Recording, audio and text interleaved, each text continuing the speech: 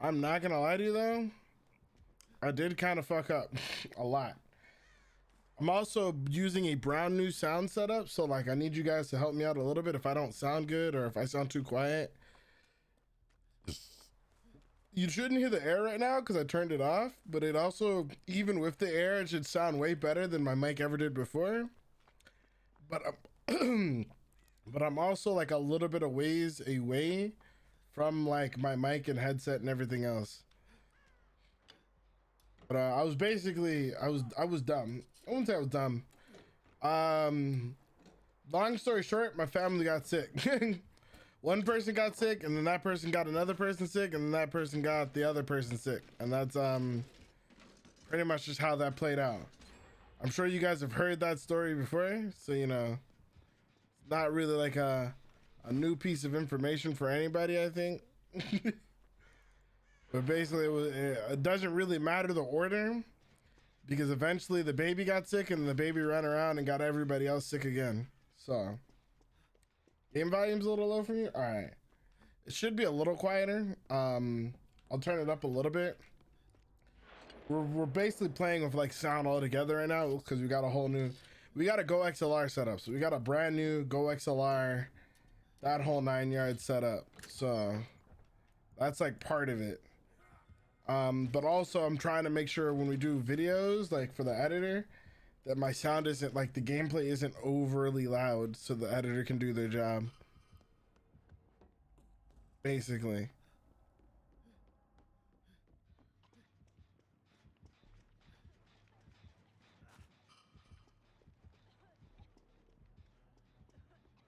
I like hear people coughing and crying and shit.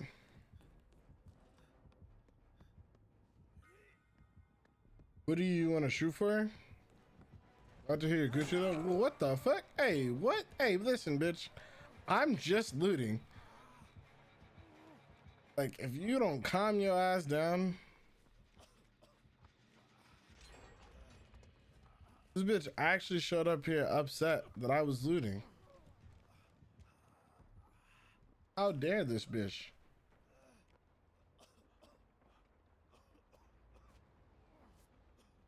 Did you needle me or something? Oh.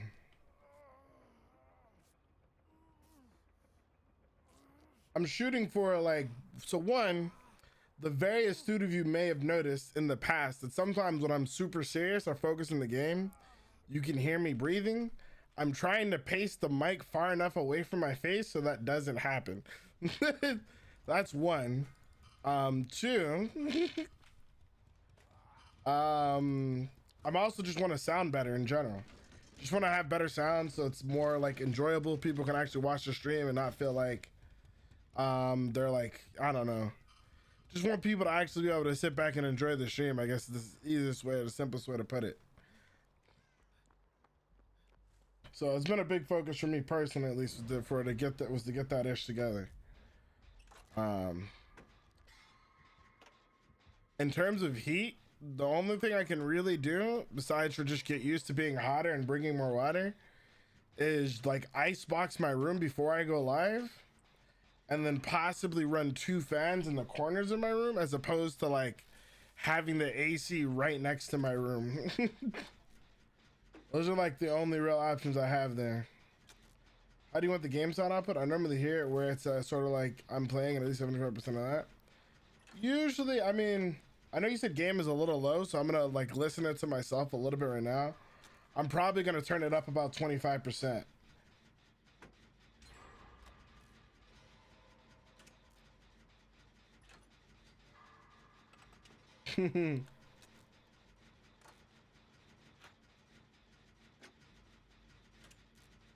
It's hot as fucking ASEAN. I fucking bet, dude. I can imagine. It's fucking summer here. You better not touch my generator, you dirty motherfucker.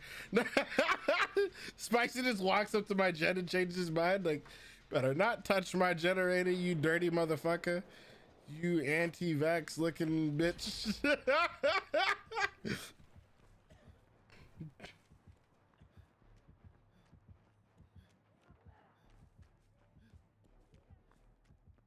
I'm like looking for a map, and I'm like, or looking for like a fucking generated. I'm like, I have a fucking map. Like, it should be fucking easy. Are you sick, motherfucker?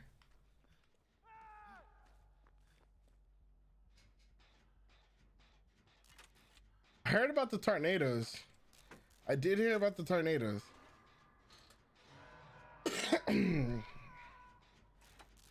But we are going to be doing 80 hours this month. 80 hours of streaming. Even if that means I have to like stream an 8-hour day on a Saturday or Sunday. Which is partially why I'm hiring an apprentice.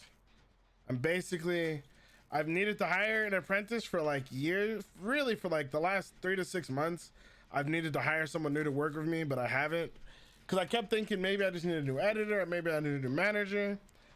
But like, the two issues I've had is one, there's way too much that like I need to do, like that I need this person to understand or know how to do, that I guess the nicest way to say it is the average person wouldn't know how to. So like, this would have to be more than just like, I'm just gonna grab them first. I may end up having to give up the purple med kit.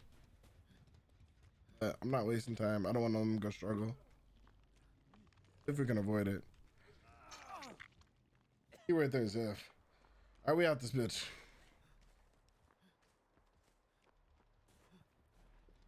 I'm also realizing that I may end up needing more than one. Because I won't lie, I technically have 2 people I think picked out who would do really well. But I'm probably going to hire more than one. The most I can afford to pay for right now is 4. But I don't know if I'd even have the time for 4. But I do also, I'm under the impression that we may need more than 1 though. Just to make sure the stuff actually gets done. So, I mean, we will see.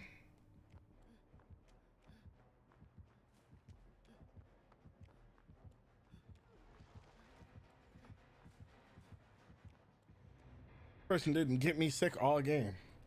Yeah, all right, guys. I made it the whole game without getting COVID. Let's go. Yeah.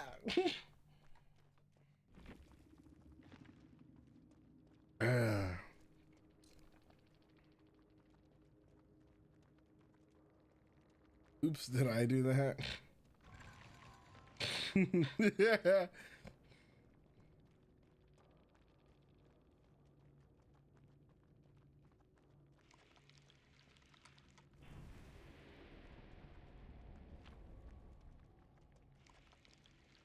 Fuck Omnicron. Fuck the Omnicron variant.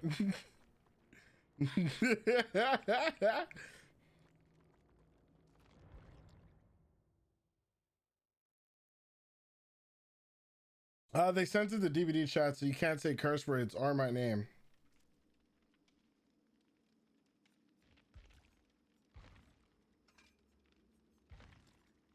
The name part I don't get, I'm not gonna lie. But like, yeah, you can't type Shinobazu in chat. I'm pretty sure I can in this chat, but like in the actual post-game chat, I can't.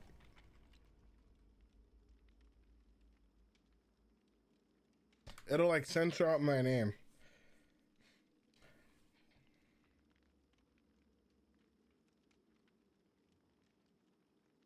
I heard you were getting over sick, which makes you feel like Twitch spreads diseases. Yeah, nah. It was like, I was actually fine up until Christmas. Literally like Christmas weekend, maybe a day or 2 before, I got kind of fucked up. But really just in that same time frame, I've just been kind of overwhelmed with work. But not in a good way, and not even really in my fault way. It's just like the bars of what we need, at my job have kind of been slowly raising. And it's hard to handle all of it by myself. But the other problem with it is just because like there's a lot of, simply put, there's been a lot of like ebbs and flows. So like there'll be some times where there's a lot of work and there's sometimes where there's not a lot of work. I spend the time when there's not a lot of work learning, getting better, and then trying to attempt to like pick up new clients and stuff like that. other people spend the time when there's not a lot of work, just kind of like, I don't know, just not having anything to do. And so basically what I did is I basically set aside a budget of money personally for like 6 months that I could pay for an assistant. So regardless if there's work or not, I could pay them. And then more importantly, like the goal is to have them actually learn. Because it's not like a job that's gonna pay a lot. And I will be blunt, I will not be keeping people who are not making more money than they're working. So like I wouldn't look at it like a job of like you won't get to do much. Because realistically, the skills I'm gonna be teaching you are gonna be worth like a lot, just in general. I will end these ads. Oh my goodness. I actually gotta thank you for reminding me. I haven't done any of my like actual Twitch streamer stuff. I need to reset up how I'm gonna be handling those ads now since we're out of the holiday season. So thank you for reminding me about that in general. We're gonna space them to every 30 minutes. It's only gonna be a 30-second ad now.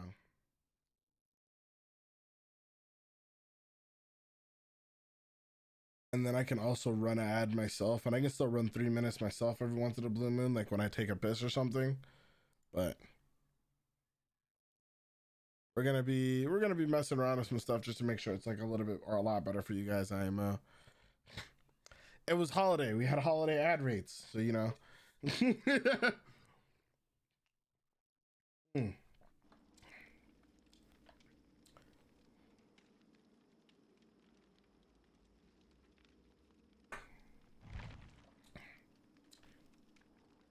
I feel like I shouldn't be looting.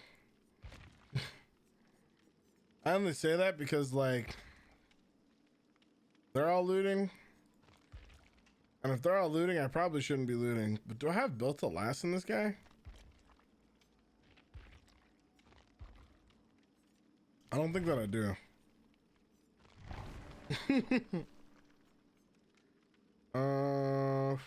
Fuck. Bitch.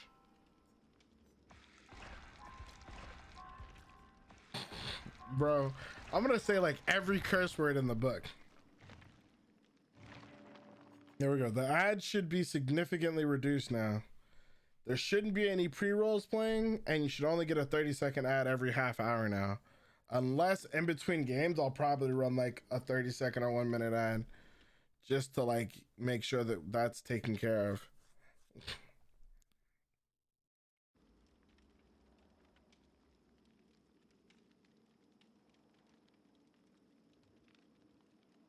I want to do it. I will also do one other thing since we're here, just because I want to. I haven't done this in a while.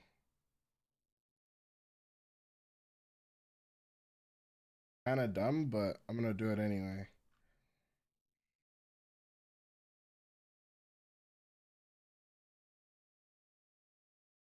I'll probably ought to use my credit card. I'll be tilted if it does. Whatever. Bam. Sorry. That was that's a banger right there. If you hadn't heard it, that's a banger if you've never heard one, all right? that's all you need to know. That's a banger if you've never heard one. But welcome everyone. If you guys don't know, my name is Shinobazu Gaming and Ninja. Just gifted you guys a bunch of subs, so now you guys don't have to deal with the ads. I just felt like gifting a couple subs out real quick. So I mean, to be blunt, the Apprentice will have to be able to do everything that I can do for my company. So like over the course of like the 9 months to a year, basically, or I would say at least, yeah, the 3 month period between the 3 months to a year, the person's job would basically be to learn how to do everything that I currently do. So like we'd start with basic stuff like how to title a YouTube video, how to write a description for a YouTube video. Wouldn't necessarily need you to learn how to edit, because I don't necessarily need someone to know how to edit. I can hire editors for that. but I need you to know what a good YouTube video looks like so that you can critique a video. So like, I don't necessarily need you to know how to edit, but I do need you to know what a good video looks like.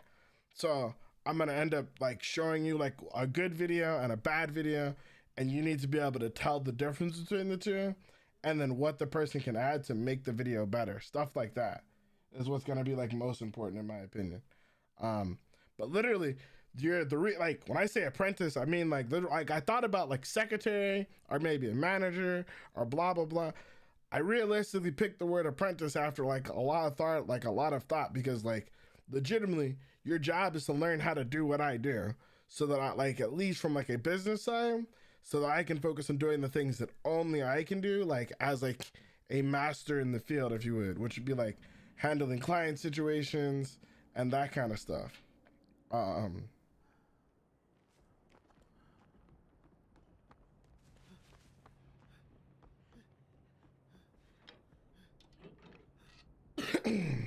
Why the fuck am I running a looting build?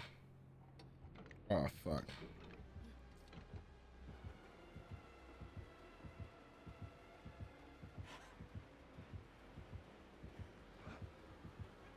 Fuck. Why can't you just be stupid?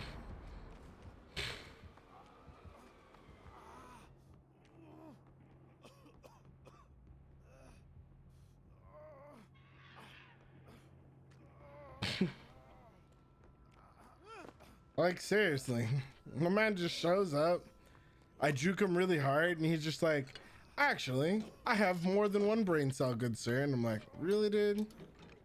Really? Why though? Like, you don't need more than one brain cell. I'm sure the doctor didn't give you more than one brain cell. Why are you acting like you know how to be a killer?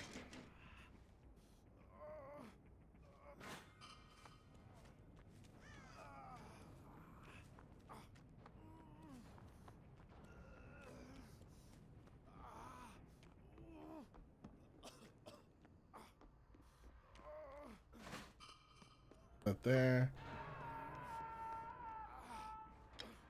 We're gonna hope he doesn't have barbecue and come straight here, so that I can search his chest. Yeah, a loot goblin. Ooh, nice. I feel like toasting them. I'm gonna be like, Shino, what the fuck? Listen, man, I'm just a loot goblin, alright?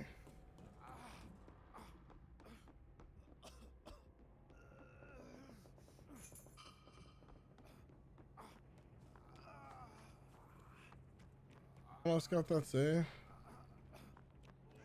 I can get it. Kind of dangerous, but I can get it. Unless he swings on me, I should be good, Shane. Hey, let's get it.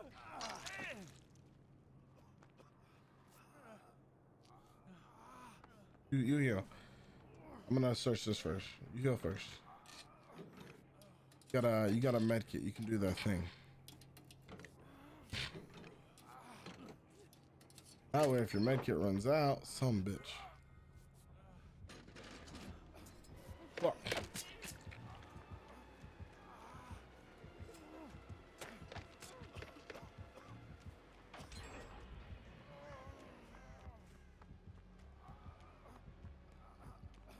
Oh, come on.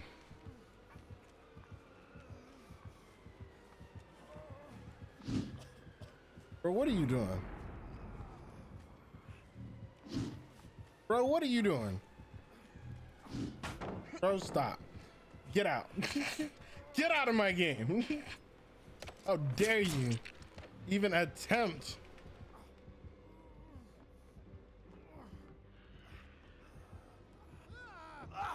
The audacity.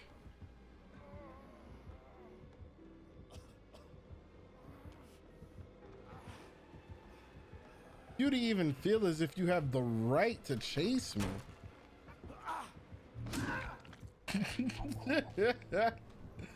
That was a good clip. But at the same time, what are you doing? Bro, just go somewhere. I'm clearly looting. You are losing generators.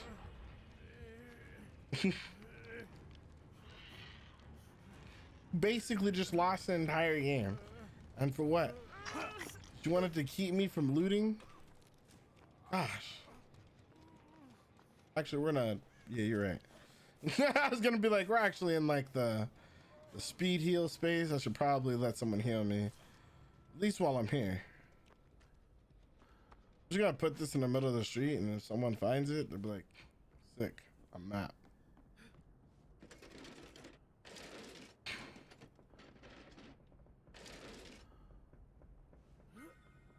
All right, we're gonna keep this flashlight because it's purple. It's kind of good.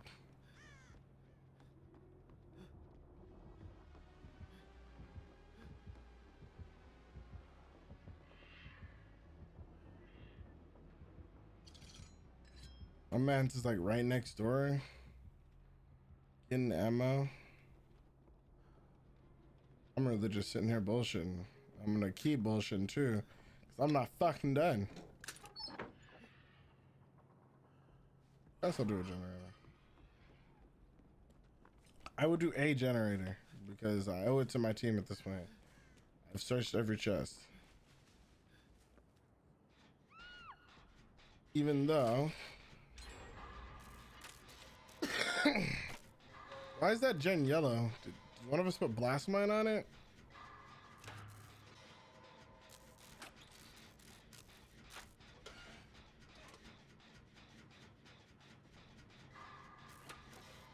I have to decide. I didn't get a purple med kit. I have to decide what I want here. Do we want the purple flashlight or the key? I think we want the key.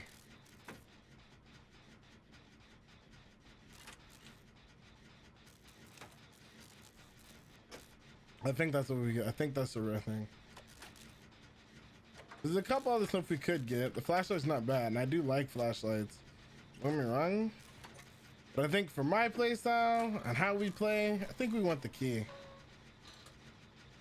Hello, good sir. Yes, yes, yes. Oh shit. Oh, I'm sorry. I did not.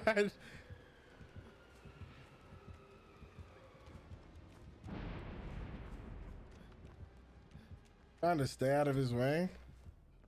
There's still a chest left. Son of a bitch. All right, we're gonna get the key.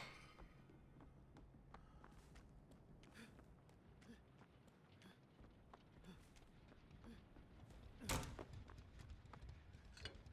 only reason why I'm not asking them to like not bring items so I can give them items is, to be honest, even with all of this luck, there's still a chance you don't get like shit for good items. Like, we got in 3 toolboxes. I think one of them's good. The rainbow map's pretty poggers if you're into rainbow maps. But I don't think any of them need it. So it's really like, do you want the purple flashlight or the key? Hey, that's sick.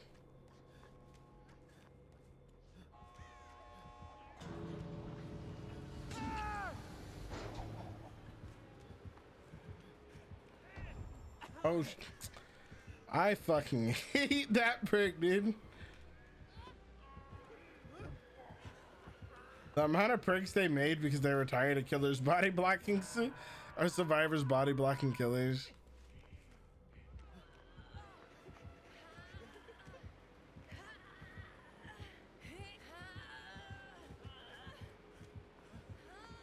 I'm not just gonna let you hit me. Like, I'm not stupid. Do I look stupid to you? I'm not stupid.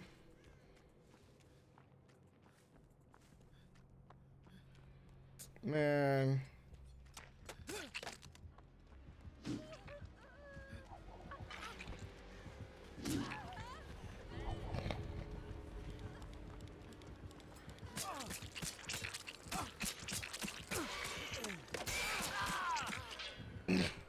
We both just kind of bullshitting. No! Alright, he's good. We were both just kind of bullshitting and taking hits for no reason. Yo, Sash, with the continued gift up, I appreciate it. I don't know why we were being so dumb.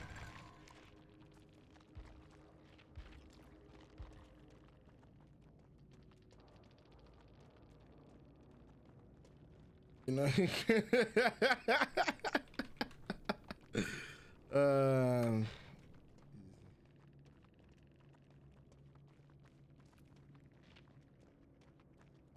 I can toss out this gift card. That is probably useful to being able to get rid of said gift card.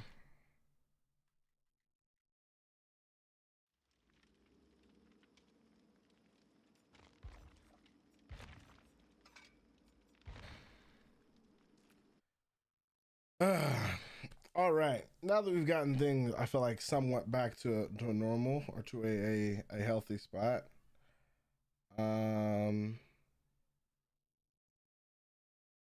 Ooh, get him. Ooh, get him. Get him. Yo, ooh, get him. Ooh, get him. Yo, what up? How you doing? Sensual chocolate. I've not heard that phrase in quite some time. It's that freedom. Do do do do. Beanie beanie beanie beanie beanie beanie beanie. How you guys doing? How you guys doing? What's going on with you? Um, Pensive Sage. Oh, okay. She changed the name from Pensive Sage. I feel like I've seen you since you changed your name from Pensive Sage to ShinobazuxX, but I could be wrong. Like I've either that or maybe I've just seen you in other chats. But was it Oceanic before? Maybe that's what it was. So I was like, I feel like I recognize ShinobazuxX. I feel like I do, but I don't know. Maybe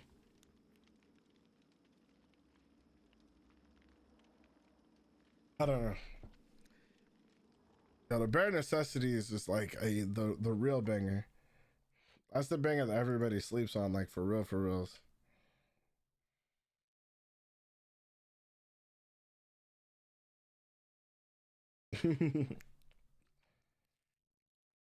Yo, Professor Gazy's welcome. How you doing, fam? How you doing?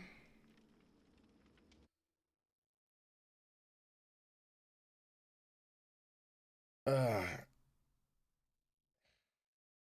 went on for a good minute the other night. We were playing, if I remember correctly, we were playing that DVDs. You know what I mean? Got the whole Tribe Called Quest thing going on.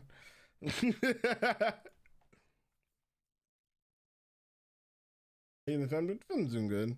Doing pretty good, Massmoto. The baby's kind of actually in the other room chilling. Um, Baby's good. We're teaching her how to talk now. She's at that. She'll be 2 in March. End of March, she'll be 2. So she's not really. She's talking, but not really talking yet. So right now we're trying to. The goal is to try to like get her talking. I guess you could say. Um, that's pretty much like the only thing we're really like working on right now. Is just to get her talking. Yeah, they do that. They do for sure.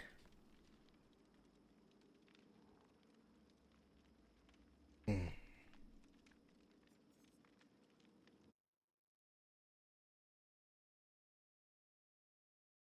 But we're she's like right now we're doing a lot of playing with her and that kind of thing. It's just hard because like I literally spend all day working. Like I wake up and now even now like I wake up, I'm probably gonna stream and then go to work and that's probably just gonna be like what I do kind of thing for a good minute at least. Um, so like it's just a lot. It's I don't want to say it's a lot of work, but it's just it's work. You know what I mean? But I wish I could. My goal is to get to the point where I can take weekends off, or at least some time off in the weekend, to just kind of hang out with her. That's gonna be my goal, but I'm still like a little bit away from being able to do that. That's again part of the reason why I want to train an apprentice is I need to be able to train someone to like help me handle the work so I can actually get through enough work during the week to where I can afford to take Saturday, Sunday off. You know what I mean?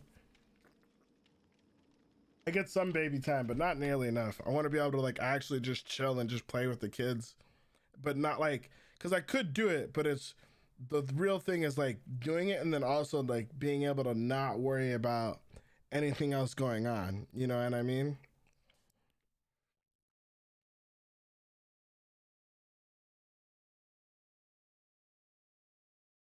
Because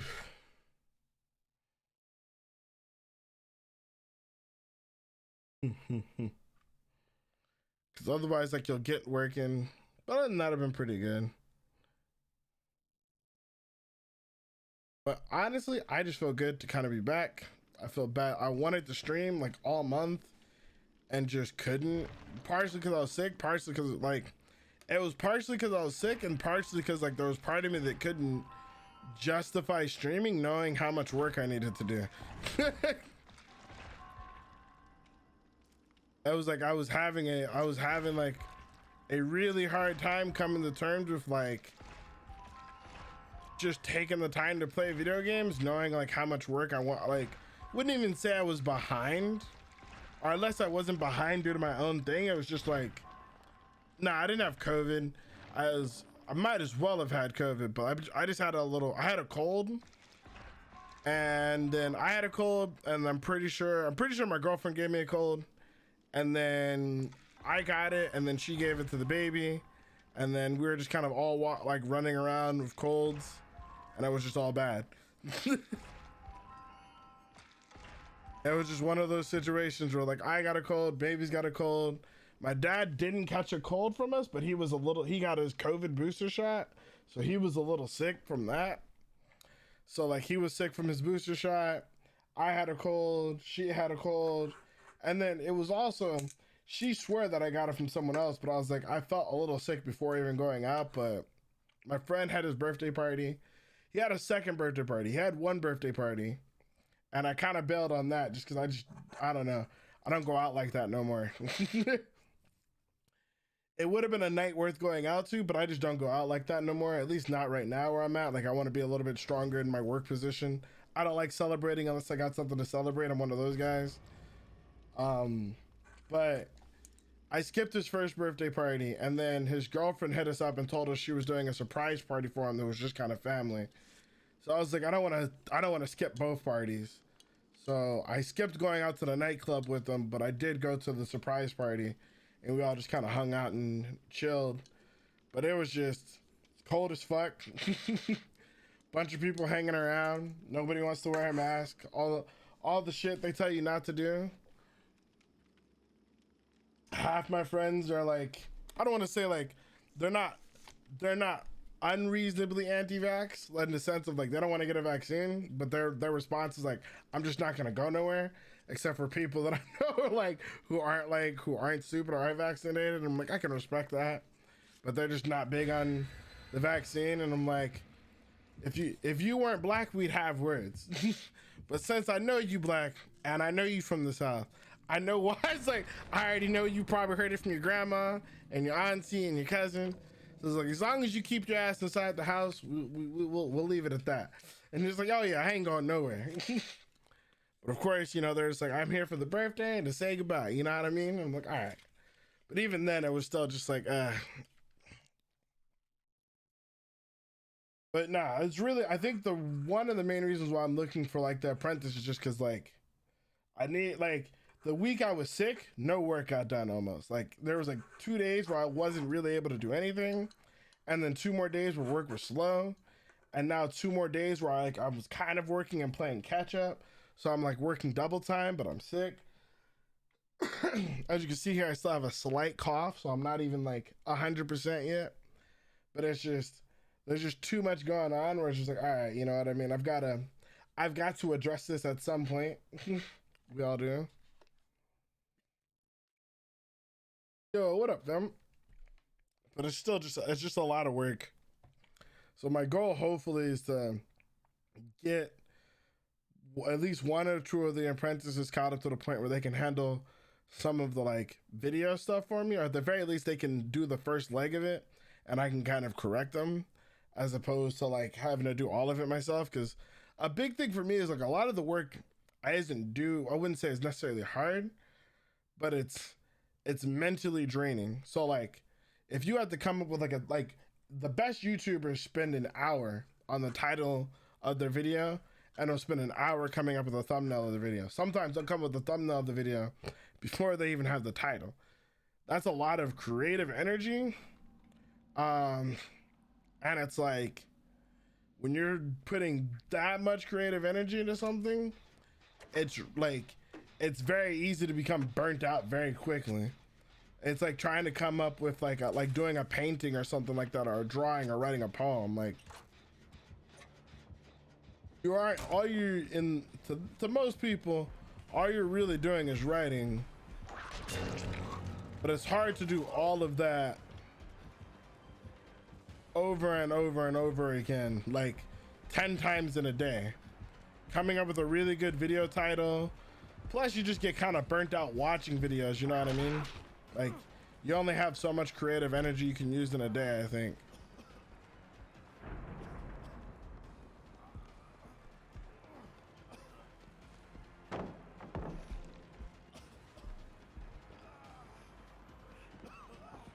Dummy. Did you think I was going to like not check for you? Stupid. Are you dumb, stupid, or dumb?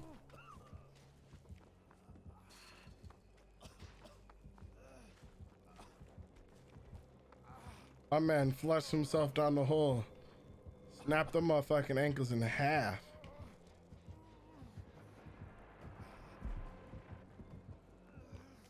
All right, well, while he searches that house for me, I'm gonna go over here and do my thing. You feel me?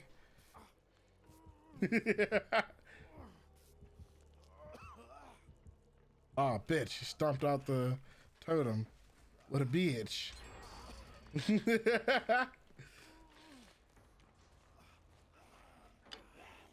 of a bitch.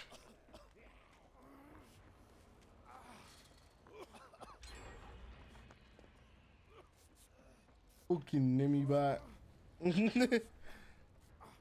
Trying to search the chest. We got this dumbass freaking zombie just here chilling.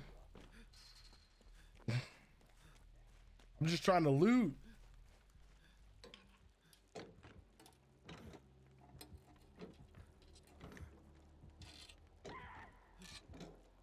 What's going on? Okay. Oh, this is gonna be toxic. He leaving him? He gotta be leaving him. You chose not to leave him?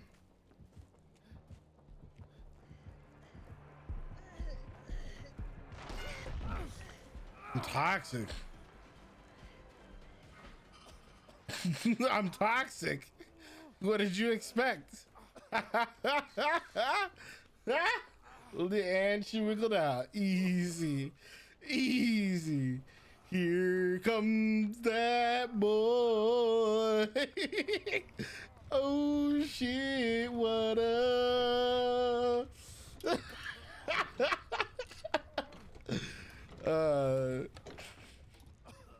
Yo, my man's just tilted. I bet he's just like, this motherfucker.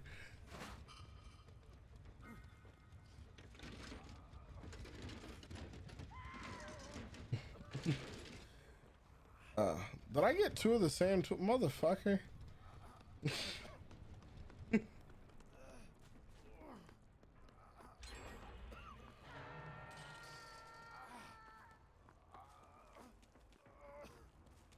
let me probably do a little bit of a generator. Oh.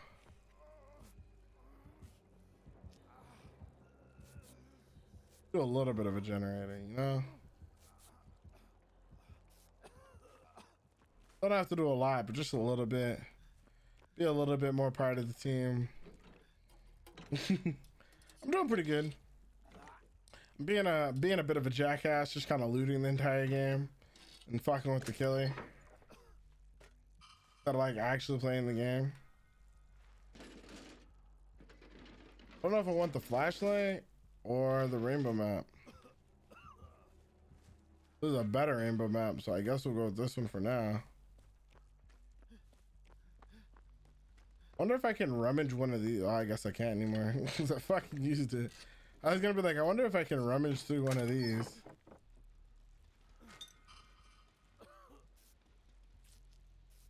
Give myself my booster shot, you know what I'm saying?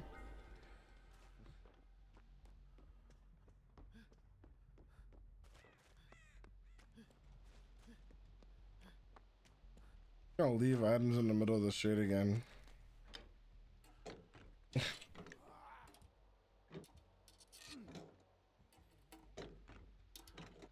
Another, oh, the bitch literally just spawned right there. Fucking broken key.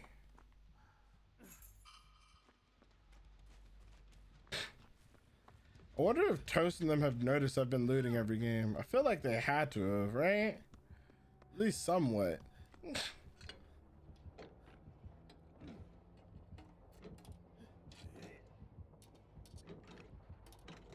What is he? Is he chasing somebody? Maybe he's chasing Spicy.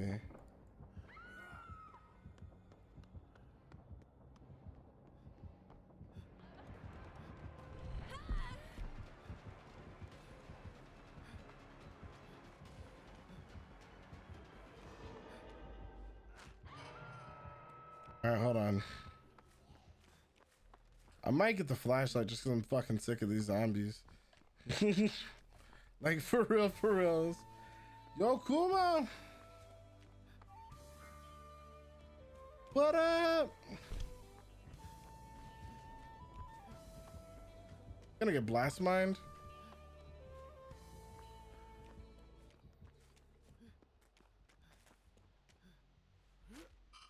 I got him. What up, Kumo? Welcome back. Bro. I'm being like a complete goober.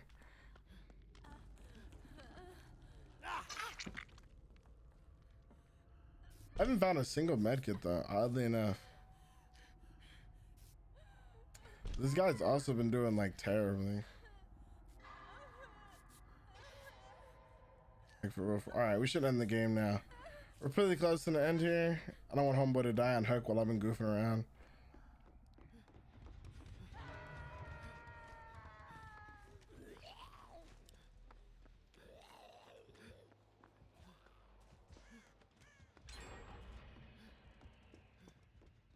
I'll get a generator done now. I've been kind of bullshitting. I've been kind of bullshitting. Just kind of chilling. Fuck, that's right. There's 2 toolboxes on that too. I forgot.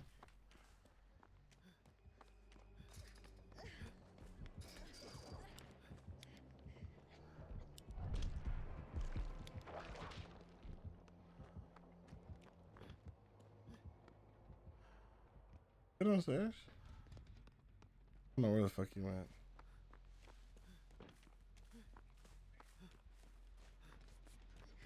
This should be good, I think. We're almost good. Alright, we just gotta find a gen. We just gotta find one generator, you know what I'm saying? Bitch.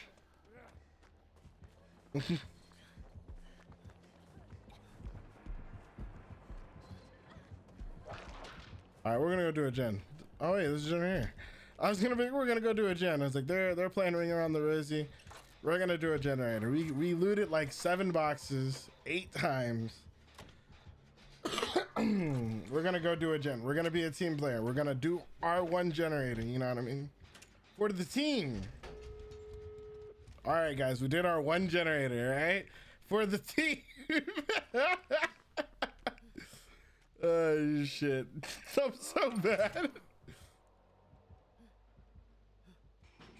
I'm so bad for that.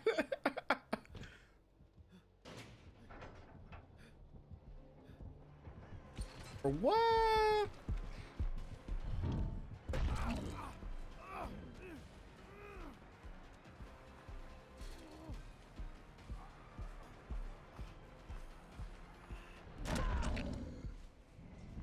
There. Really? That's racist. He went to pick me up out of everybody. The only black character on the team. Toxic. And you missed. I say no.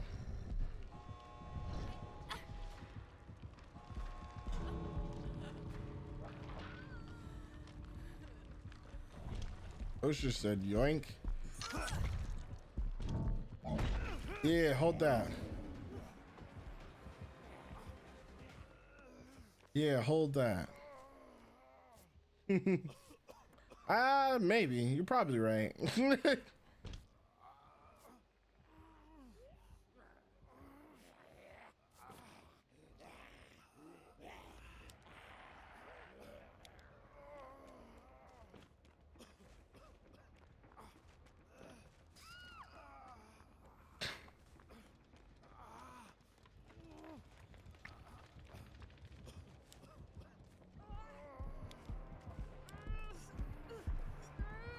Cannot avoid us forever.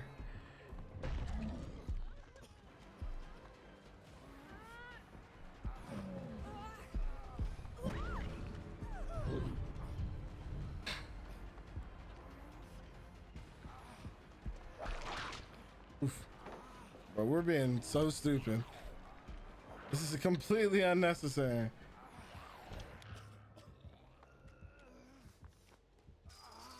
This is completely unnecessary.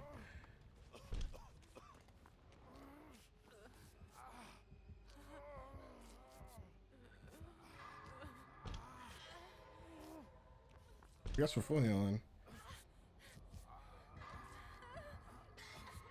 He's still chasing Toast. Okay, you guys can body block.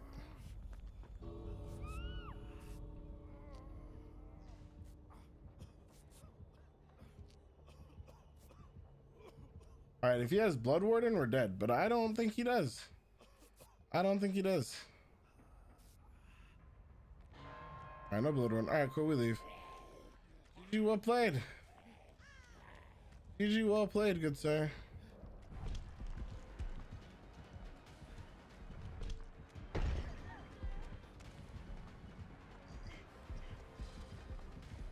Unfortunate.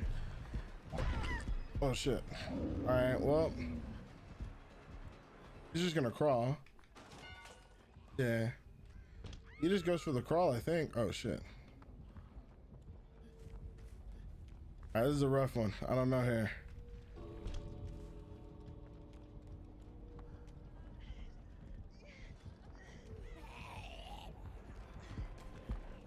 Oh shit, Toast, no. Fuck. I didn't mean to block Toast.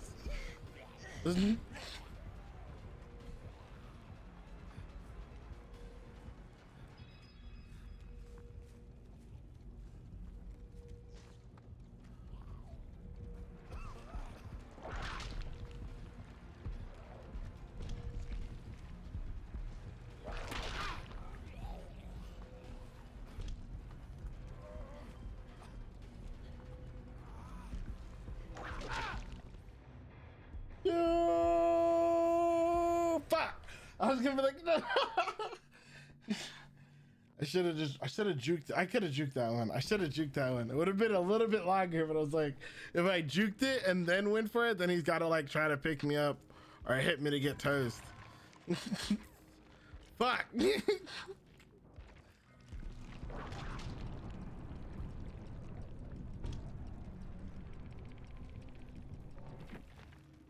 Who's the 3 for 1? We're all like, we should all got off for that. I fucked up. We're just being so Papega at the same time. Like that was the most professional Papega you'll ever see.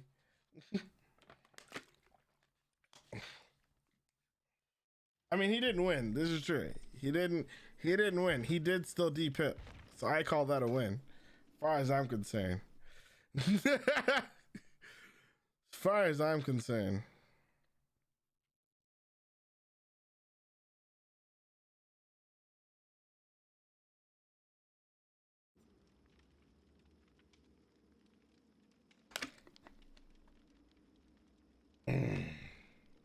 Will you keep the add-ons? Yes, we do keep the add-ons from the box. As long as I have Ace in the home, we keep the add-ons for everything we get.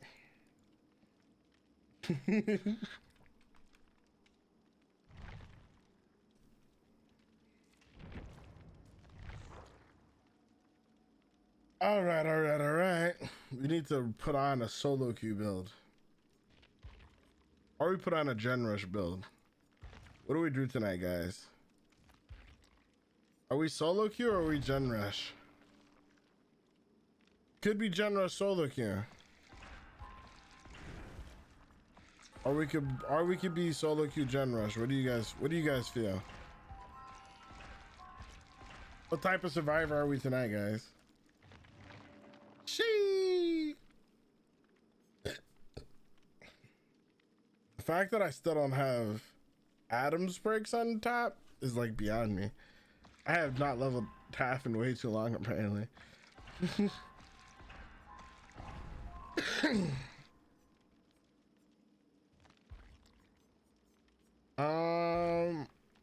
don't even have the I didn't even have the perks on him to do a generous build, I don't think.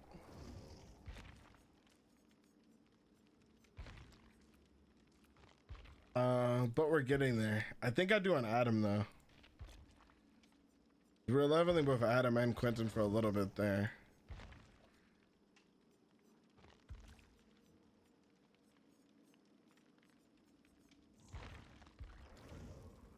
We got here. He's got a bunch of brand new parts. He should have the materials. Hey baby, I got the motion. Take a sip of this and put your back in motion. Hey shorty, what you want? I got it. Alright, so we want what? One sprint burst, streetwise. Built to last should be either page 1 or page 2, right? Built to last, sprint burst, streetwise, built to last. Want a commodious toolbox. We want hella charges. Just hella charges. All of the charges. All of the charges.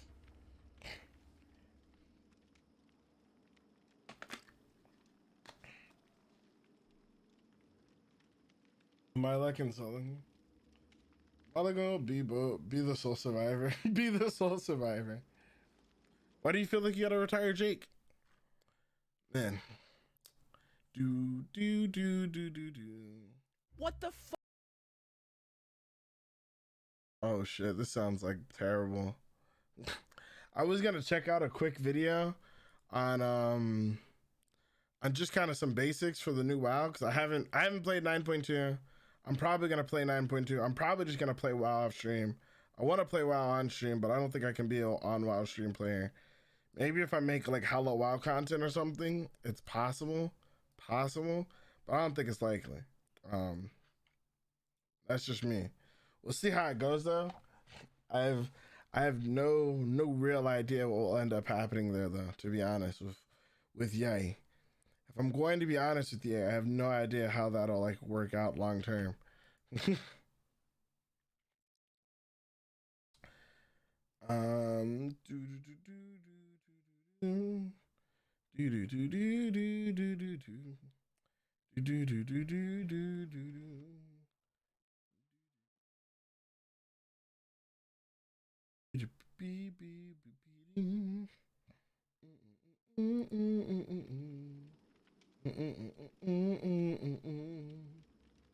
That's all I got. But they added Leon. I can't not pick. This is true. They did add Leon. I'm mad that they made Chris and Chris and Claire just skins instead of like making them their own characters. That, I don't know. That just feels like such a cop out, especially because like clearly in Resident Evil, Chris and Claire are Chris and Leon are two different people, and Claire and Jill are two different people. The fact that they kind of just made them like reskins of one another, I don't know. That bothers the shit out of me. I'm not gonna lie to you guys. And I wouldn't even say like I'm a die-hard Resident Evil fan like that, because like the first Resident Evil I played to completion was 5, and most people hate 5, but like 5 was like my original, and like was a lot of fun for me. But like people being upset about that, like I just don't fucking know, dude.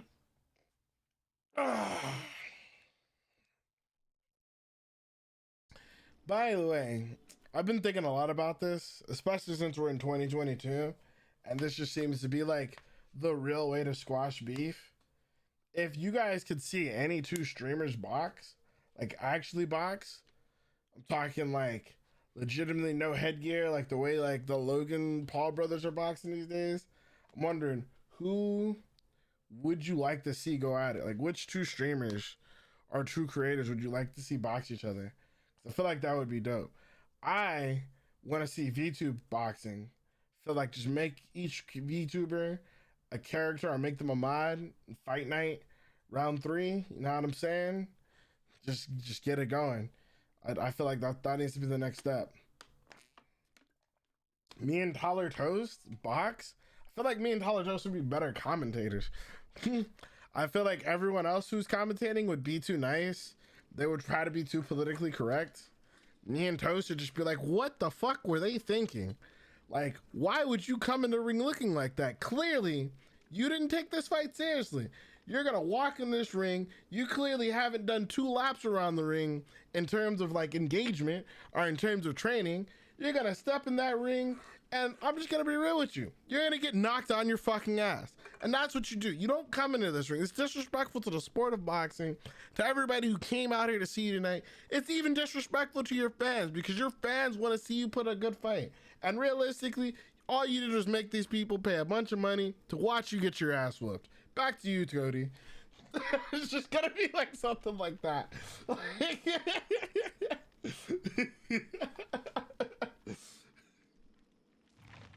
I would love, I'm not gonna lie, to watch Ninja versus XUC or Tifu versus XUC.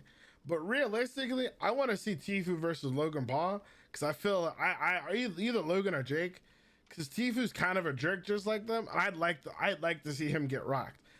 Tifu versus Logan Paul or Tifu versus Jake Paul. No matter who gets like rocked in that video, like I'm happy.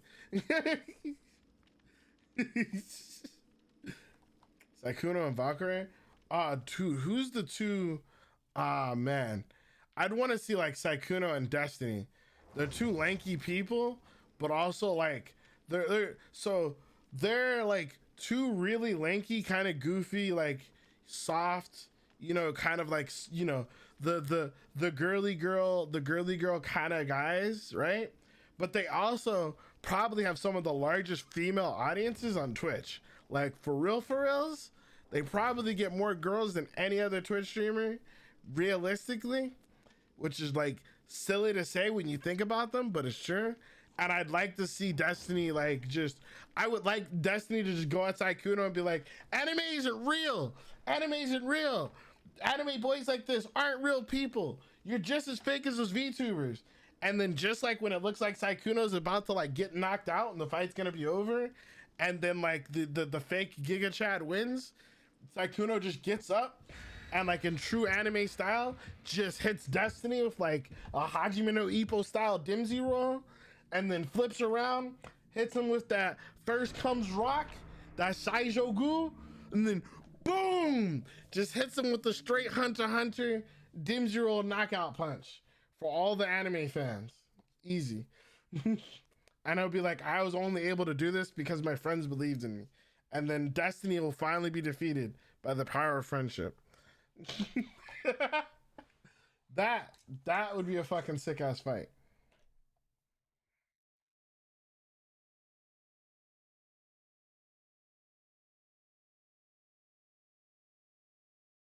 Thrasher's me.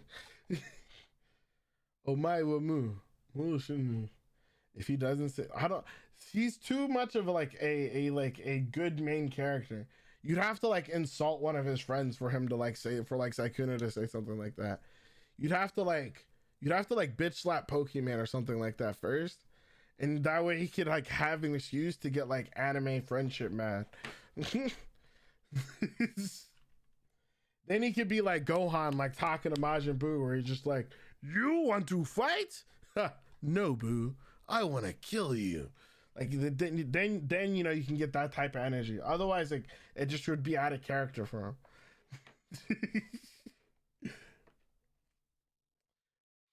him. I'm serious though. But if we could get Destiny to like slap Lily Pichu or something like that beforehand, like then we could get that like pretend what's his face is Pitof level Sykkuno, where my man just goes to like a black rage, just like, bro, you guys know the scene I'm talking about, right? Where it's just like, I want you to come at me seriously. Like, then we get like that level action from him. That I could see. Oh, the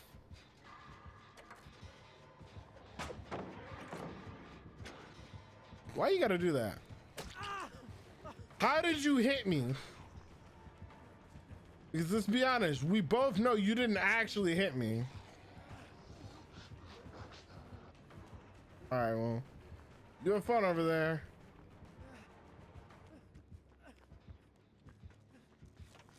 Now, fuck you. You take him back. This is my generator. What a rat bastard.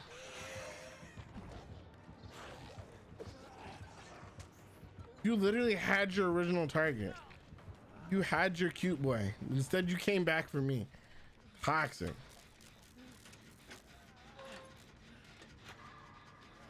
We're gonna hit this with the speed gen box. They'll never be ready for it.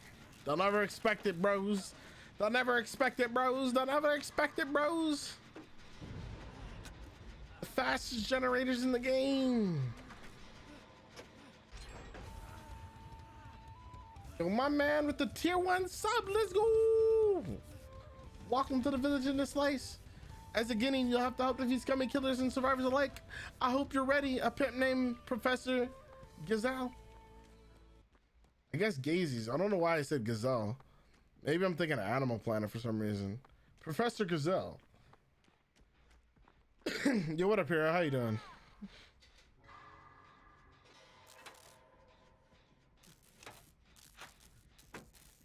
Know what I mean for sure? Know what I mean for cheese.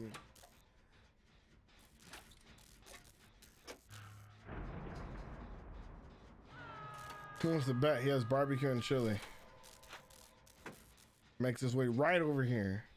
Doesn't matter because it's just gonna be done and we're gonna be gone.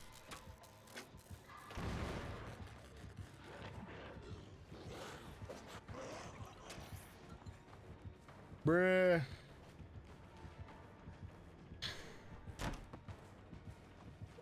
Oh shit, he's got 2 brain cells. Fuck.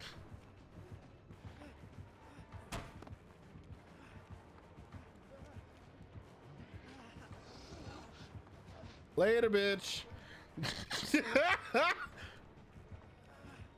Oh shit, he's got more than 1 brain cell. Spin. Damn. Hit him with the 360.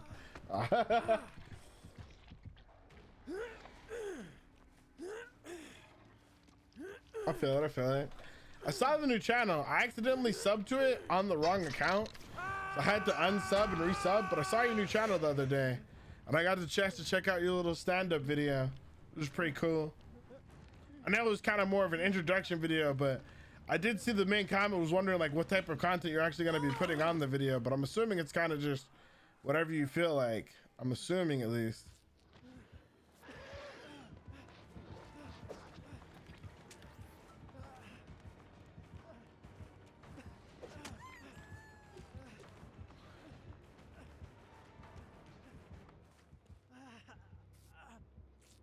Over here and heal real quick. Get myself that nice heal on. Put myself on a little bit more healing. Pick up animation is too damn fast. You don't have time to actually do anything.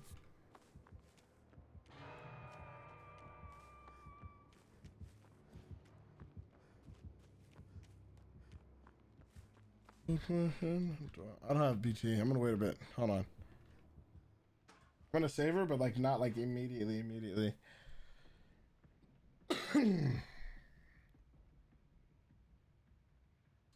Oh my goodness. Oh my god. Oh my god. If I juke, I'm in heaven. Let's go. Alright. I just came to sub. Might hop on DVD or COD. Who knows? I feel it. I kick this. What a bitch. I don't know if Carol and them are gonna play. I might end up if Carol or Poi hops on. I might do some Survivor Friends in a bit. Carol still owes me some games. But for the most part, I'm just chilling, dude. Thinking about plans for the future. Trying to think of like what we're gonna do with today's. At some point in time during today's stream, I'm going to record a YouTube video. Or this whole stream will just be a video. I don't know yet. Haven't quite figured that out yet. A lot of times I'm just having the editor make a highlight of the dumb shit we did during the stream and then coming up with an idea for a video out of it afterwards. So we're figuring that out as we go.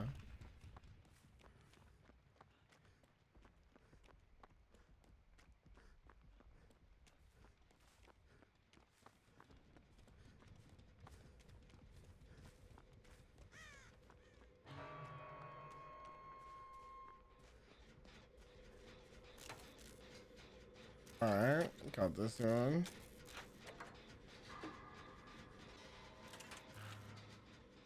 Using this toolbox feels like it's cheating, but then doesn't at the same time.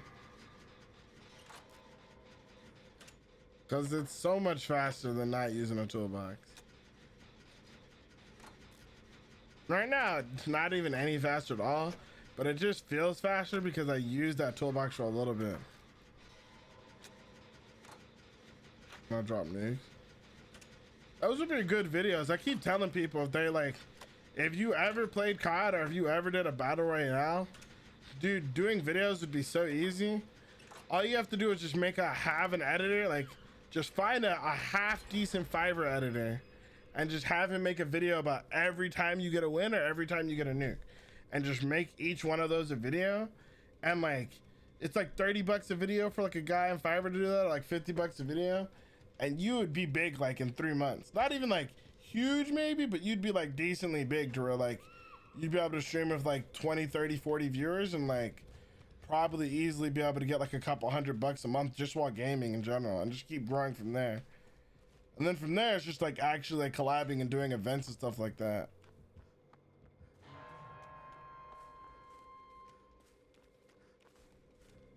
I wish I still played games like that.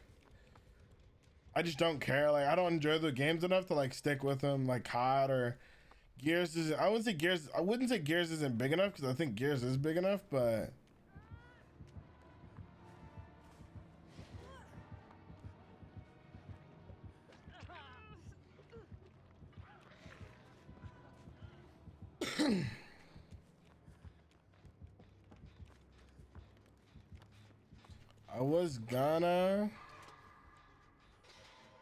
I was gonna chase him in Sabo, but I think he's good, and I think he'd be better off if I just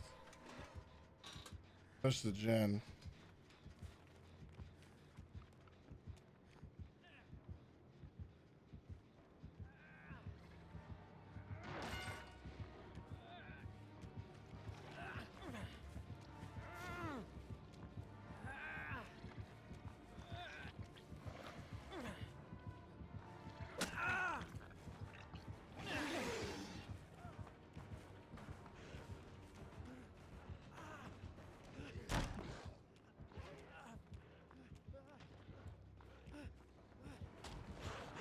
That was pretty well played by me, if I do say so myself.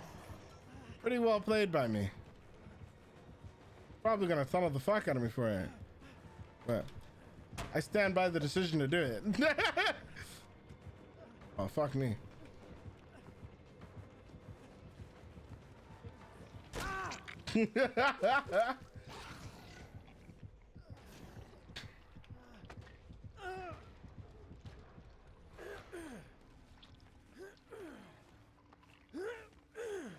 I mean,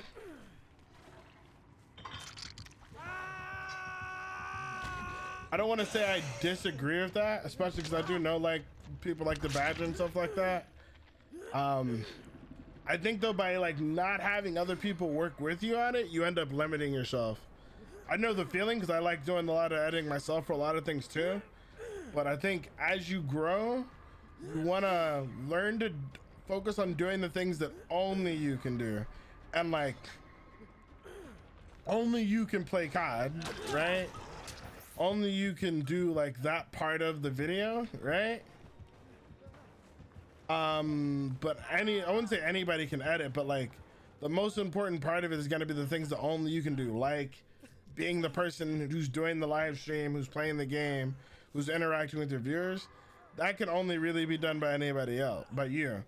The editing can be done. Mind you, it doesn't say you always have to like do the editing or never have to do the editing, you know what I mean? You can tag people in and out and stuff like that. But I do think to an extent, you should get used to like, or at least be willing to let other people help you or work on stuff. You know what I mean? Because ultimately, at the end of the day, like you only get 24 hours in a day. You know what I mean? And so like I would rather focus on just making really good videos or really good gameplay, so that my editor has something kick-ass to edit, than just on having the quote unquote being the one who do everything myself, I guess. Fuck me, dude.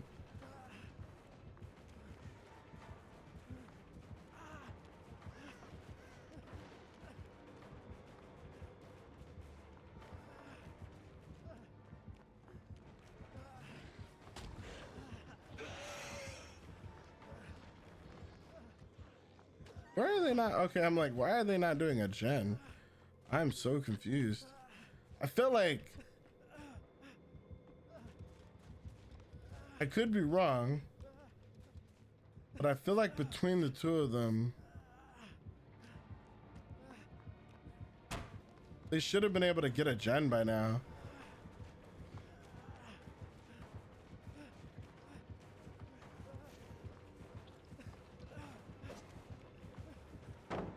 Like, for real, for reals.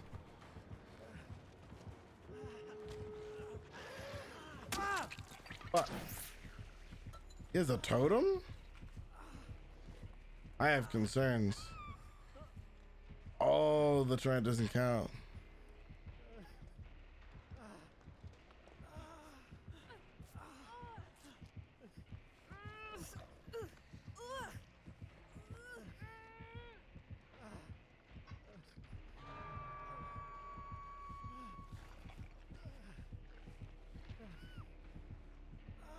Okay.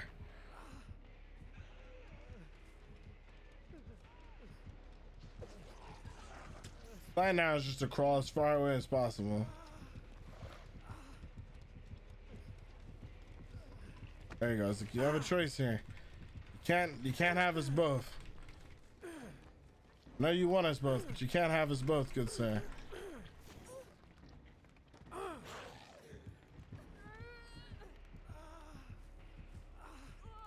Wish I had flip-flop or something though. Let me get into the blue. Let me get into the blue.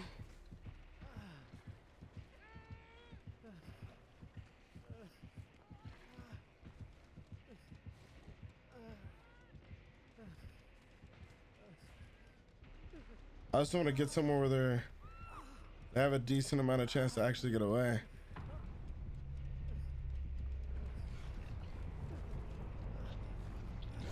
Oh, he has a Mori?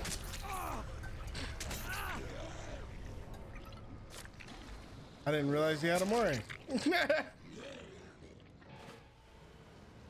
Into the blue.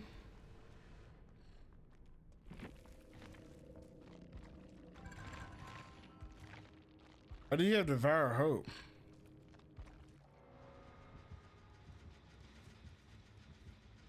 I mean, at this point, it's probably just in his best interest to dip. Just because he has Noed, like, if he didn't have Noed, this would be...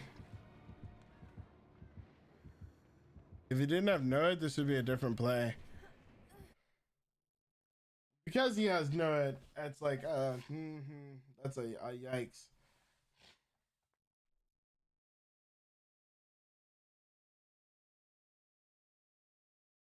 Should have brought Exponential Boon. I like boons a lot, personally.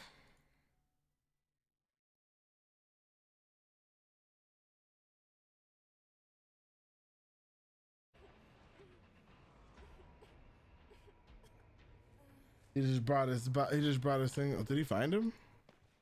Did find him. Feels bad.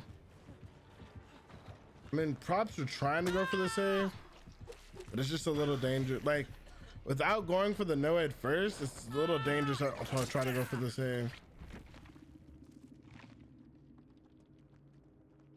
Yeah, it's not good enough to memorize totem sons for boons for sure. You have to actually spend some time, like, how do I put it? You have to spend some time. You have to spend some time working on, like, fuck,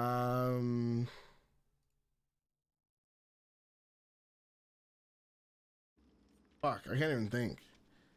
Honestly, you just need a map. This is the real answer. I wouldn't mind doing a full boon build if I like was running a map, or playing with friends. I think when playing with friends is pretty fun. It's pretty cool and it can be really useful. But that's just me.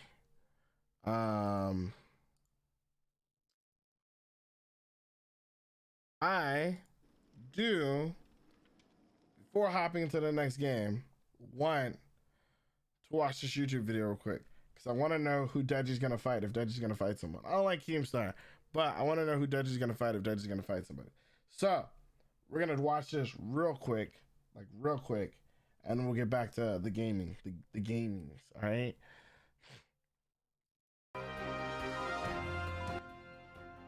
You don't have to like him either. Don't worry, guys. I'm gonna put this at 1.5 speed too, though, because he talks slow as fuck. Drum Alert Nation! I'm your host, Killer Keemstar. Let's get right into the news! We got a massive show for you today. Many stories. Deji is saying that he would fight Alex Wasabi and Bryce Hall. So I got on the phone with Bryce Hall. I got a statement from him on that. I also asked Bryce if he'd fight Money Kicks, and then Money Kicks is trying to fight. Like, it's so bright on top of this building. Then on last Drum Alert, Bryce Hall had a fight with that girl. Let's be real. Floyd isn't fighting any of these kids. He literally only fought Logan Paul because it was like the most money he's made in a single fight, and it wasn't even a real fight. But in reality, he's not fighting any of these kids. We got an update on that. Plus, Faith is getting in the ring. David Dobrik is explaining that he's made no money on YouTube. The Ace family is hiding their subscribers. And today, all of Twitter came together to unite to dunk on Ethan Klein from the H3H3 podcast over his horrible take on Joe Rogan. For our first story, the Ace family. The Ace family has been involved in many scandals over the last 6 months, and apparently it has taken an effect on their fan base. Fans noticed that they are now hiding their subscriber count, so we took a look at their social blade, and it appears that about a week ago, they started losing subscribers. And speaking about problems with YouTube, David Dobrik apparently makes no money on YouTube. Now, this story came out a couple years ago, but he's still making no money on YouTube. He talked about it on his podcast. Listen here, roll. No money. But I think money's important because money can make so many other people happy. I told him today, and I was going to tell you this before you leave. I was going to tell you this off camera. But he makes these videos every week. There's a lot of time that goes into them. I sit there all day. Joe sits there all day. He makes zero from the videos. Yeah, I was thinking about that the other day. You were thinking about it the other day? It should be your #1 priority. That you do that to yourself. That's so up. No, what's the option here? Like, Well, I haven't. For Go people to that don't Patreon. know. Go to OnlyFans. Go somewhere. Hold on. For people that don't know, I don't think a lot of people know. Well, we talked about it. Yeah, I haven't made $1 off YouTube.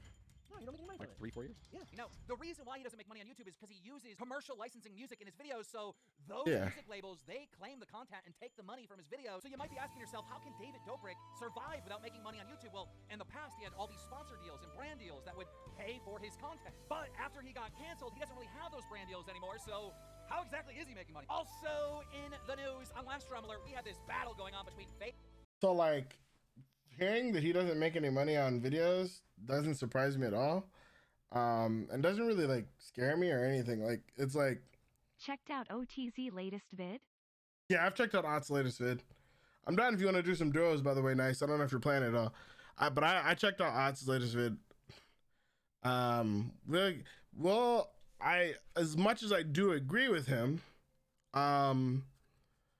there's still a lot of things wrong with this video that I still have to get into. Like, regardless if we have an agreement on an opinion, he still does a lot of things wrong that I still have to like tear into. So it's like a whole nother thing, but I digress. That being said, I would say David Dobrik uses songs that he doesn't own for his videos, like for montages and music. He's done that for a long time. There's a lot of big YouTubers who do it. They do it because, to be fair, they just want their video to be the best video possible, and they don't care if they don't make any money from it. So, and to be fair, by doing that and being the only creator who's using relevant music was a big part of why he was able to blow up. Like, he used music that was relevant and that worked for his content. So like, it was one of those things where like he literally sacrificed it all for the content. You know what I mean? But because of that, he doesn't make money off of ad revenue. He never has. So like, acting like that's a new thing or even complaining about it now, it's like, he still makes millions. He still hopefully properly invested those millions. And to be fair, even if he doesn't make a dime off of YouTube, he still probably makes a couple of grand, $100,000 off Spotify, off Apple Music, off his podcast, off of appearances, off of some like ongoing brand deals, even though he doesn't get like the everyday brand deals like I'm sure he used to. I'm sure he's still getting brand deals. There's still companies that don't care. I'm sure the podcast probably still has things. So like, he's not hurt for money. Don't let anybody like make you think just because you're not getting YouTube ad revenue, like YouTube ad revenue for most creators of his size ends up being like the smallest part of their pie. Usually somewhere between 10 and 30%. It's really having the YouTube audience and having the YouTube views that really matters. The ad revenue after a certain point doesn't matter unless you're in finance. Faith and Bryce Hall. Faith basically said that, you know, Bryce Hall was trying to like kiss her and do all this stuff that she was uncomfortable with in this hot tub stream, and that's why she left. She sounded off on Bryce Hall, literally making him seem like he was like Harvey Weinstein, like begging for her to do this stuff with her for her content. And on Last Rumbler, I asked you guys who's telling the truth, Bryce Hall or Faith. 86% of you said that Faith was telling the truth and that Bryce Hall was lying. However, Bryce Hall responded by saying this. Roll it. Let's start with I've never begged Faith to kiss me for clickbait. I simply asked her, and I was completely fine with her not kissing me for the video. Her argument saying that I made girls famous when they kiss me and me calling her a for not kissing me is completely fabricated to make her sound better. What had actually happened is I told her I didn't think it was a big deal considering we would do it off camera all the time, and it would also get people to talk about us. Defamation of character is actually a pretty serious lawsuit considering the false accusations you're throwing around about me. I think it'd be a good idea if you checked your mailbox. So after that video went out, people started attacking Faith. Faith responded very upset. Roll it. I'm gonna be taking a break from the internet for a bit, but fuck you, Tommy, for forward and saying what you saw and letting Bryce win. It is so sad. How many people were in my DMs talking about how they wanted to come out about Bryce for so long, but they were afraid that he would try to find dirt on them and expose them. You're all bad people and you're gonna get bad karma, and I'm not a bad person. I know what happened, so I know I'll be fucking fine. So speaking about Faith in this hot tub, there was one thing said. My opinion, just don't hang out with these people. Don't do content with these people. Whatever. I don't know. In this hot tub that was cut out, and they were talking about Faith's opponent. That's right. Faith herself is getting in the ring. She's been posting pictures that she is training for a boxing match. Now, who is Faith boxing? Well, we don't know, but there's another female out there that's pretty popular, also hangs out with Bryce Hall all the time, that's been training. We are talking about Tessa Brooks. That's right. Tessa Brooks posted this on her story that she is training for boxing. And speaking about boxing, Mayweather apparently... I don't know why, like, I understand why the YouTube dudes are doing it. And not to say that girls can't box, because obviously girls do UFC and girls can fight and things like this. I wonder if these girls truly, what is the phrase? Not consent, but like informed consent. I'm sure they've probably agreed to boxing matches. I wonder if they've truly taken the time to think of like what fighting does to you. I think most of these guys haven't taken the time to really consider what fighting does to you. It seems very much like Jake and Logan Paul have like considered that because they've kind of been in sports their entire life. So like, I'm sure there's probably no way their dad or like someone on their team didn't bring up the fact. That's what I'm saying. Like, I'm assuming these girls are just kind of doing it for clout and money, but like, I need them, especially at their age, to understand like just how much damage one fight can do to you.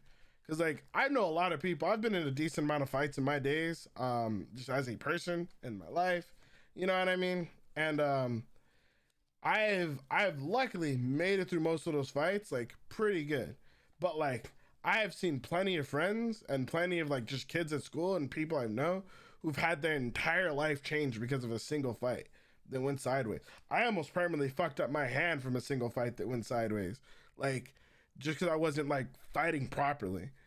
I know that there's like, it's just one fight and it's just training and it's just for views and blah blah blah, but like, if you don't know what you're doing and you get into that ring, one fight can and will change your life. Just saying. But anyway. He still owes Logan money, but that's not stopping him from setting up his next match. Boxing reporter Michael Benson is saying that Floyd Mayweather has stated that his next expedition fight will take place on February 20th at the helipad on top of this building. And Mayweather named a YouTuber social media star known as Money Kicks as a possibility. What?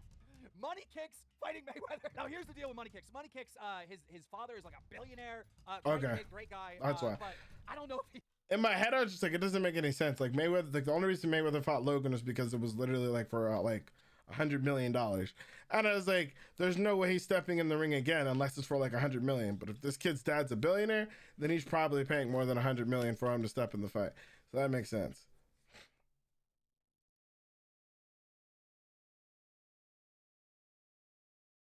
I mean, even if they're wearing like the protective gear, the one thing I could never stop thinking about is like like how that one chick got like paralyzed by $1 million baby, obviously that's a freak accident.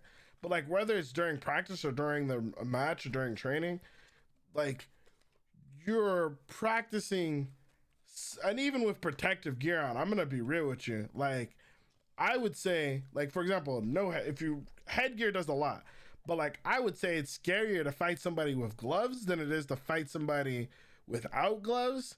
Even though without gloves is more dangerous, simply because of like how hard people hit you when they have that protection around their hands. Like the gloves do far more to protect your hands than they do to protect your face. You get what I'm saying?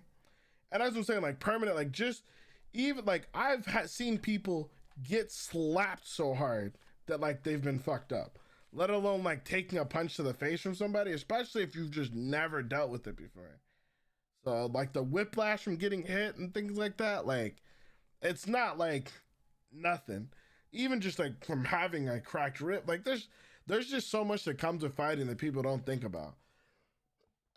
And like I always like don't get me wrong, like here's the thing, and this is like one of the things too, because people are like, these are trained professionals, these are trained fighters, these are way different than like, you know, street fights and things like that. Yes and no, depending on where you're fighting.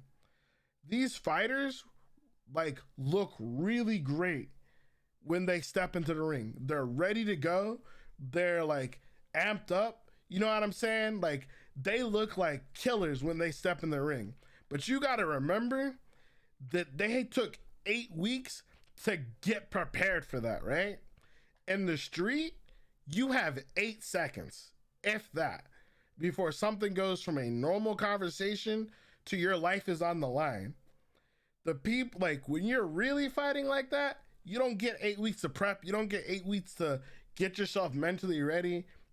Within 8 seconds, you are now in a fight for your life, and you have to be just as hard and just as tough, if not more so, because there's no ref coming in to like break you up, and there's no one who's gonna be there to throw in the white towel for you, like to say like, hey, he gives up or whatever. Like, so it's just, I don't know. People just, I think people, the same way people talk about guns and things like that, like people need to take fighting just a wee bit more seriously, I think.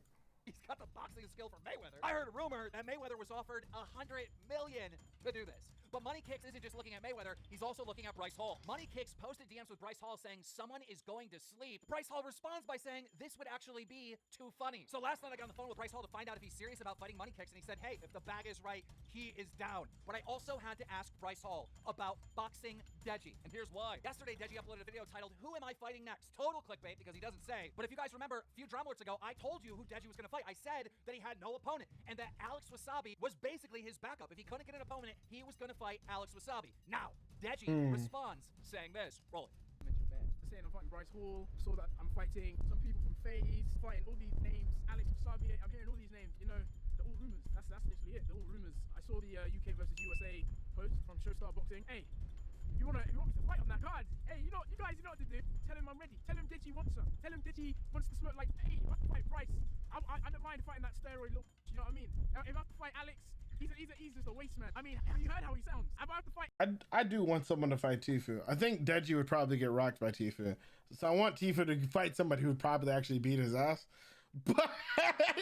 But I feel like I would still watch Tifu versus Deji, but I'd rather watch Tifu like fight Jake Paul or Logan. I think Jake is more his weight class though. I think Logan suits all for him.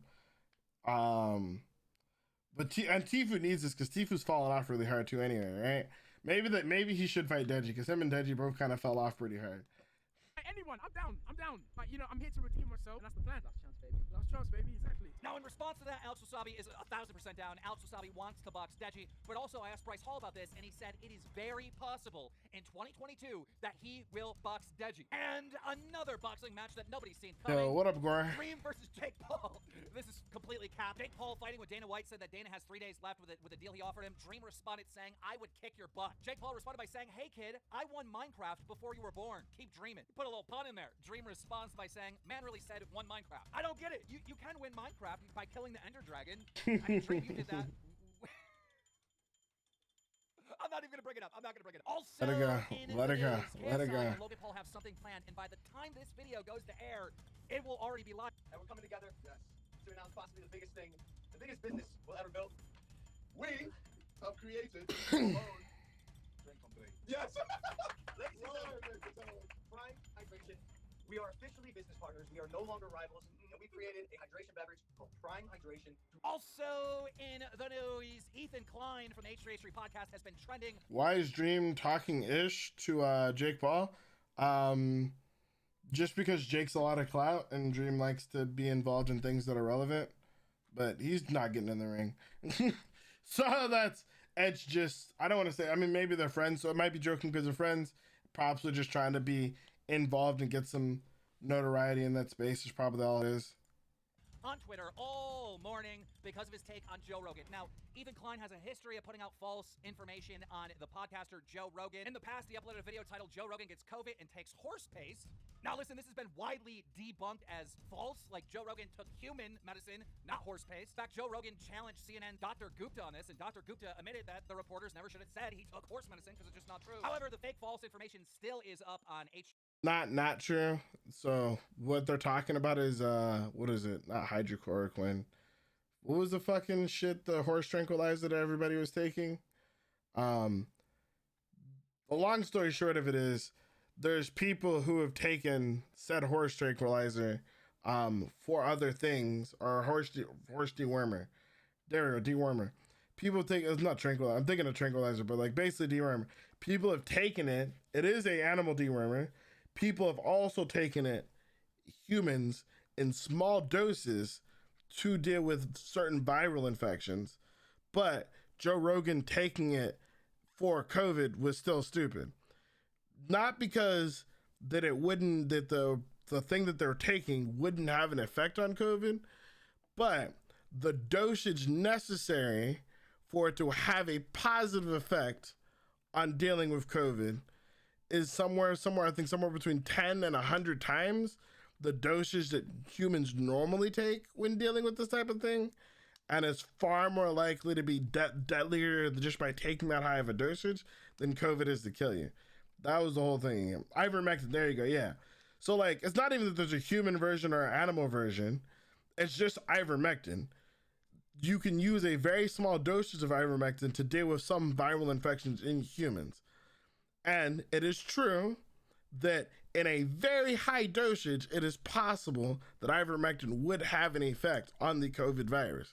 However, the dosage necessary for it to have an effect on COVID, on the COVID virus, far exceeds the safe recommended dosage for a human to ingest without becoming sick or possibly killing them.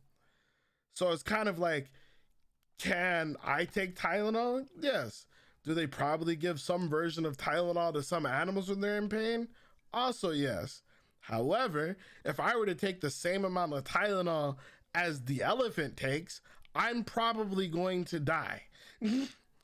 Because more than I think it's probably like 8 capsules, but I think it might even be less than that. Like somewhere between 4 and 8 capsules of Tylenol or aspirin can kill you. So like, doesn't necessarily mean that I can't take aspirin, but yeah. Oh yeah, to be fair, don't get me wrong. I'm not even like, it's one of those things where it's like, all right, and this is the thing with it, Gore. The only reason why I have any problem with it, the only reason why anybody has any problem with him bringing up taking ivermectin, imagine, right? Let me think of something. I got a good one. Imagine I shot you in the arm, right, Gore? And then after getting shot in the arm, you went to the doctor. They took out the bullet. They stitched you up. They gave you a bunch of pain medication like Vicodin and stuff to deal with the pain from the gunshot or whatever, right? They did all that stuff to you, right? And then they also gave you NyQuil. The NyQuil had nothing to do or very little to do with helping with your gunshot. But you going on and say like, yeah, I got shot, they gave me some NyQuil and I was fine, sounds stupid. That's the equivalent of what Joe Rogan did when he said he took ivermectin. It's not that he didn't do anything. It's not that COVID was a horrible thing for him or was going to kill him. But the ivermectin probably had very little to do with why he recovered so quickly. More than likely, it's because he keeps himself in good health. He also got like all of the things that people generally do in emergency COVID situations that do help with COVID. Ivermectin probably had next to nothing to do with it, but him bringing it up makes people think that it did. That's the reason why people push back against it the way that they did. They think they overstepped in how they pushed against it and making him sound silly. But to be clear, literally him saying he took ivermectin when he got COVID is about as silly as me saying I took NyQuil after getting shot. Like, it's possible that the NyQuil probably helped me sleep better after getting shot. It probably, the fact that I was able to sleep through most of it afterwards probably helped me recover quicker. It had effects on the fact that I was shot. But NyQuil itself is not the best treatment for a gunshot.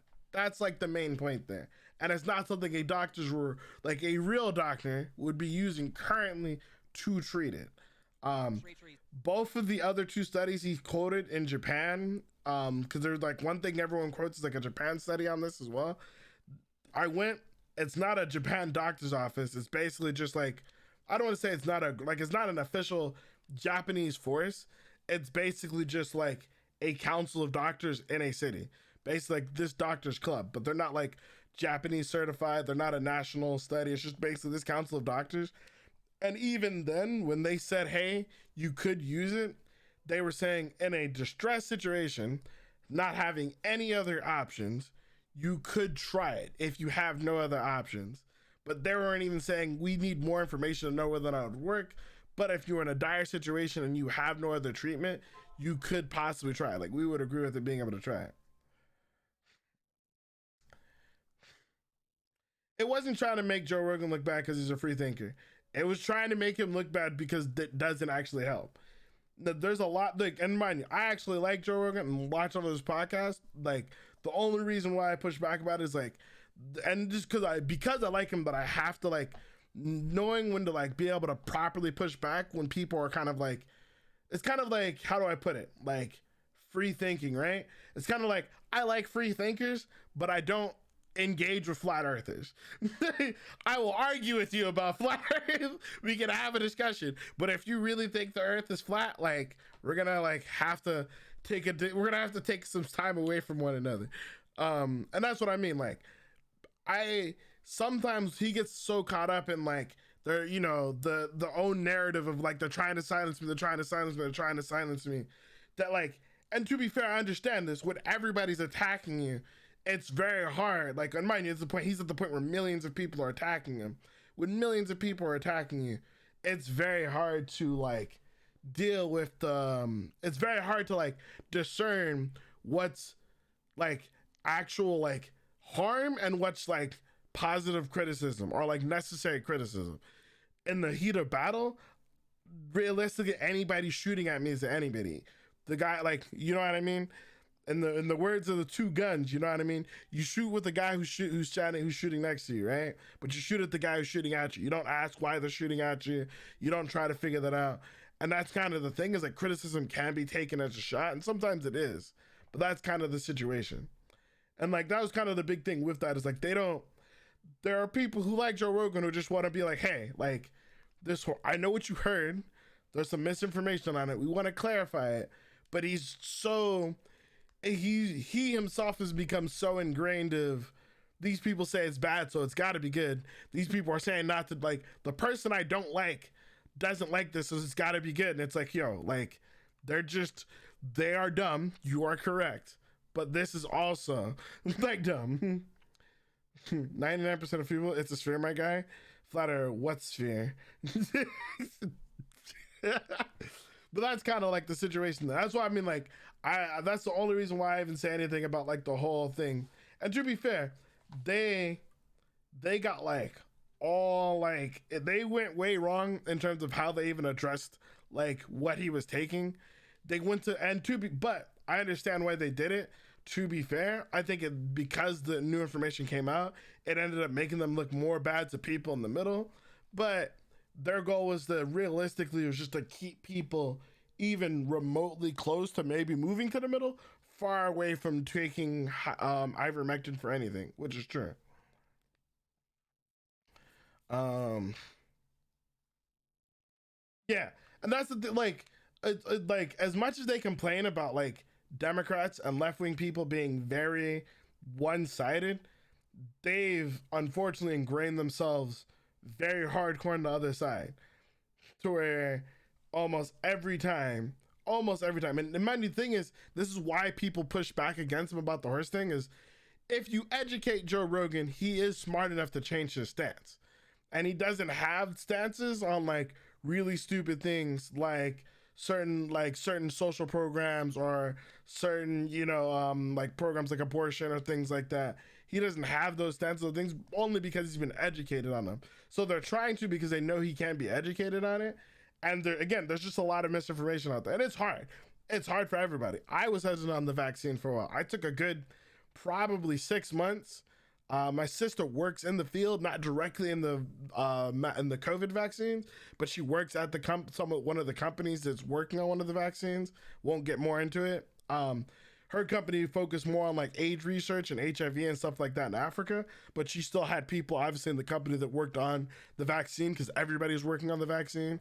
And so I had many conversations with her, conversations with what her colleagues are saying, what vaccine they liked, what vaccine they didn't like, so on and so forth, and stuff like that. And it was a very long time before I got like my vaccine, probably like maybe like 2 or 3 months before I even before I got my own, essentially.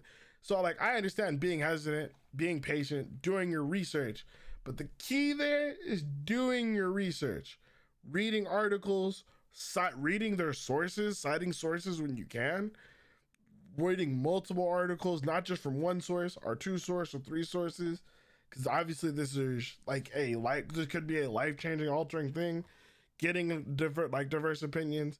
But there's a lot of people I know who are just like, I don't trust this person, but I do trust this person, and so that's why I'm not doing it. And I'm like, yo, listen, you need to do your own research.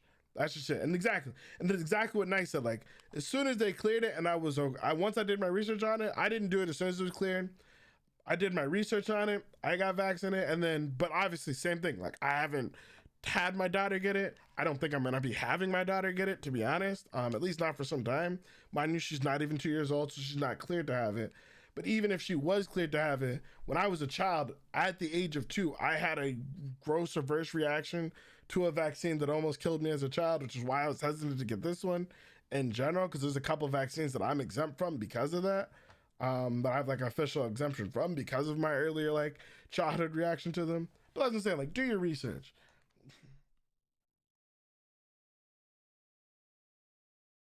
Do you think people should get vaccinated? Yes. Or do I think people should be vaccinated? Do I think you should force the vaccine? Sorry, but just because you should get it doesn't mean I want the government to. Oh, no. I think that's like, all right. So that's another thing. I'll be blunt with you. If I felt everybody would wear masks and like actual social distance, I would probably feel better about not forcing people to get vaccinated. The problem I have is that if you're already not willing to wear a mask and you're already not willing to stay 6 feet away from me, and what you're doing and you being near me could kill my father, from my perspective, I'm fucking you up if you come within 6 feet of me. That's just it. Because like at this point, you may not see what you're doing as a direct threat on my life, but from my perspective, I've got an immunocompromised girlfriend, I've got a child under the age of 2, and I've got a father over the age of 80. All 3 people are in the high risk category from this disease.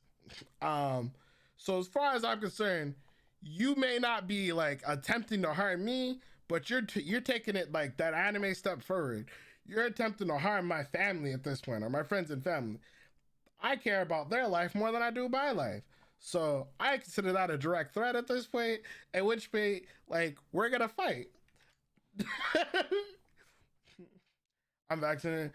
Those like, it's one of those things where like, and then again, I think like, if everybody could have wore a mask and knew how, and would like be willing to like listen to social distance and things like that, I would be against forcing people to get vaccinated. That would be my thoughts on it.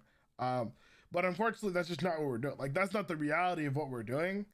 And it's not the first time we forced people to get vaccinated in order to be able to go to public events like school and things like that.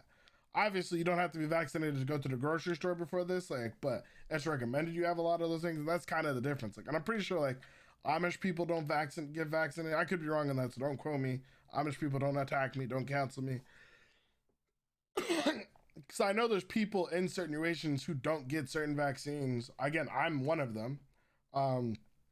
That being said, though, it just comes to like, if like you being near me could possibly kill my father, like, and there's a high likelihood chance of it, not like a small likelihood like the flu or the cold or like something like that. There's a high likelihood that if you have something and if I get it from you, I can kill my father.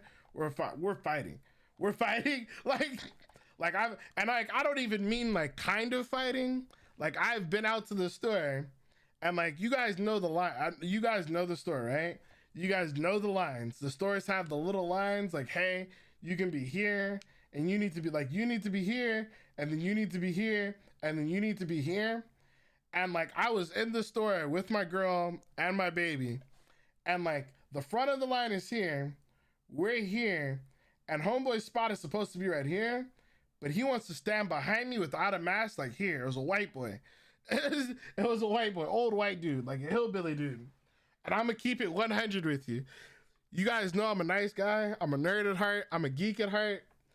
But my family are not nerds. I come from a family of non-nerds and non-geeks. And when I tell you that like we had our mask on, I turned around.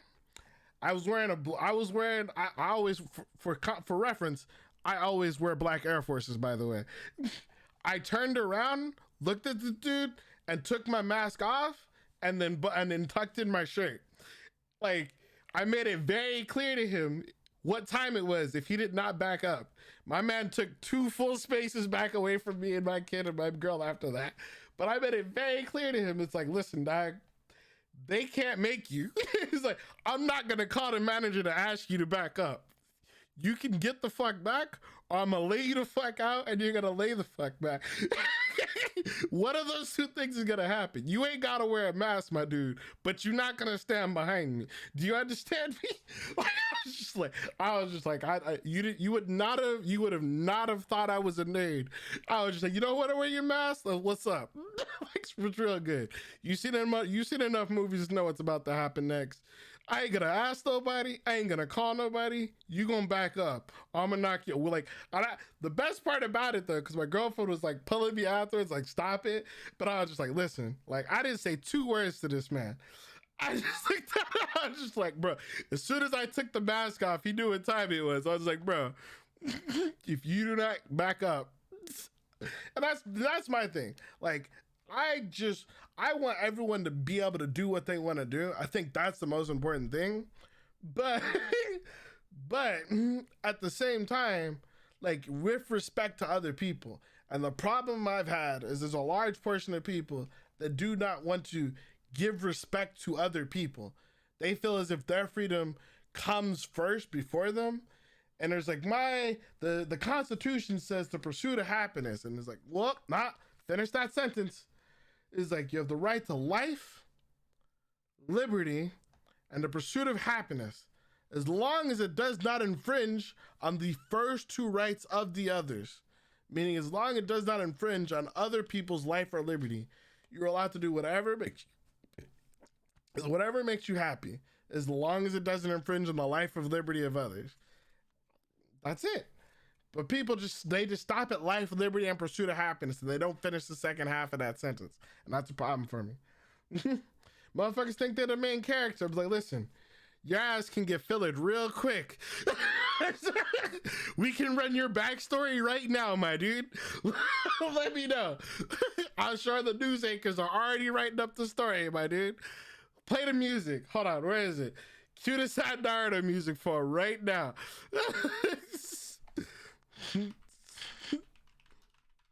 We can run that right fucking now, dude. What are you doing? I told you not to talk to him. Let's get out Like, of here. he just went to go get something from the store. Watch out! It's him again. It's him again. Just roll up on him like, yo, man, It was a virus. My man lost his job. His wife's been bitching at him all week. He was just going to the store to get some NyQuil, being an American. But then he stepped too close to this other guy in line. The world is crazy. After stepping too close to the guy in line, the guy was on the other side of the fence. He might have been a Democrat. He said he wasn't neither.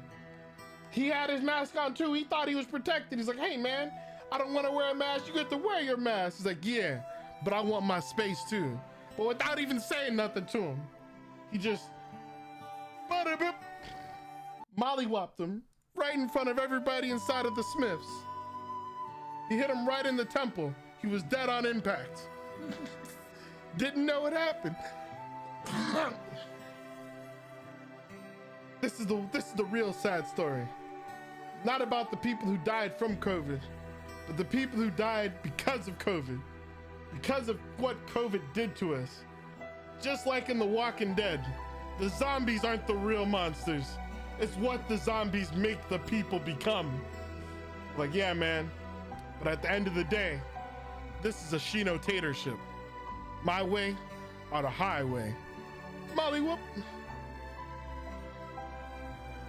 That brother gone. And just gotta hit him with the...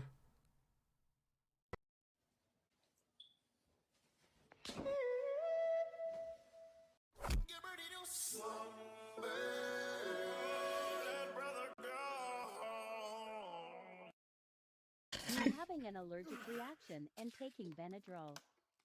This is him. Every time.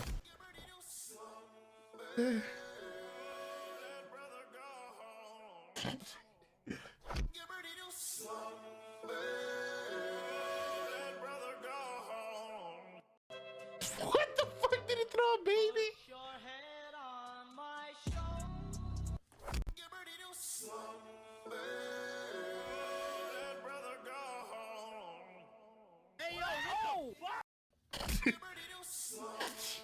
Yeah, that brother gone.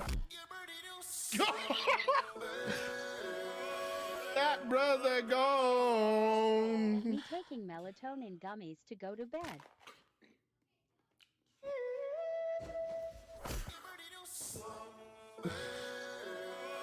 That brother gone.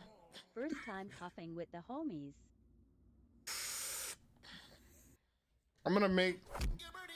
I gotta make my own. Standing too close to me during COVID.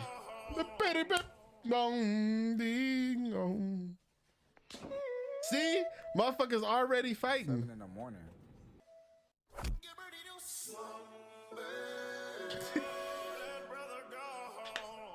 It's 7 in the morning.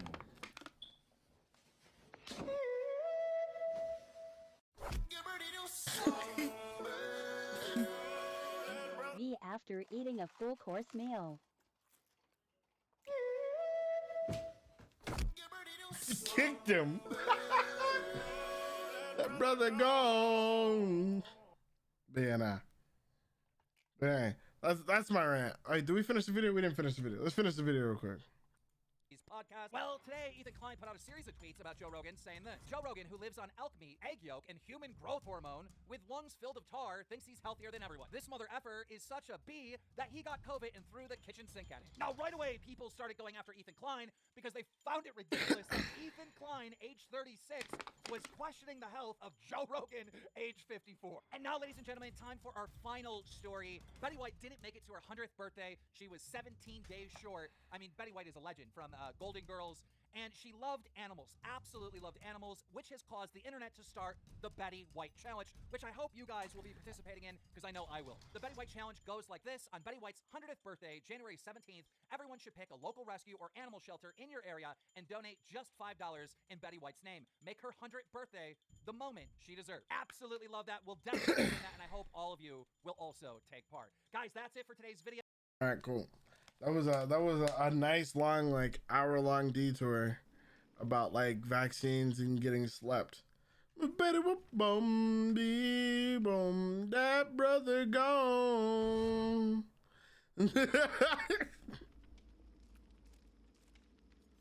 Fuck, I lost my toolbox. Every time I run this build, I run out of toolboxes. Hey, what up, Phil? How you doing?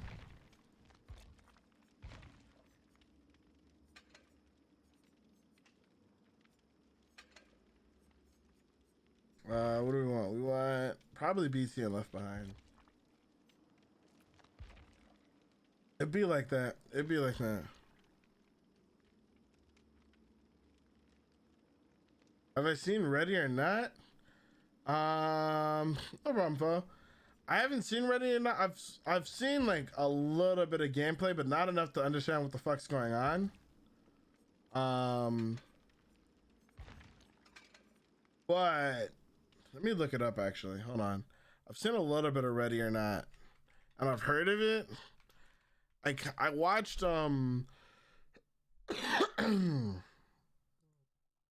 who was it? I watched Preach play it for a little bit. But it was 4 years ago, 2 years ago.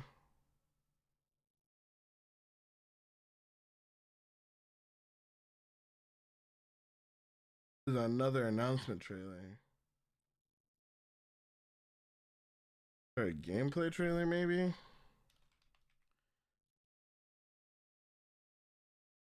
Do I have one yet or not yet? This is an 8-minute official gameplay trailer. This is like 2 years old though. I want something like a little bit more recent, but it looks like this is probably it.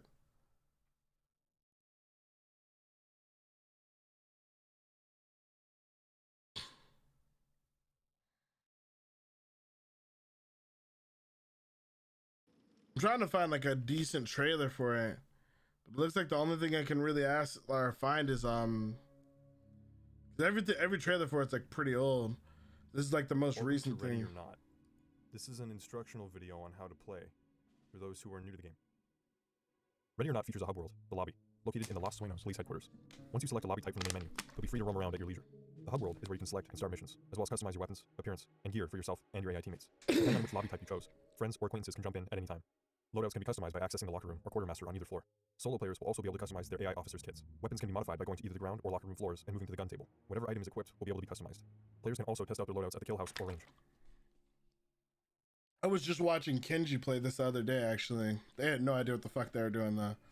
I'd probably have to play this to somebody like Preach. Walk to the map table and press the use key. Here, you'll be presented with a world map containing locations of missions. Currently, we have 6 maps and 2 test levels available to players. Once a map is selected, you'll be able to choose the mission type. We have 5 to choose from. Barricaded suspects. To achieve a high rank, all suspects and civilians must be arrested, with no casualties or injuries sustained to your team. Other objectives may also need to be fulfilled. Raid. The rules of engagement in a raid are loosened, and there are usually more suspects and less civilians. Suspects are also more dangerous. Players are not required to arrest threats to get a higher score. Active shooter. Your team races against time to neutralize the active shooter threat before they kill all of the civilians. Bomb defusal. Players must locate and defuse numerous explosive devices within the world. People were upset about this one, I think, recently. I saw the news article. People were upset because there was an active shooter mode, apparently, which is stupid that they're upset about it, but I get why, but they're still stupid they were upset about it. Suspects and civilians will be located around these devices. Hostage rescue. The team must locate and breach the hostage zone, being mindful to not alert suspects before the team is set up. Once players are noticed, the hostage takers will begin to neutralize civilians. After selecting your mode, move to the red carpet behind the mission selection table to start. The countdown will begin once all players are in the zone. Once in a mission, the tab key can be held to view objectives in your mission. To get the highest score, complete these and follow your rules of engagement. Players cannot sprint in this game, and threats are faster than you. This means you need to be careful and assess rooms effectively, blocking exits or breaching simultaneously with your friends or AI teammates before entering. Players can slow walk by pressing the shift key. They can also lean by pressing Q or E. Ready or Not features a free lean system as well, where you're able to combine Alt with the WASD keys and the crouch key in order to get really low to check under objects or incrementally peek around cover. You must ask for compliance to threats, unless they pose a danger to you or others in the world. If a weapon is pointed, you are able to engage. Press the F key by default to shout for compliance.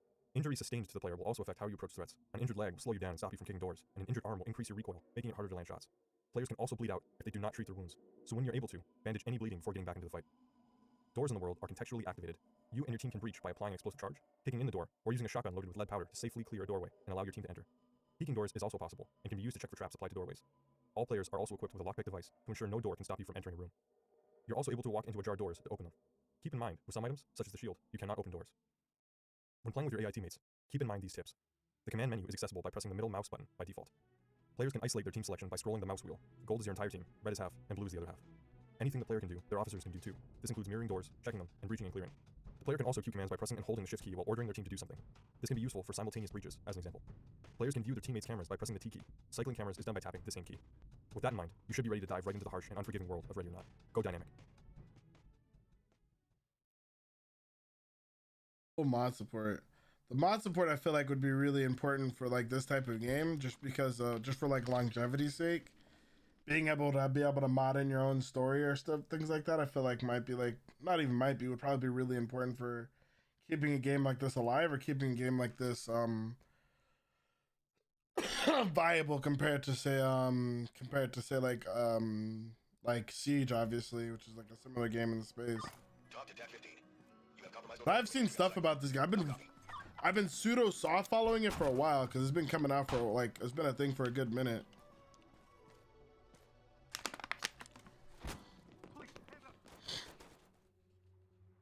With Ready or Not, Void Interactive aims to explore what it's like to be an officer in the Elite Special Weapons and Tactics Unit, also known as SWAT. Inspired by real-world events, the game is a blend of first-person action and tactical strategy, wrapped in a unique, detailed, and twisted facsimile of a modern United States.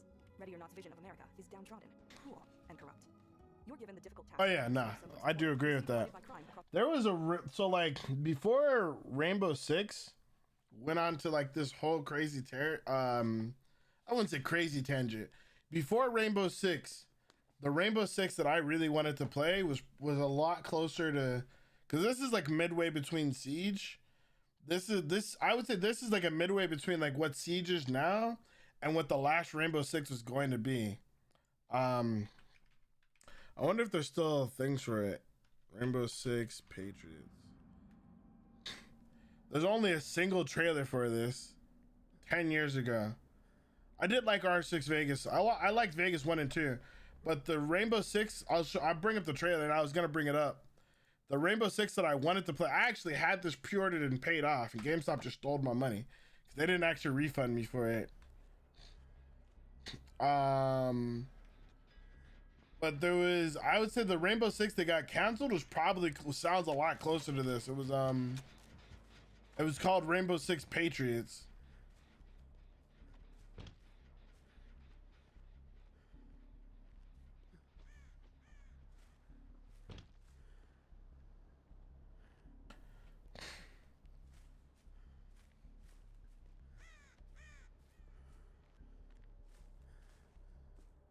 I was like actually fully ready for that Rainbow Six. I was like fully ready for that Rainbow Six to come out. The fact that it didn't still tilts me.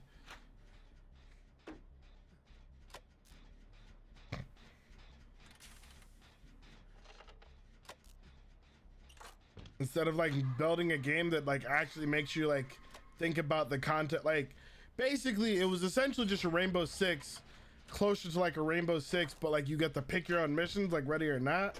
But it was also like Rainbow Six Vegas, but you had to like, basically it was almost like there was a little bit of morality of choice, because you had to make decisions based on what you would do, based on like what the United States public perception would be of you and your team based on your actions. Obviously that would have been incredibly hard to execute, but like it was.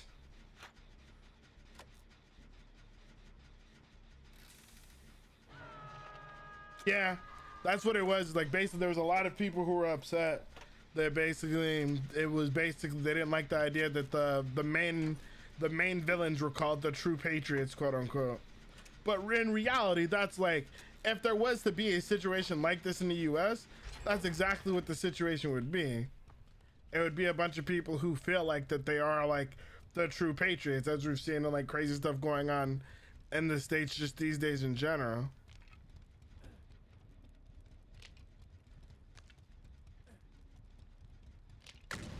But it had like such a really good teaser. It's like a really good teaser trailer, like announcement trailer.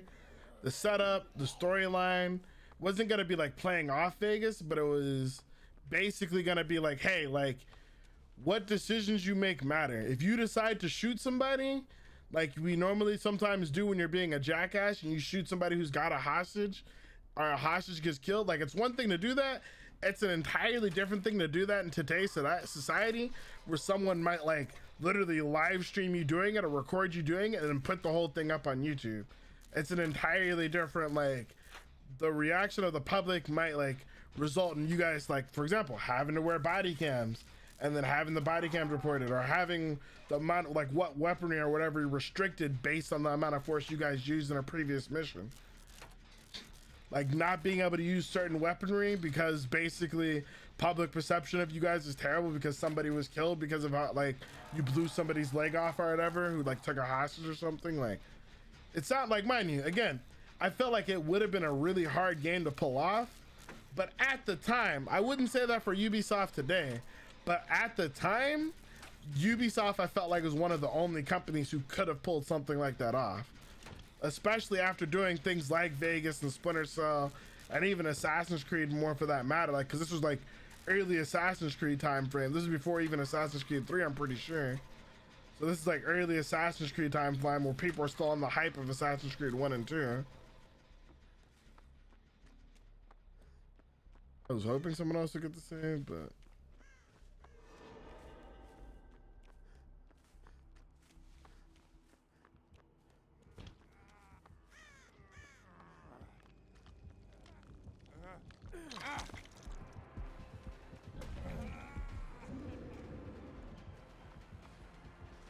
I needed him to not run right back to my generator so I can finish my generator. Oh yeah, and mind you, the craziest thing about it is like, this was like one of the first games they did that was like actually in line with like a real, like a really well made Tom Clancy storyline. One of the biggest issues with Ubisoft right now is they just kind of throw Tom Clancy's name on everything, and like Ghost Recon Wildlands and a lot of these games haven't really felt like Tom Clancy books. Like they're military books, like so they have been Tom Clancy in like that regard, but like in reality, outside of that, they've done like a really bad job really being like Tom Clancy's, like really exploring the nuances and being like a military, like being a military like show, or like if that makes sense. They've just at best been excuses to be like, this is why it's a shooter. It's just like we threw Tom Clancy's name on it and because it's a shooter, and we're doing like that. Well, I don't even remember what the fuck that other project was called that everyone freaked out about, that was kind of like all over the place. That was like Tom Clancy's Apex Legends or whatever. And like I don't get along with my girlfriend's dad, but what like at all. But one of the things we did really get along is me and him both really like Tom Clancy books and like Tom Clancy storylines. It's one of the reasons, like the fact I would say like earlier Call of Duties like Modern Warfare and Modern Warfare 1, or Modern Warfare 2, and Modern Warfare 3 were probably closer to Tom Clancy books than a lot of the Clancy books have been since then. The Price storyline, for those wondering, like I'm talking about the Price storyline for Tom Clancy. If anyone knows like the basically Captain Price storyline.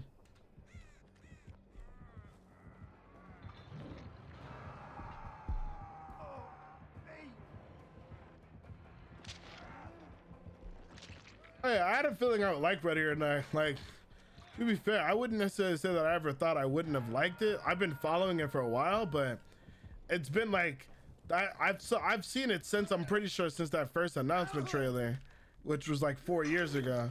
So mind you, I do understand games like this take a long time, but that's why I just haven't looked more into it, because it's one of those games that takes a while. So they've been working on it for a good minute.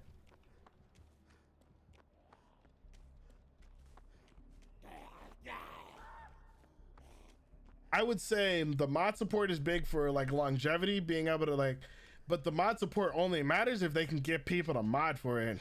This is one of the things I've been talking to a couple, because I hang out in my game industry nights with a couple of like, well, I would say pretty well-known game developers, like once a month. They have a meeting every Friday, but I only really show up like maybe once a month myself.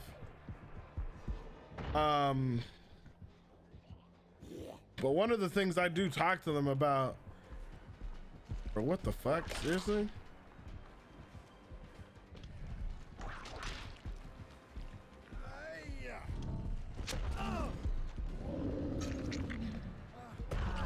Fuck! I was hoping he'd take the hit. And then because these guys like aren't doing gens, but also aren't doing anything. But I talk to them as like one of the important things is like having mod support is great, but they need to be able to have like actual they need to, in this stage of the game, you have to go beyond just supporting mods. You have to incentivize mods. So like having a way for modders to be able to like essentially make money making mods for your game, because like the only way you get a bunch of mods for something like Skyrim, or when you think of like games like Skyrim, or you think of like Dark Souls, is that those just have people who just really like the game. And so the reason why those games get the mod support that they do is because those are just diehard fans. But like you can't just expect that for every single person or every single player. Like you have to incentivize that type of behavior. And mind you, that's not always going to be best. And to be fair, to some extent, you have to just do a lot of it yourself too.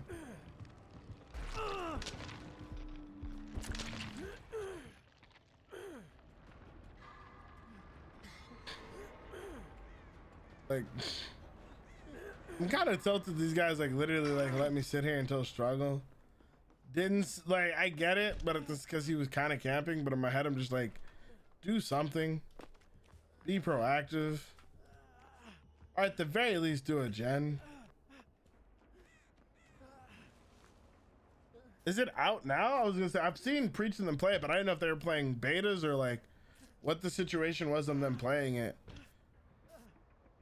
If it is like out now, I might actually just be able to reach out to the devs and get a copy, like not have to have you buy me one. To be honest, I'm pretty well connected in that space to be able to be like, hey, like I'm a creator, I make content, like to do like some early access review of your game, or you know, a deep dive in your game if you're open to it, just to save the money. You know what I mean? It's in their marketing budget type deal. I'd rather, since I would be doing like actual coverage of the game, I'd rather them, you know, put it in our marketing budget than having like me or my viewers have to pay for it, if it's possible. I also don't mind paying for games either though, you know what I mean? Although I do appreciate the offer. If anything, something like that, what I might do is if I do play, like have people give away copies or give away a couple of copies of the game myself so other people could play. Something like that though, I feel like for sure I'd wanna, something like that for sure, I feel like I'd want to like either get a squad or I'd probably reach out to Preacher. I don't know if you know who the Preacher is, but I'd probably reach out to Preacher about it personally. And I'm leaving.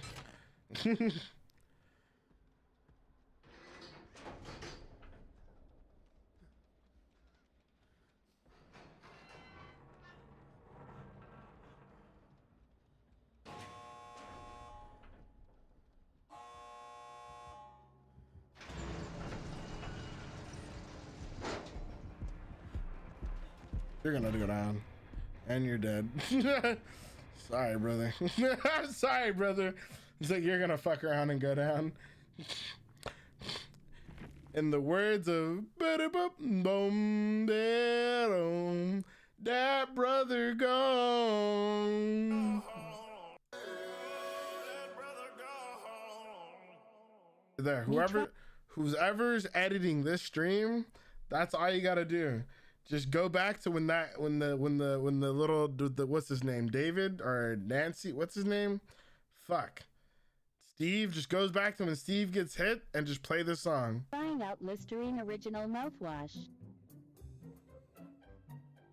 My teeth just chilling.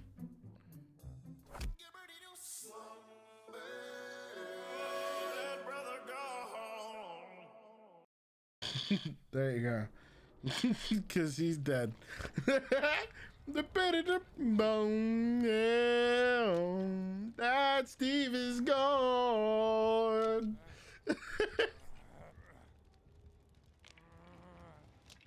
I want to know what this guy was like. I mean, I know why he's face camping me. He had one gen left. He was trying to make sure I hit struggle, but I'm like, what did you really gain by making me hit struggle though? Like for reals. What did you really gain by making me hit struggle?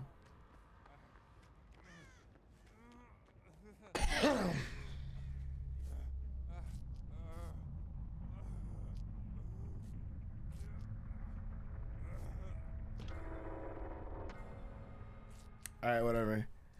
They got out. I did what I could. I don't care about this killing. There was once upon a time where I used to stay in after game chat to talk shit, but I just don't care to be that guy no more. Dude, I remember, so everyone's playing Tarkov now. I remember Smarty, one of the mods, told me about Tarkov like fucking, it must have been 8 years ago now. I've known about Tarkov for so early. Tarkov was such a sketch game though. There's part of me that's happy it's doing well, and there's part of me that doesn't trust those devs at all. Like, hey, they're doing well, good for them, but I don't fucking trust those devs at fucking all. There was is this still beta? Okay, yeah. There, cause like when Smarty first, I was working at Microsoft in like 2015 when Smarty first brought Tarkov to me.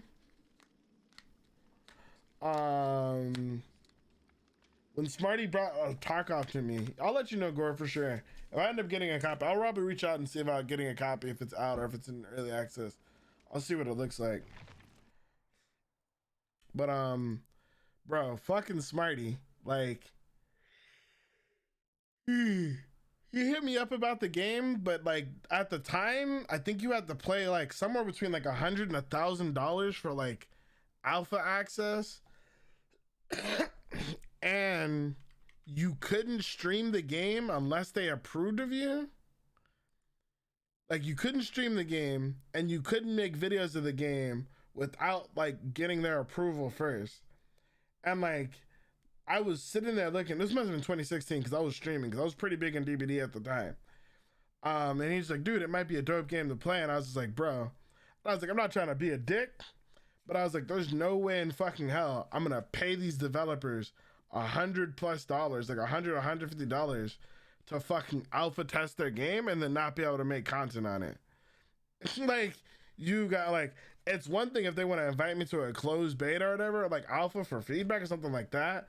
That's a that's a discussion we can have, but there's no fucking shot I'm paying them $1,000. Okay, so it just dropped. Really, it just released December. But there's no fucking way I'm like paying them like $150 and I can't make content on it and they want to review my videos. Like, suck my dick. Like, and to be fair, not only that, like, they were actively DMCAing people who were like putting up videos about the game, and they only let like one guy, like one or two guys, actually make videos about Tarkov at the time. And I was just like, nah, I don't fucking trust. It's like, that sounds shady as fuck. I'm not like, I don't want anything to do with them. And I'm happy the game blew up and is done well now, but like at the time, bro, I was like, nah, no fucking shot, bro.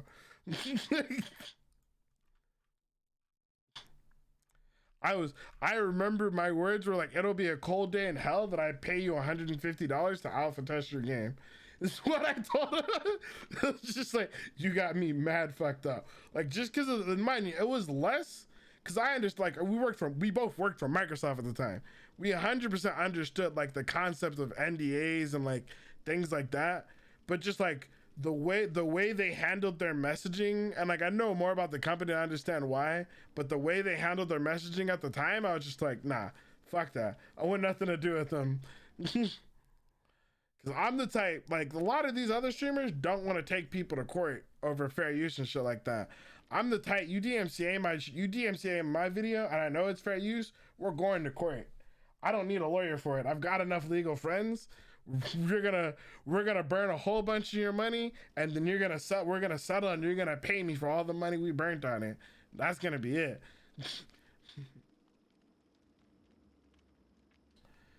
I mean, this was, mind you, Saver, this was a long time ago.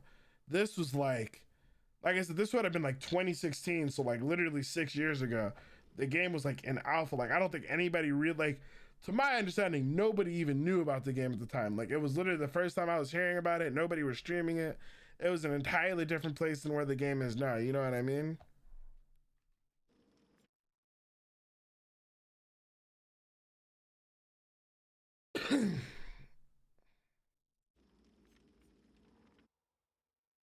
But since then, you've got Shroud and a bunch of, I can't remember. I don't think Shroud was the first big person to play it. I can't remember who was the first big person to play it, but there's a couple of big guys who played it even before Pestley and them. A lot can change in 6 years, yeah. I'm not gonna lie. Still somewhat sus. I'm gonna keep it real. Like, I'm still sus on them, but I mean they've come a long way. So I mean I'm like, hey, cool, good for you.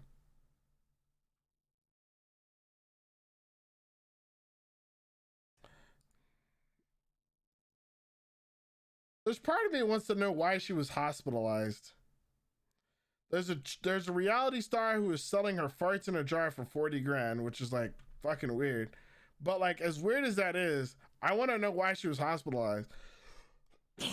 Like, not that she was selling her farts in a jar, but I want to know, like, was she hospitalized from farting in the jar, or did she just get hospitalized because of something else?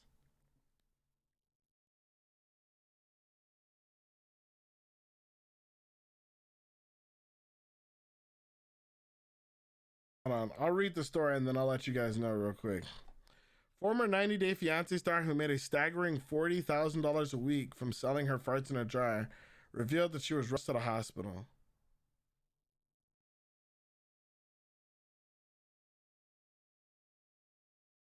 Producing up to 50 jars a week. However, she may have squeezed out one too many. She made a hospital dash. I thought I was having a stroke, and these are my final moments. She consumed 3 protein shakes and a huge bowl of black bean soup in one day before feeling that something was not right with the pressure in her stomach that moved upward throughout her body. It was hard to breathe. Every time I breathed, I felt like I was pinching stomach. Oh no, so she went to the hospital from fucking farting in a jar. Yeah, it's like, that's a lot of stress in your digestive system. But yeah, that's yeah, no, yeah, she this is her, by the way. But yeah, she went to the hospital from farting in a jar. It was quite hard to breathe. Every time I tried to breathe, I felt like I was a pinching sensation in my heart.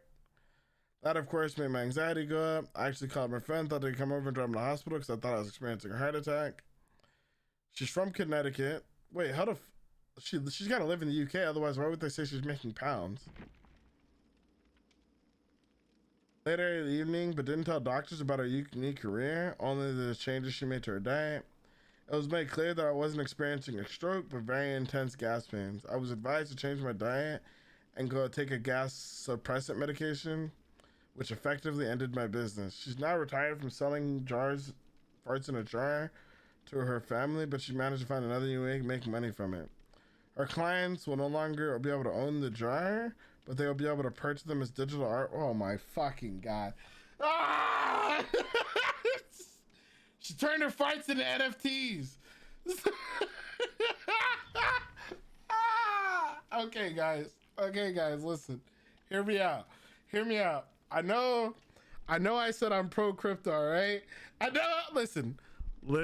I know I said I'm pro crypto, all right? But maybe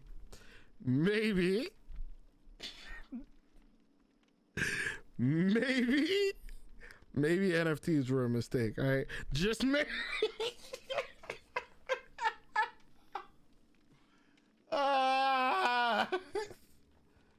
Yo, listen, I don't understand why she stopped. I'm gonna be blunt with you guys. I wouldn't have stopped. I would just be like, listen, I almost died from doing this, so I can't do this as often, but I'm still naturally gonna fart.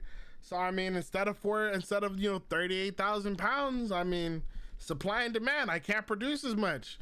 We up to 400,000 pounds. The price 10x. I'm only gonna be able to do 1 fart a day. Take it or leave it, boys.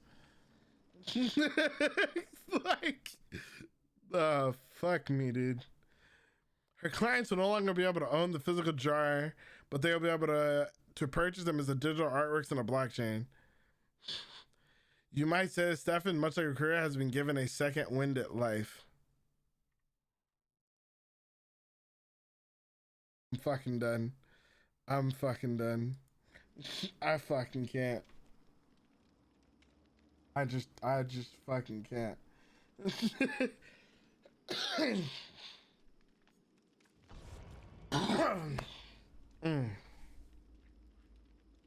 Listen, listen, guys. I like NFTs as much as the next person. I really fucking do. But I mean, maybe we made a mistake. Maybe I fucked up. I'm sorry. I'm fucking sorry, alright? I don't know what you want from me, man. Fuck. Shit is actually like, just has me deceased. Bro, I actually fucking deceased.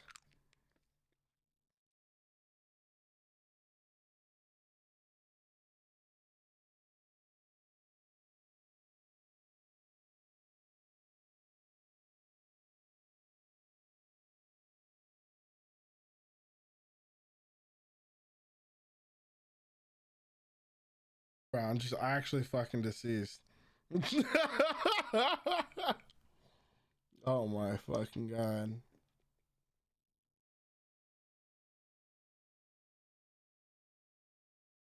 Anyway, I mean, I gotta give them credit. I saw the title and still didn't want to click on it, but eventually I did click on it, and it was a good article. That was, bruh, fucking, it was fuck. It's just that, boys. Just fuck, dude.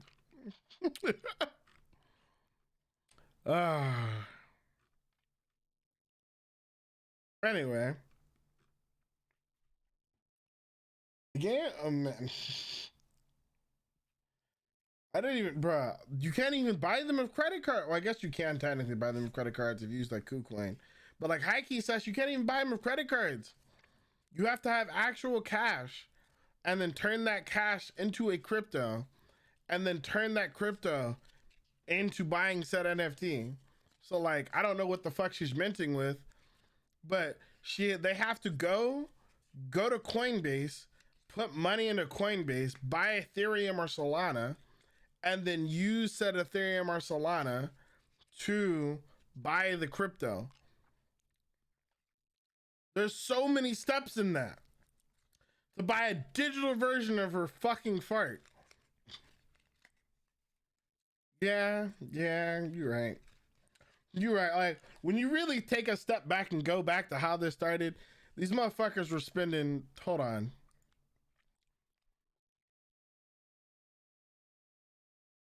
£38,000 in USD. These motherfuckers were spending $51,000 a fart. Bruh. Imagine being up, hold on guys. Chat. I don't do this on stream often because I'm not XQC, but like, imagine doing that and just making fucking $50,000. Imagine. Fucking imagine. My God. The fuck have I done wrong with my life? I clearly was in the wrong industry. Fucking clearly. I thought I was expensive at $1,000 to like $2,000 for a consultation session. Fuck me. This bitch can fart on you for 50 grand.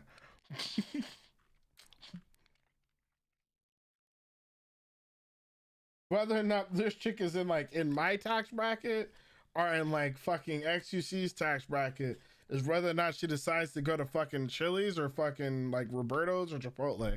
It's really the difference. Like, bruh. Extra guac, please.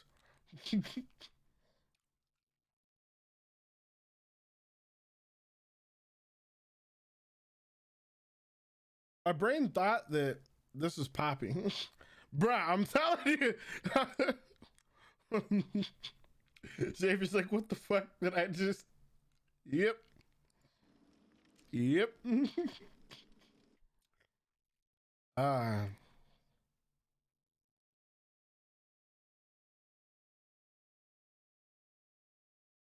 What the fuck is this title? The woman in the house across the street from the girl in the window. What? What? Who's responsible for this? Netflix is a joke. You're right. This Twitter handle is right. Netflix is a joke.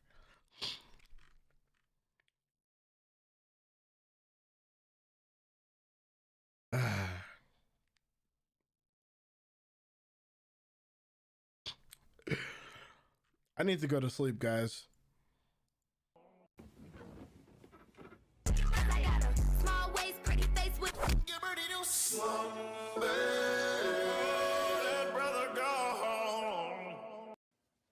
That brother gone.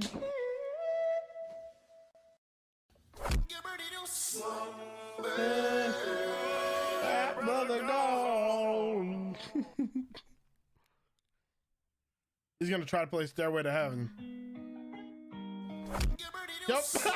He's gonna try to play Stairway to Heaven. So I've recently found out that there's a band riff list at Guitar Centers. And if you go to a Guitar Center and try to play any of the songs, for example, like Stairway to Heaven, they will cut your amp and then kick you out of the store. You're not I don't know why. Maybe we'll do a deep dive on this on the stream tomorrow or something. I guess we could do it now. But apparently you're not allowed to play Stairway to Heaven or among other songs at Guitar Center. And they wait you forever.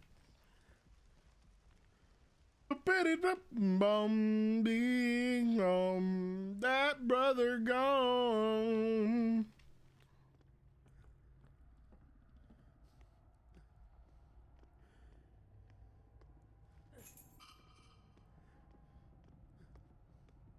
Noki want to start running fucking distortion.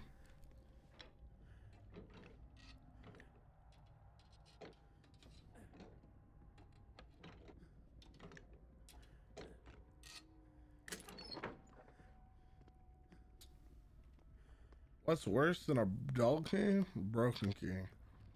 The one item I wouldn't want to fucking run.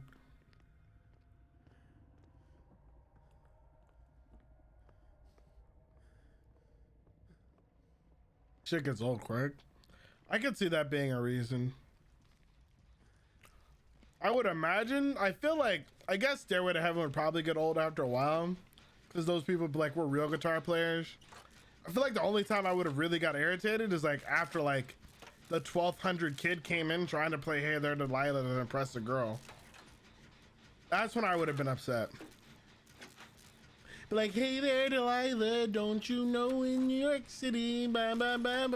Because, bro, that shit, like, I even like the song. I fuck with the song, but, like, in terms of radio play and everybody else, bruh. I'm just saying.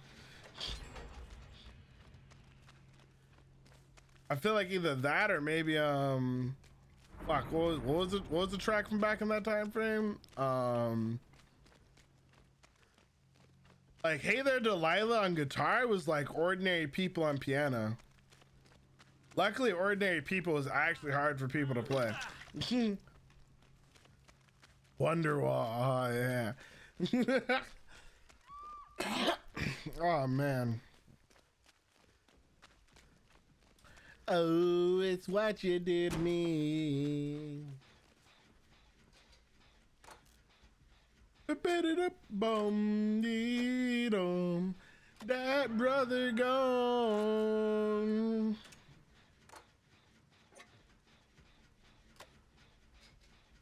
Who's getting this one? Who's getting this one?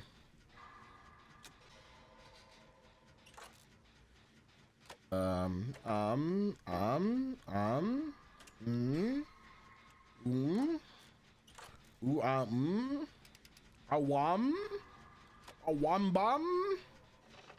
I gotta go save. Yep. Zero cross map. And the other guys over there say, what the fuck? How did you get out? I'm so fucking confused right now. He's nowhere near you. Did you power struggle him? The fuck did Steve do? Or maybe D-Strike? Maybe he still had D-Strike after all this time? No shot. I got here and got this to like 75%. No shot he still had D-Strike. How did he hit him? What? I'm so confused. I'm actually baffled. Like, I'm just like, how did Steve like get free? Like, Steve went down over there. That person saved the other person, so it wasn't them saving them. I have no fucking idea how Steve got out of his hands, except for maybe having D-Strike. I'd have to look at the VOD and see if like he got obsession or some shit. That doesn't make any fucking sense to me though.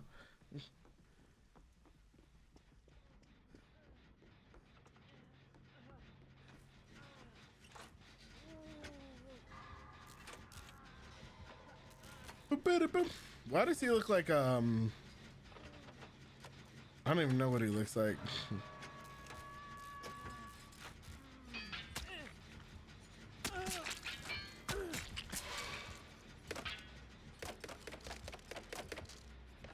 Come on.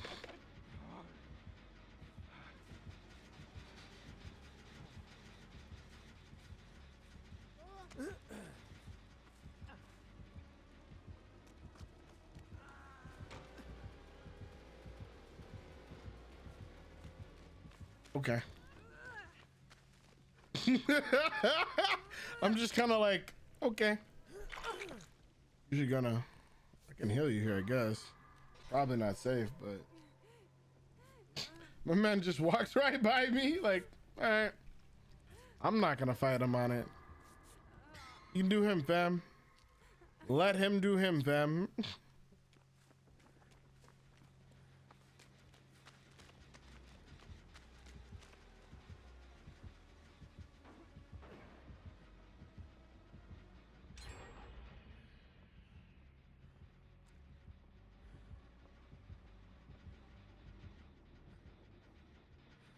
All right, well, we just walked all the way back up here and back to my generator. I'm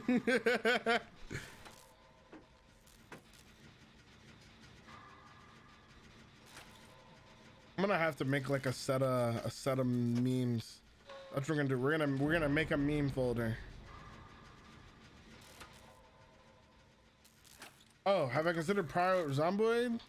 I've been watching it a little bit. I wouldn't really say like I've been considering it one way or another yet. I have seen it. I was gonna look into it because I was slightly curious about it.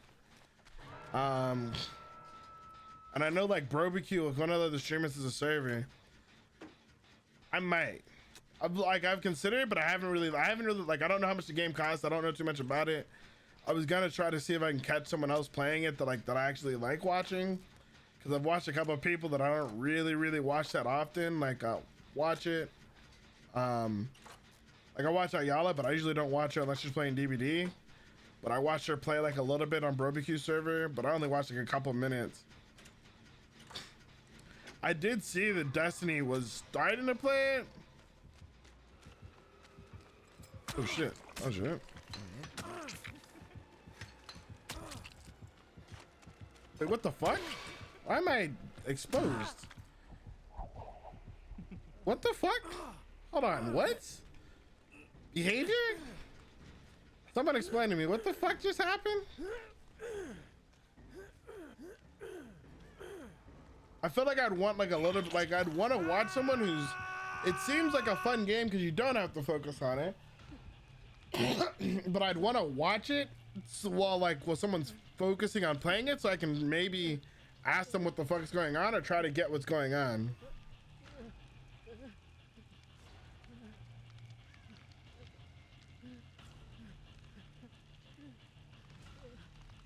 It exposes you when your fucking meters close, so he just has to hit you a couple of times and then he can just one-shot you basically, which kind of defeats the purpose of having to hit you with daggers. I got like, what the, like, I want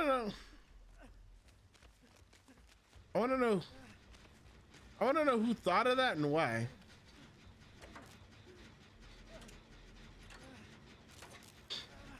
I also want to know why they thought that would be like a good like ability.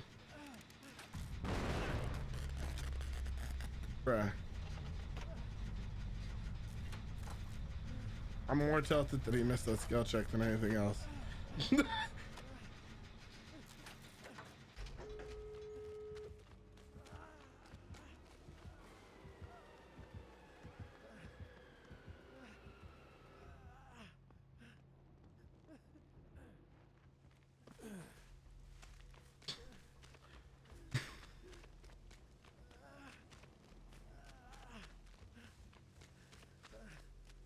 Like in my head, I'm like, it's like he's basically like, yeah, pretty much what you said. Like it just seems like they don't really seem to care how strong fucking ranged killers are. Because in my head, I'm like, he's already ranged. I think there's a couple of setups for him that are already really strong, like where he can down you really quick and down multiple people. Maybe not as easily as Bubba, but I would say, and there are situations where I feel like he's even stronger than Huntress.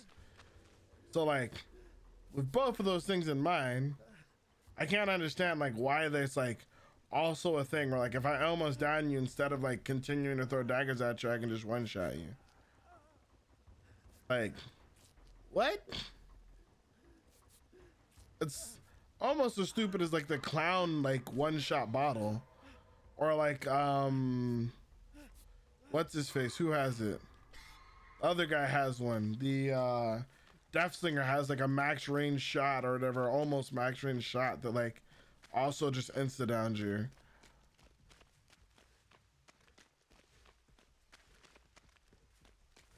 I mean, you really just can't afford to anymore, I think. There's an actual petition I saw to remove MMR. There's like a video where I agree with Otz, but still also think Otz is wrong, which is like, I know may sound counterintuitive, but is a true statement still. Yeah.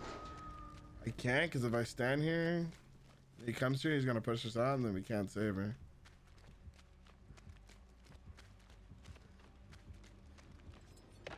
Oop.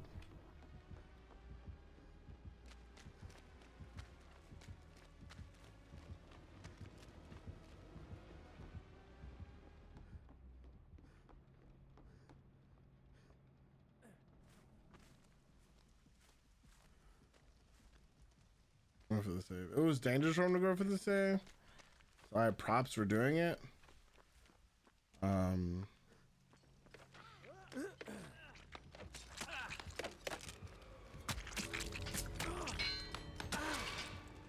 Oh fuck me, dude. Who did he hook? That's what I want to know. Who did he hook? I was almost positive I checked for Blood Warden.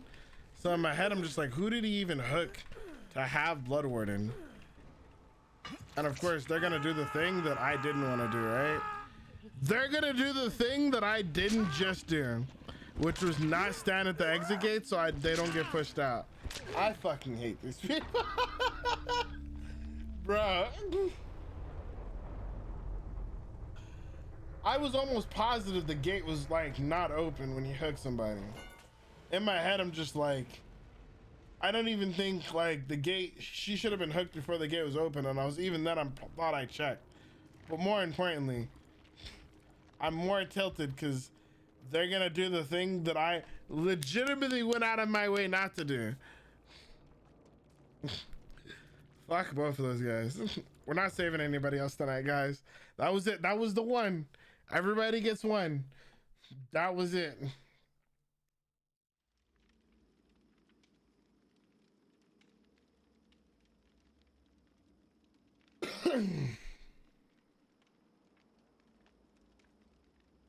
The fact that the clown add-on doesn't already have a bottle reduction though is stupid. It's kind of like the main problem I have with it is like, it's not that it's a thing, that it's just like, it's the fact that it only now is getting a bottle reduction. In my head, I'm like, they like from the inception of this add-on, I felt like it should have had a bottle reduction. The fact that it took this long for them to make the decision to like, yeah, we should probably do that is like the part that bothers me.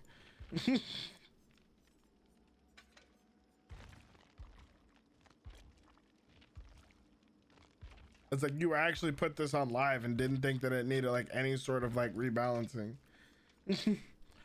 And to be fair, they probably never got the information of doing like any type of other balancing, because no one probably used fucking doctor because he was dog, or clown because he was dog shit. So like, there's part of me that I understand how we got here. I can still disagree with it, but I understand how we got here. I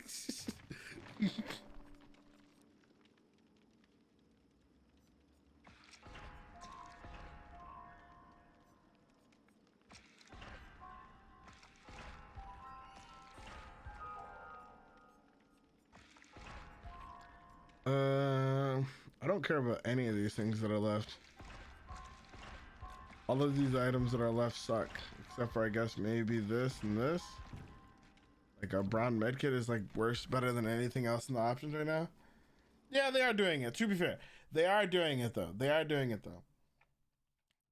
Let me check out Project Zomboid real quick though.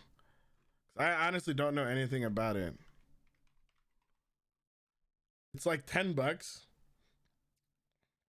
I don't understand this pricing. Why is it $10.04? Oh, it's on sale. Or you can buy a 4-pack for $33. I might do something like this and see if maybe like Sunny wants to collab and play it.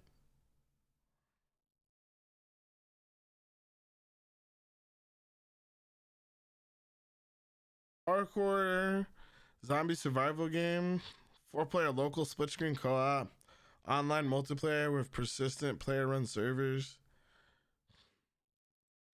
You could do like if we could do like a community server, that might be fun. I could do like a sub server and then just fuck around and play every once in a while.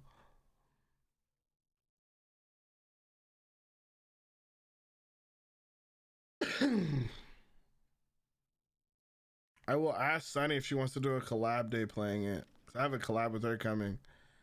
If nothing else, maybe, because I mean, it could be fun. I don't know. I wouldn't say I don't play games like this, and I did like it seemed like it could be interesting. I don't know. I guess the only way to really find out is just to try it though.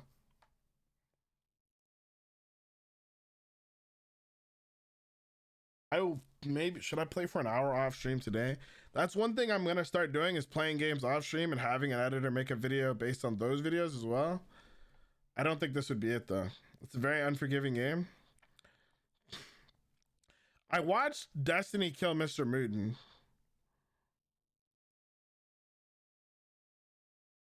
I did see that. And I felt like I would probably, like, if Destiny did that to me, I would like rage. Just find a friend that has it. Has remote play together. I have a bunch of friends who have it, I think. But I'd have to like see who wants to play. Like, friends who want this game, friends who own this game. Rager, Latte, Ayala, way more better. Swind. I'd have to ask like Doozy, or play with like Doozy or something, but it's like $10. It's not like, it's not that big a deal to buy it, to be honest, just to buy it. He has it too. It's like $10. Oh, Ellie has it. I could just remote play with her. She'd probably be down to play off with me too, for like YouTube and stuff. I don't know. I've looked at it. I hadn't really made a thought one way or another, but I will check it out. This week I'm gonna be doing Halo off stream, and tomorrow we may be doing Dark Souls on stream. But maybe, I mean, we'll probably just be doing Dark Souls. The only reason of why we ended up doing DVD today is because Toast invited me to play. But tomorrow we're gonna be doing Dark Souls on stream and then making that a video. And then I'm gonna be doing Halo campaign off stream and then making that a video. I haven't played it yet. If you look into what it takes to make a server, I might be down to do it just to like play it for like the month or two, just to have the community server. Because one of my Patreon rewards is that and like sub rewards is that I said this year we were going to have a community server, and it was either going to be Minecraft, Minecraft 7 Days to Die, or I guess this. I was thinking Minecraft or Rust. I don't really like Rust like that, but I know you can play like server or co-op. I was thinking like, I feel like for videos I would probably do co-op, but like if everyone likes it and it's a cheap game, I can give away a couple copies as a prize, and then we could have a community server and people can play and then hang out. I'm trying to grow myself as a creator. I've built the infrastructure. Now it's just time for me to do the thing.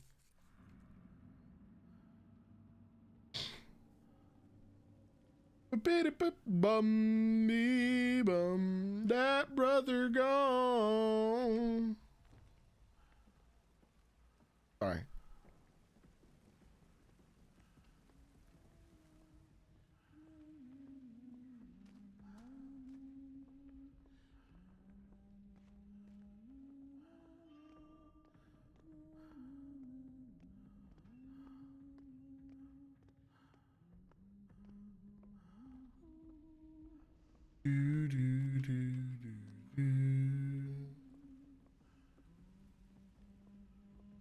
I don't walk right into this bitch.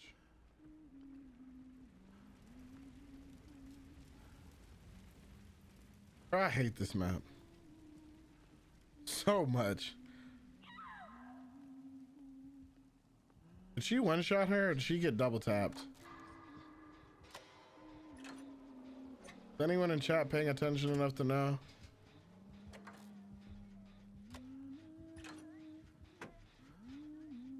Please don't be having to bring her up here, because you're not going to make it.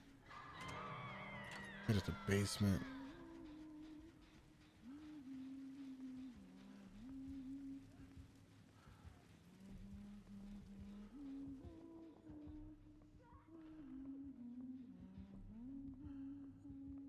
I don't want to go into a locker. One, because of fucking Huntress, and two, because of fucking Huntress. Of course, this chick is killing herself. I'm assuming she has one-shot hatches though. If she got tilted enough to kill herself on first hook.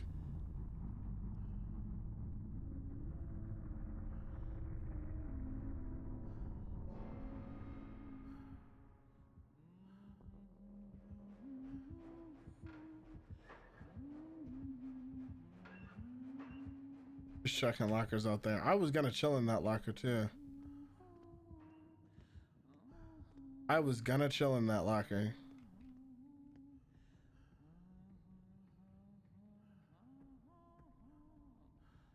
You can work on Jen. I don't think they can see me. I can see them, but they can't see me.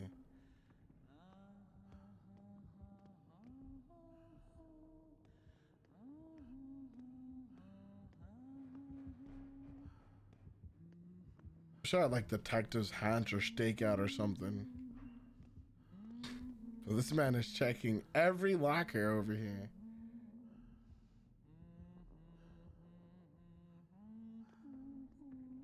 Man actually checked every locker over here.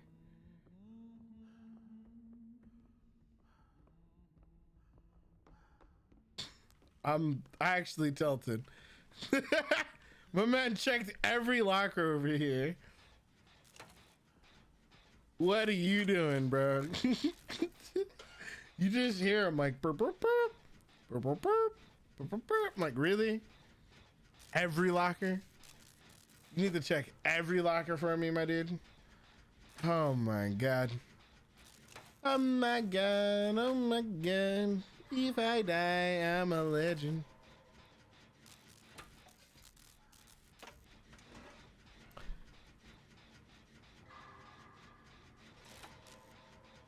Sucks, these guys technically had enough time to get like hella gens. The amount of time he spent over here, they could have gotten another gen, but they didn't. That being said, I probably could have got more on this gen as well. I mean, damn. The double swing.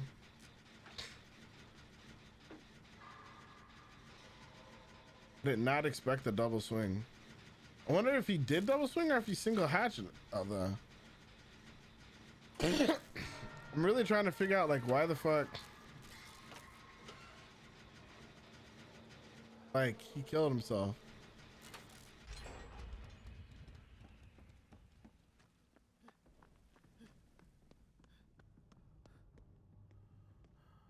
Oh shit, dude.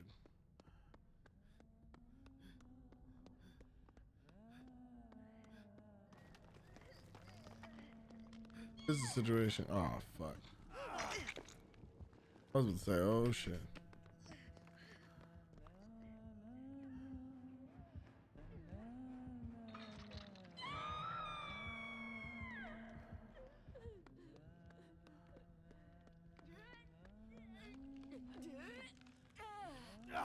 Okay.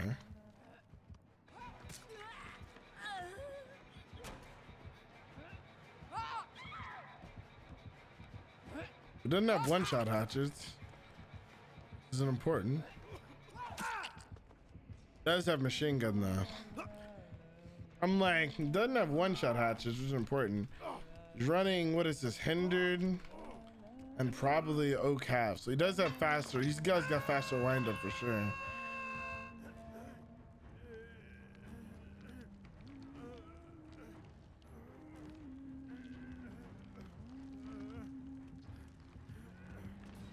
I feel like this is the type of guy who'd slug for the 4K though. Well, I guess we'll find out.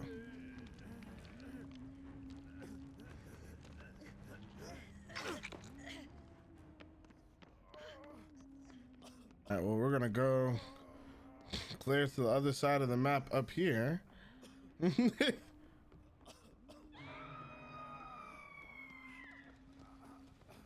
Now we have to wonder / figure out why other homeboy killed himself.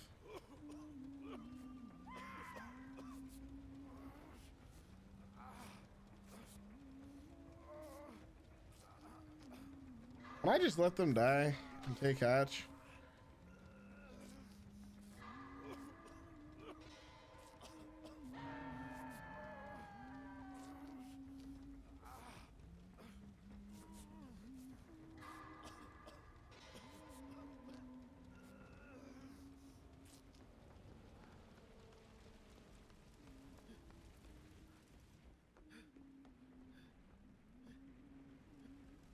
Would anybody be mad at me if I did that at this point?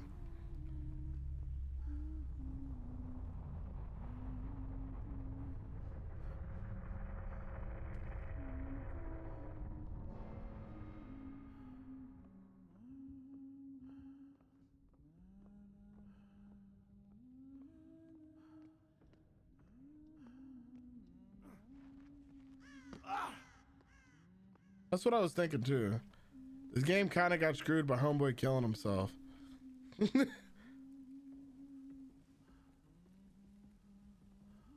Can I just not have to save people? We did say last game, after they left me for dead, they weren't saving people no more. Cop hiding out in a police station. This is like Resident Evil.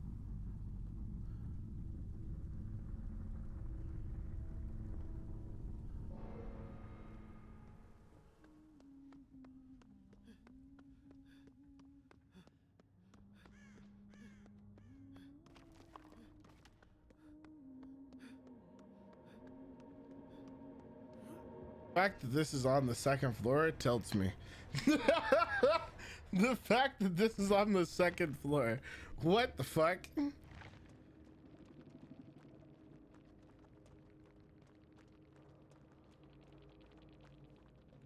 did you do? What did you do? What did you do? I just want to know why he killed himself in sight.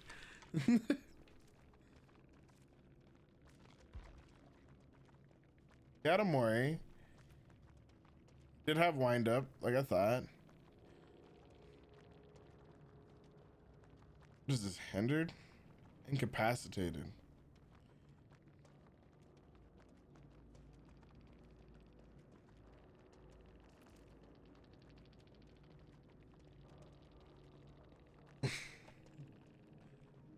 Let's see here.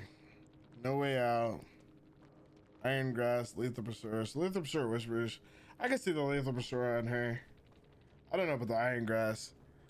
I would have expected the Iron Maiden. Not only would I did expect the Iron Maiden. Let me rephrase that. I expected the Iron Maiden over that. Well, GG to him. I should have said GG, but I don't. That was so weird. That was just so weird. Like, I'm just like, what are you guys doing, and why are you doing it? Like, it just, I don't know, just didn't make any sense.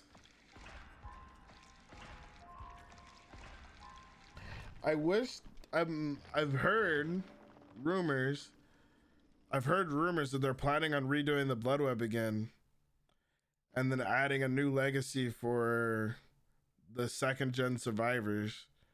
I guess you could say second and third gen survivors. But what I've heard is they are planning on doing some sort of legacy again and like reworking the Blood Webs. Wonder if that's actually going to be a thing.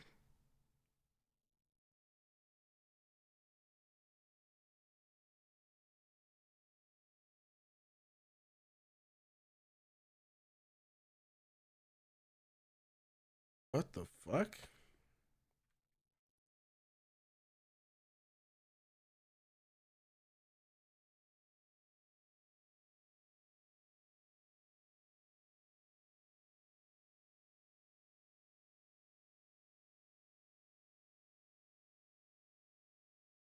I'm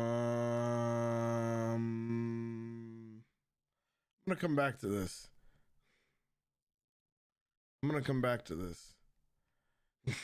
Sorry, I just saw some crazy shit. Minding my own business, reloading the game, scrolling Twitter. I'm just gonna be like, literally, this is how crazy this shit is. I just saw before tweeting, before you can comment on this Twitter post, Twitter says, heads up, conversations like this can be intense.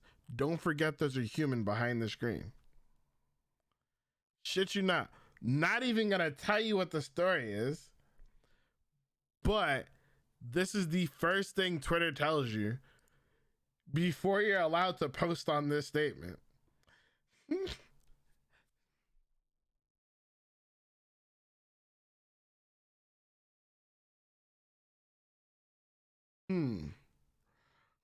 Like, I just I have concerns.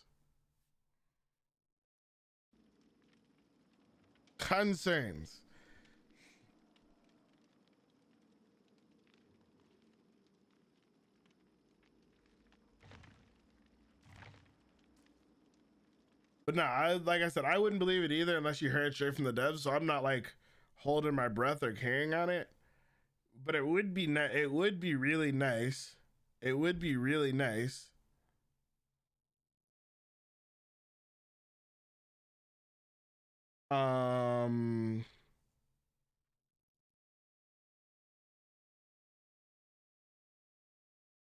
It would be really nice to like have like a, fuck me, dude. I really wish we could still get it. That's sad and annoying.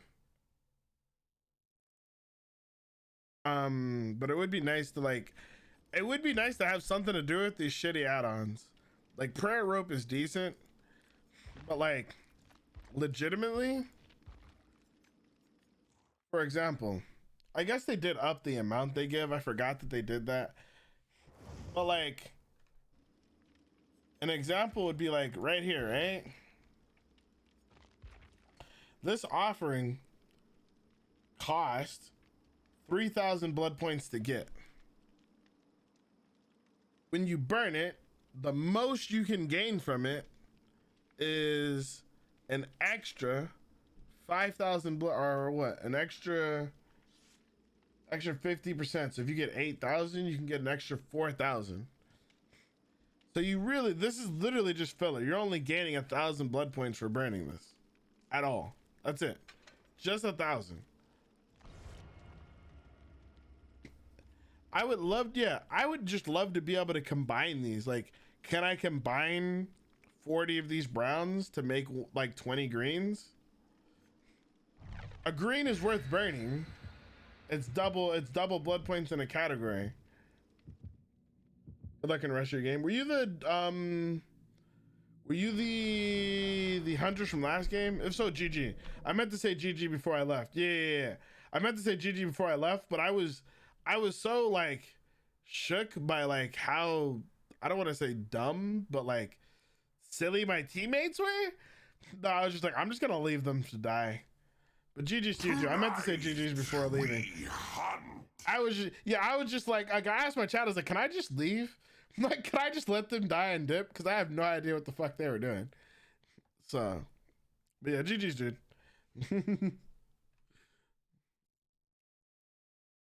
Good luck in your next round too.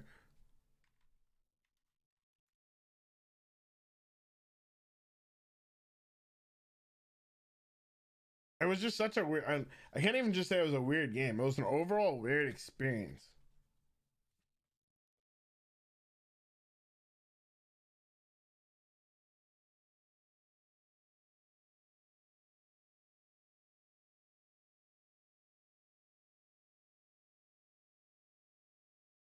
I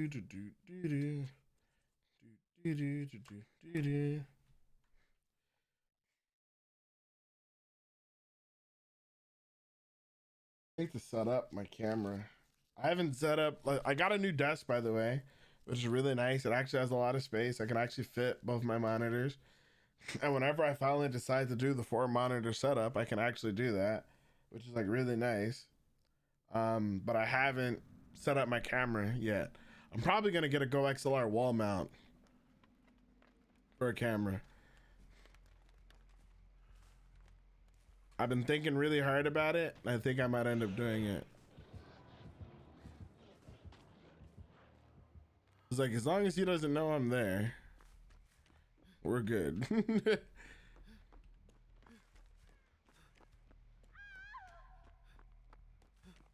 Did he double tap her, or does he have the fucking 5-tap thing? If he does, I'm gonna be tilted. Wait, what?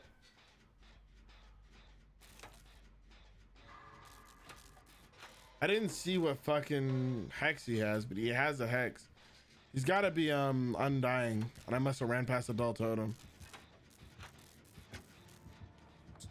Oh, I ran past the lit totem.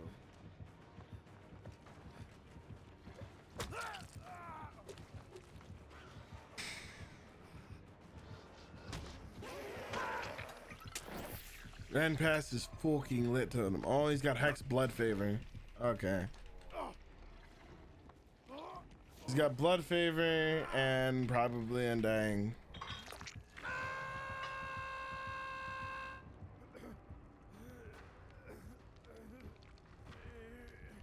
That's all right. All right. He's got a pretty good build. He's got a build. He's got a build.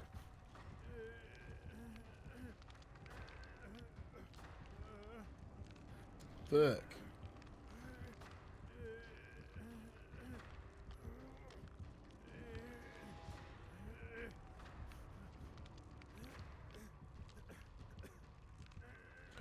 I hate when people juke about me like this.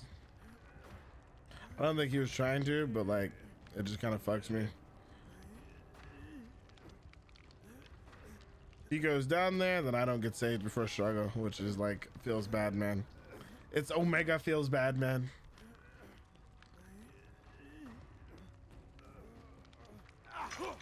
Hey, some cool shades, brother.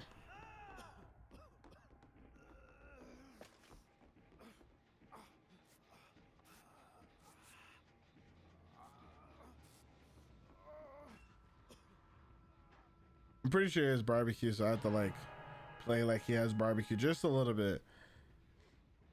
I want him to like just beeline it right back to me.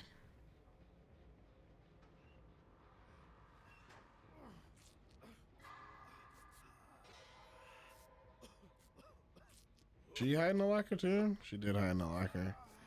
I'm like, why can't I see her? It's like, oh, because she hid in the locker.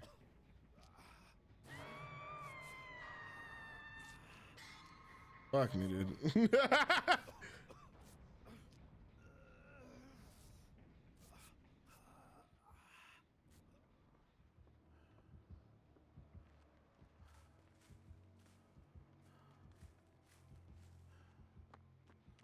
YOLO. She killed herself. Bro!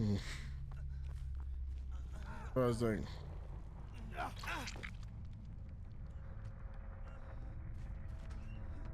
Lock her. I'm trying.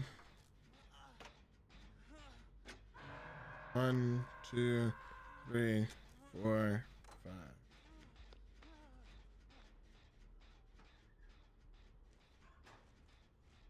Oh, he's killing himself. Sick.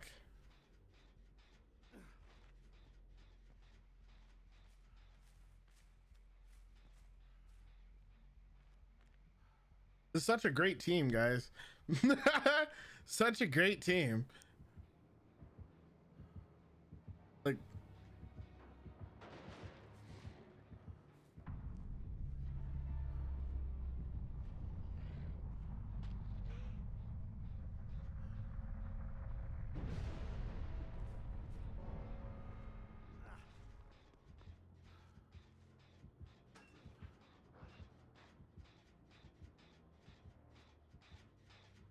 oh my goodness.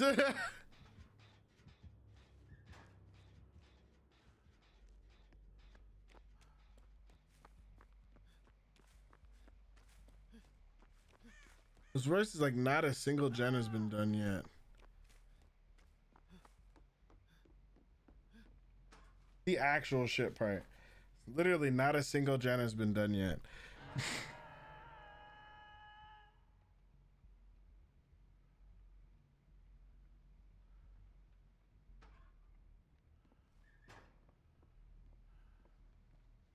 And he doesn't even have ruin because I checked. Yeah. That's like the shit part about it. He doesn't even have ruin. Not a single gen done. Man doesn't have ruin. And part of me feels bad and like wants to try to go for the save, but like there's no going for the save here, dude. There's no way the two of us are doing 5 gens, especially after homegirl killed herself for no reason and then other homie killed himself for no reason.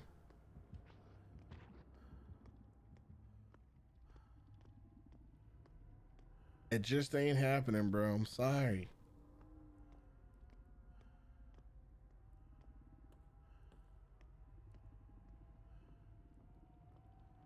I almost want to take off BT and start running open-handed again so it's easier for me to find the fucking hatch. This is the second hatch game at this point?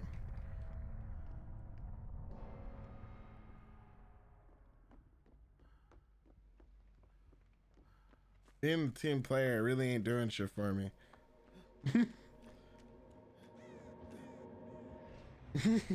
That's just it, being the team player.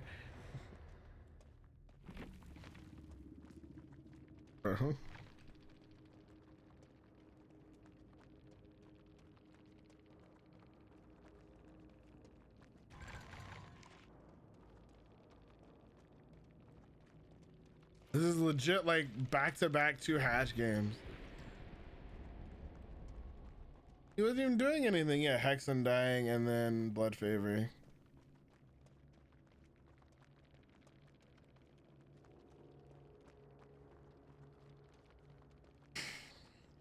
I feel bad for him, but he didn't have any points either. Like, we're not gonna take off just yet, but I'm considering it. Holy fuck, am I considering it, dude?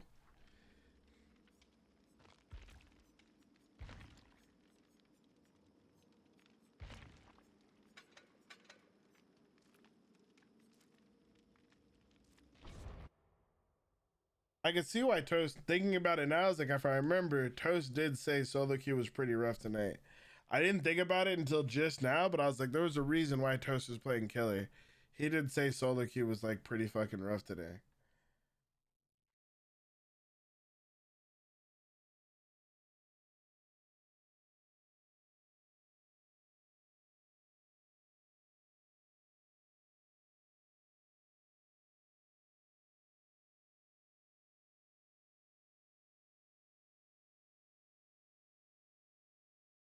It pretty much stays bad. That's what I've heard. I'm gonna take a piss real quick. Oh shit, that's the wrong ad. I did not mean to run that one. Fuck. Shit. My bad, Dark. Here, hold on. Let me get you out of there. I meant to hit the 60-second ad so I could take a piss, and I hit the 3-minute one. There we go. My bad, Dark. I got you out of there.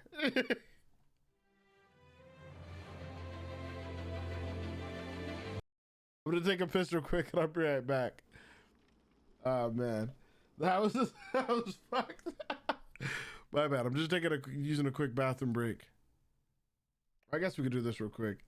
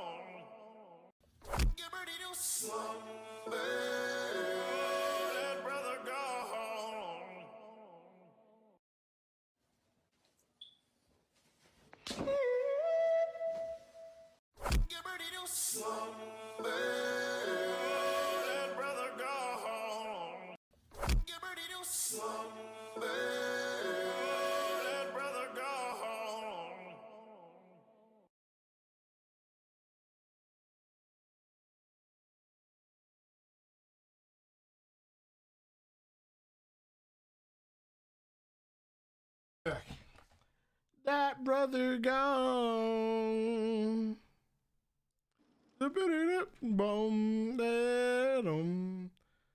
That brother gone.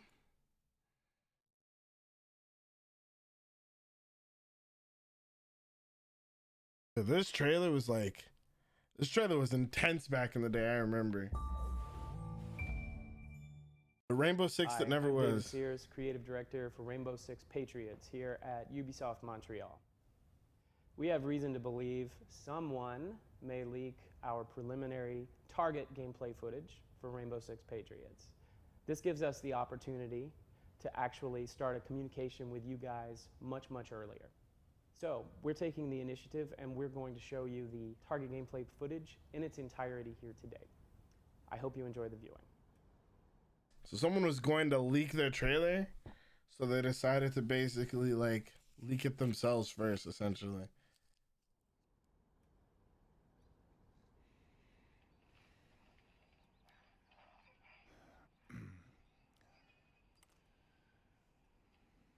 Shocking new video was released yesterday by a group identifying themselves as the True Patriots. The video showed...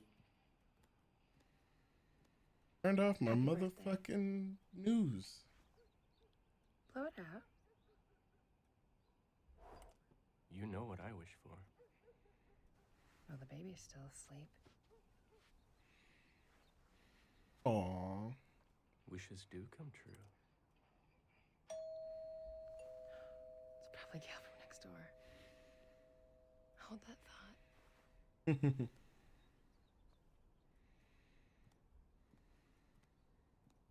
Hate to see her go, but love to watch her leave. Cindy! Get away from her! On the floor! Rise and shine. Happy birthday, by the way. Very nice place you've got here. You really did cash in on everyone else getting foreclosed, didn't you? Today you're gonna make up for that.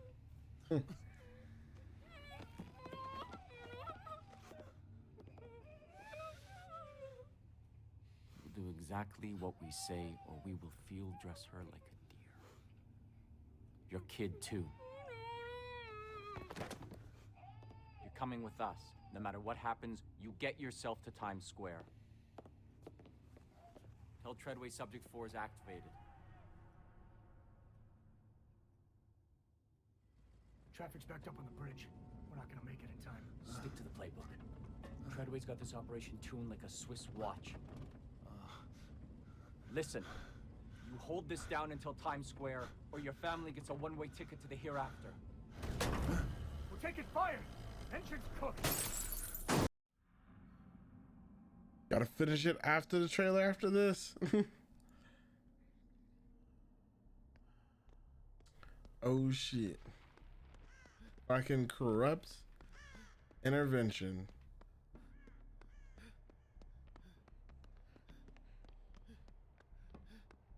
Personally, can't both be running away from the killer. She's AFK, so wrong. We both can be running away from the killer. For some reason I thought that was a hand and not a crow. Not gonna lie to you guys. Deadass thought that was a hand and not a crow. I was gonna be like, oh, they got like a new hand on the floor that crawls. That's cool. Like, nope, it's a fucking bird. Like, the fuck? It's a fucking plague. Of course it's a fucking plague.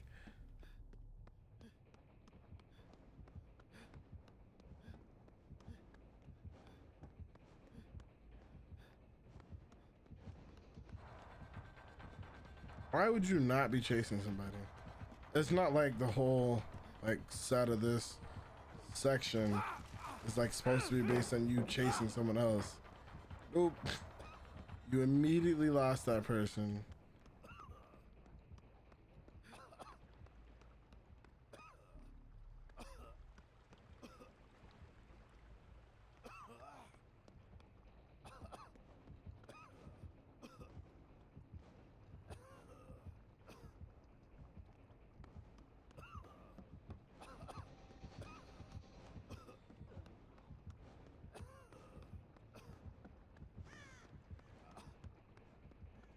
I want to know why this person is just standing there not working on a gen.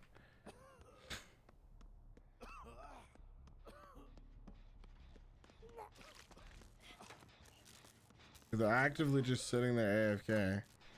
It's like mad irritating. Only because I can watch them just be AFK. And they weren't always AFK. They were here and now they're just not doing anything. They're also just not in the locker.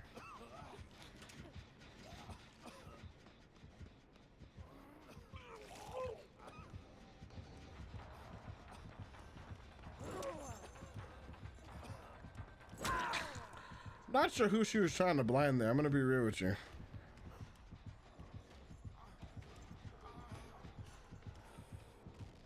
I'm thinking I'm out. Like,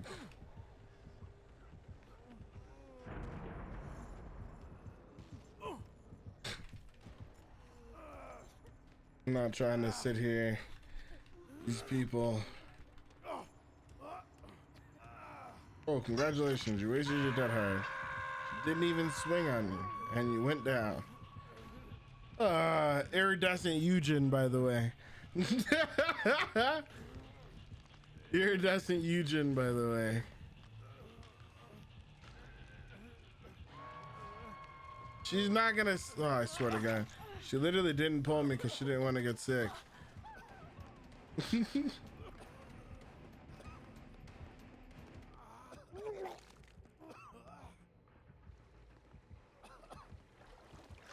Iridescent Eugen killing herself on Hook, by the way. This is gonna be another hatch game. Oh, I fucking got my. I'm fucking tilted. Made myself sick by vaulting the window I vaulted to get in here.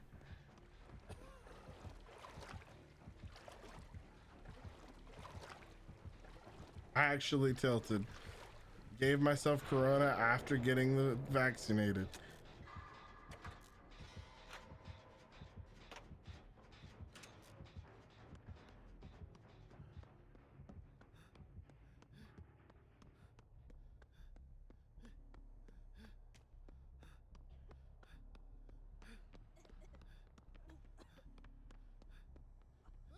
You're still infected. I can't do shit for you, fam. Just go fucking cleanse. What? Like, stop being stupid. Just go cleanse. She's only got like 2 things left anyway. Besides, the last thing I want to do is fucking sit here and try to do this shit with a million thanatophobias.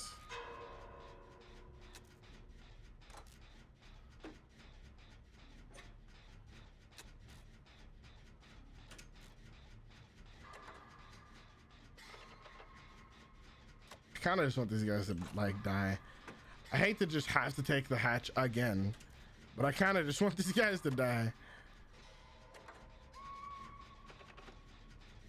At this point, dude, fuck it.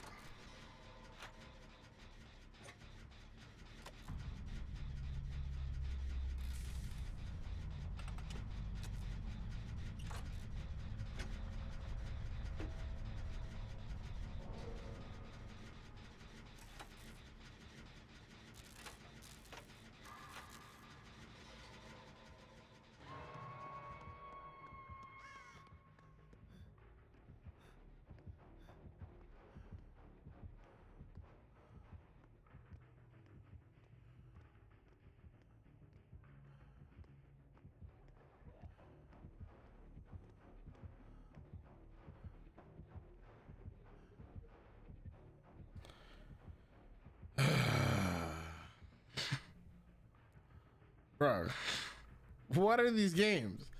Just 3 games back to back. Like, hey, I'm killing myself. Hey, I'm killing myself.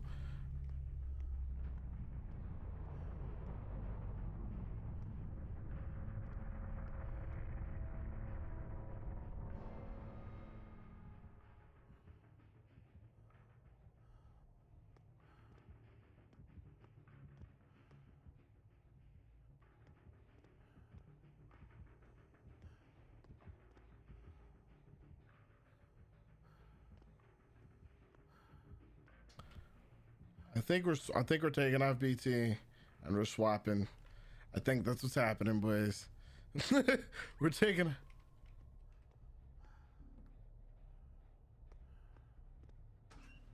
off BT and then we're fucking swapping open-handed. I'm fucking done with it, dude. Literally 3 games in a row.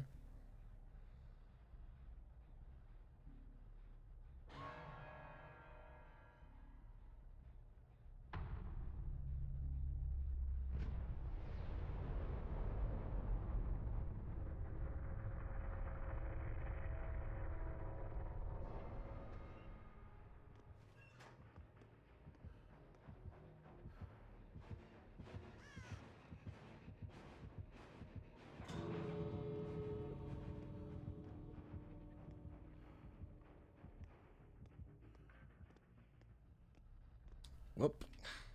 Good thing for me.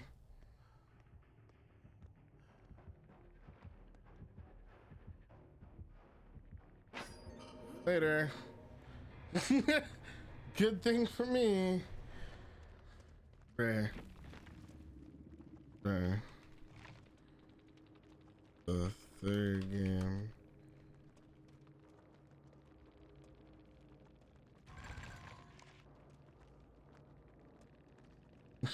Literally everyone just kills themselves. Like, these hatch weapons are pretty pog. I'm not gonna lie. These hatch weapons have been pretty fucking pog. And the least I could say is like at least these guys aren't like fucking slugging for the 4K. Because we for sure have had to deal with a decent amount of those too. I would 100% just wait it out at this point. But like, bruh, it's just so boring. But at the same time, like, why? Just why? All right, hold on. Where's open-handed?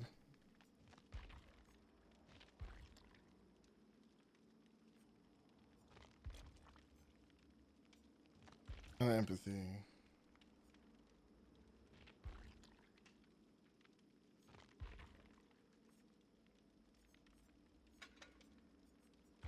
Just, bruh, I really just want to know why.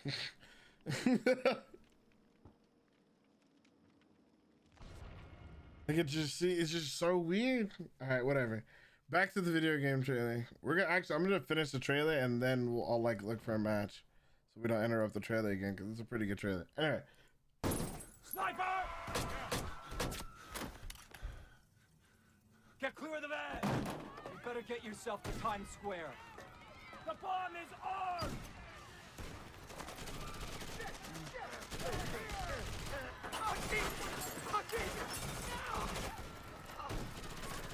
The van is on fire! Take cover!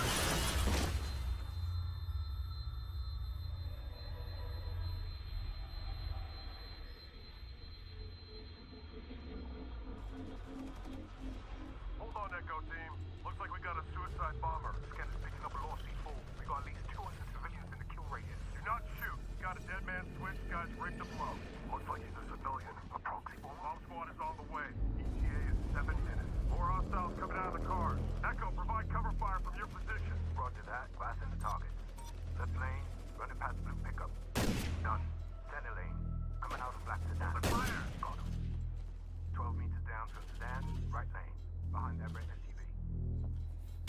Down. True Patriots are contained, but the proxy bomber's on the move. Echo, proceed to street level and intercept the bomber. Ropes are set. On your lead. Hostiles ahead. Take them out. This was after Rainbow Six. This was after Rainbow Six 2, by the way. Like the last Rainbow Six before this was Rainbow Six and Rainbow Six 2. We'll take right lane.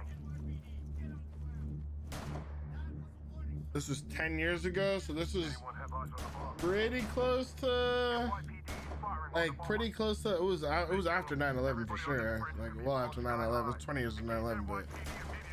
Are you ordering friendly fire? No time to radio now. Take the shot. Shoot your wound. They're down. Proxy bombers on the move. Echo. Back you had to make the decision about whether or not, yeah.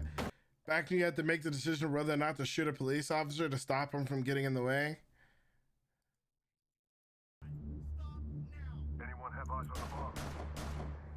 NYPD is firing on the bomber. If they kill him, everybody on this bridge is going to be blown sky high. Engage NYPD immediately. Are you ordering friendly fire? No time to radio now. Take the shot. Shoot your wound.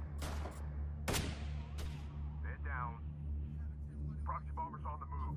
Echo, go intercept.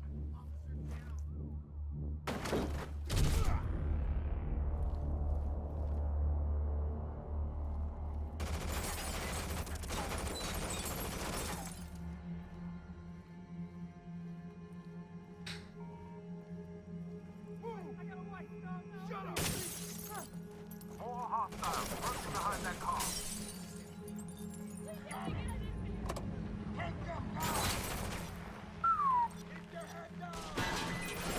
Take down those hostiles.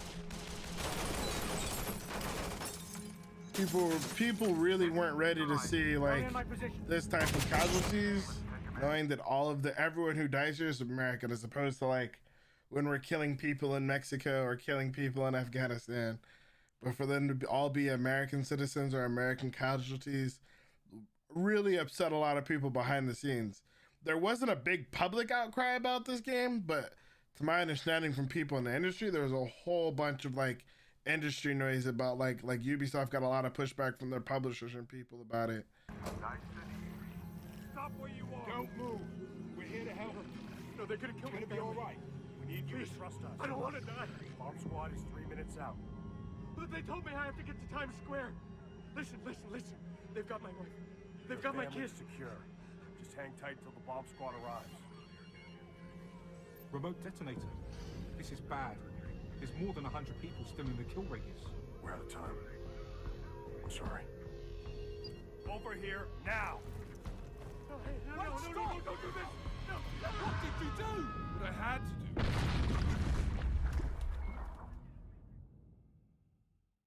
We hope you enjoyed the viewing of Rainbow Six Patriots target gameplay footage. If you want to know more, check out the December have this issue magazine of Game Informer still. magazine and look for Rainbow Six Patriots in 2013. The fact that they had to shoot police officers to stop police officers from making the situation worse. A bunch of American and civilians got killed. And the fact that like they threw the guy over the bridge or whatever, basically, was like apparently way over the line, basically. Can't do that. It's inappropriate. Yeah. Feels back. So I honestly felt like that video, like I honestly, that game could, mind you, this was like, wasn't actual gameplay, but like I still felt like that game would have been lit. My opinion, just my opinion on the situation, but I feel like that game would have been like fucking fire. But that's just me. I don't know. It seemed like a really, really cool game, really strong premise. And I don't know, man. But you know how people be, especially nowadays. Back then, maybe not so much, but especially nowadays, you know how people's be.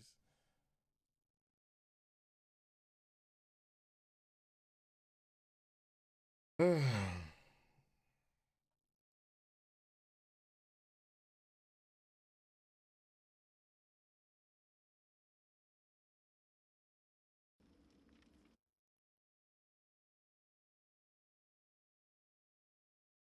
no, this was still technically Nazi time frame because, like, I would say, like, the only people you were allowed to kill though were like terrorists, Nazis, because this was still pre-COD. I think World at War was the big Call of Duty that had Nazi zombies, and I want to say even like Inglorious Bastards was popular in the time frame. But the problem was you could only kill Nazis or terrorists. Like, you could kill Nazis, you could kill terrorists, you could kill Koreans, you could literally kill anybody except Americans during this time frame. Funny, as I bring this up, I look at my Twitter timeline and it's like, speaking of killing Koreans, North Korea launches suspected missile. What the fuck? Bruh. I mean, these guys, bruh, I'm just saying.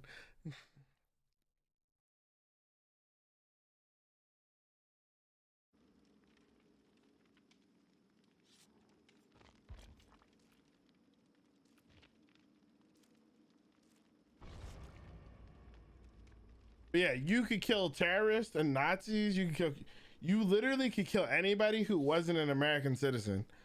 And you couldn't show any battles that showed Americans like unfavorably, because there was another game like that was going to be built around the time frame called 6 Days in Fallujah that was about the Battle of Fallujah.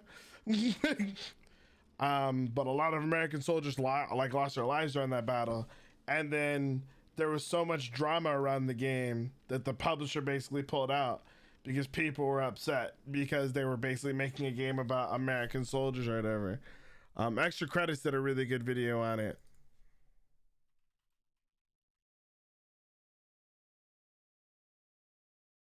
Oh, they still have the trailer up for it. My name is Jason Kyle. I was a sergeant with Lima Company, 3rd Battalion, 1st Marines.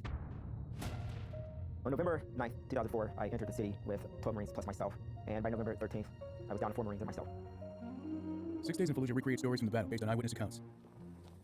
One squad has already walked down this alley, so we're just like walking down pretty confidently, and like these guys just open up. Doesn't look like a bad game either, especially considering its time. Wait, is this a new game? Did they actually get green? Wait, it's like, wait, this is March 2021. I was like, this doesn't look bad.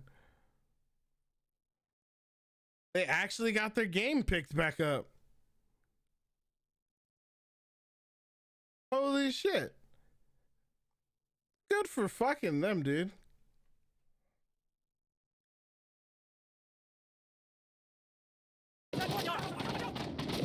Suppressing fire! That was the go command. One tap issues orders to your team based on what you're pointing at. Pin enemies in place with suppressive fire while you flank. I was gonna be like, this game looks really good for like a 10-year-old game.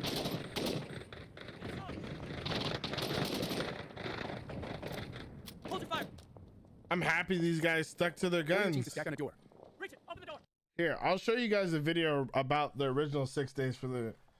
I was gonna say for his time, I was like, holy shit. I'll show you the story. I was like, wait, this looks really fucking good for its time. For its time. Listen.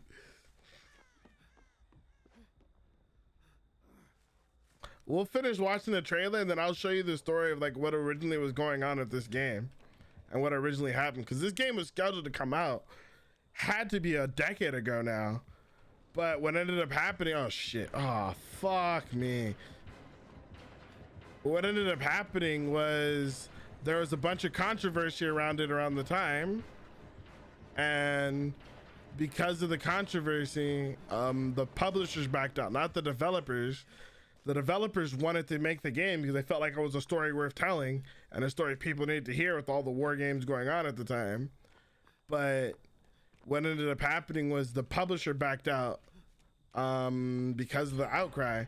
Sillily, stupidly either, which sucks. And it's like one of the things you'll see. I'll show you the video for it for its time though. Oh, what the fuck? Bro, no, bitch. That's that shit I don't like.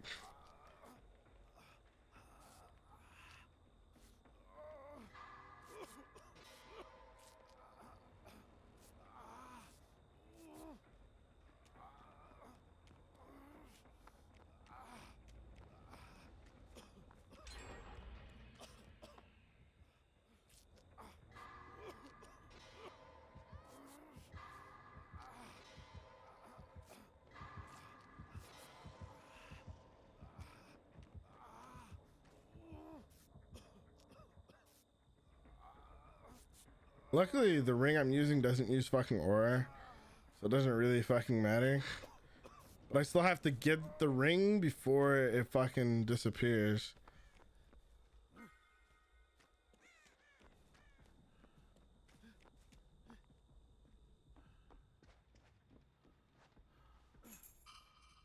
And I put it here to make sure we don't lose it.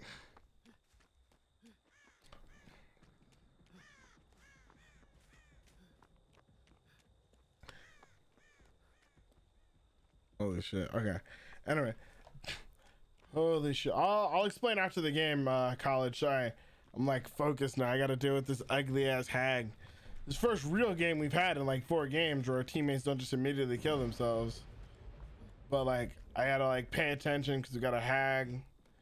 Hag is running fucking hag perks, hag strats, and Franklin's, of course.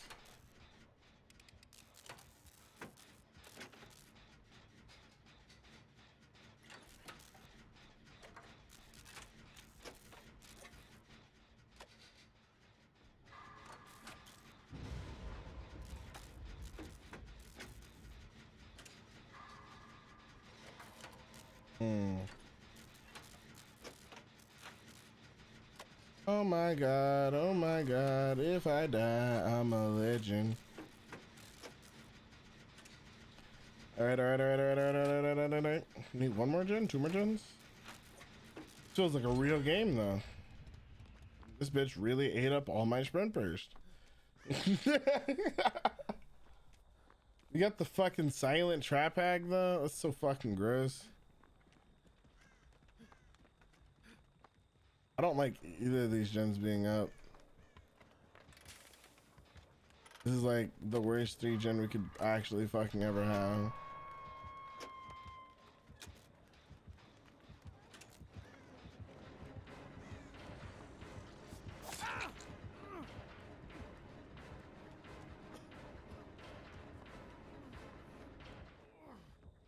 Going down, yep. Don't struggle. It'll be fine. Don't struggle. Give me some time.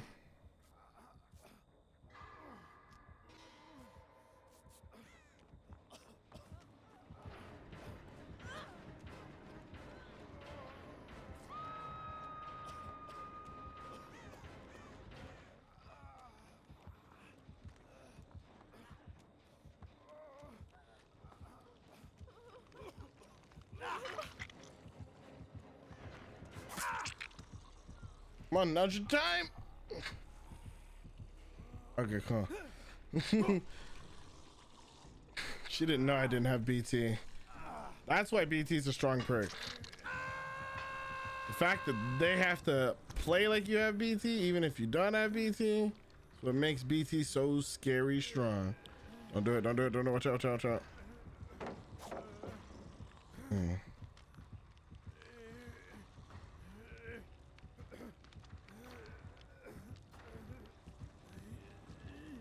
Bro.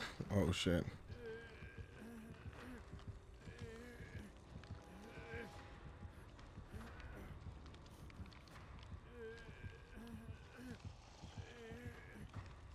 Only downside is none of these fucking guys are healing. And they didn't bring a boon or anything to heal either.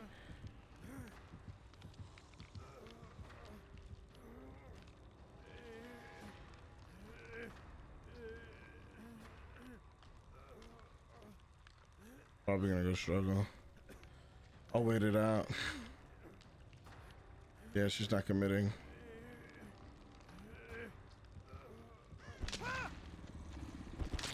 I'll wait it out. Normally I would struggle, like try to at least go for one Kobe, but I'll wait it out and give him the opportunity. Okay, you have 2 plays here. When you actually, like, if you're going to try to save, you have to commit to the save for it to be worth it at all. For starters.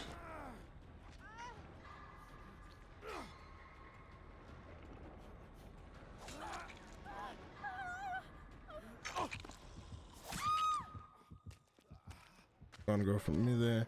Wanted to set that trap off. Alright. First thing here, immediately get distance, heal. Not a crazy amount of distance. Just enough to make it worth it. Oh, she's basement. Fuck. This isn't like GG for the game, but I don't think like basement in this scenario without BT is like rough. Even with BT it would be sketch. But me being the only one who would have even had BT and also being dead on hook, it would be mad sketch. Unfortunate.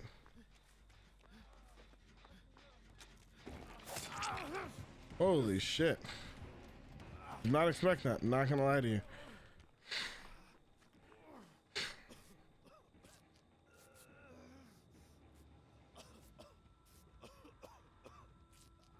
The weakness here is no one besides me having self-care. Like no self-care, no boon, no medkit. Even if she had medkit, she's had Franklin's. Like there is that, so like fair, but like.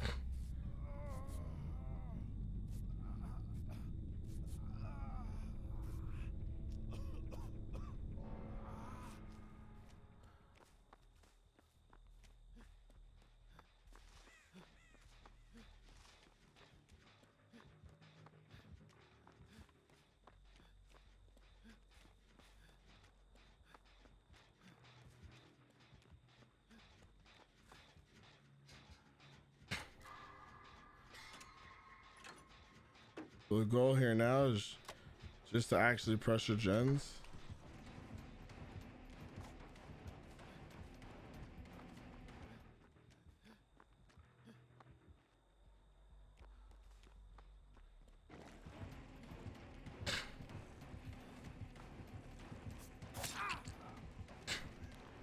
The goal is to pressure gens and push her very far away, if possible. Looks like they found each other in healing, which is good. So that's pretty much the only play here. I mean, I have my end game play, but the only play to like gets somebody out alive or to gets us all out alive is like constantly pressuring the gen and then pushing out.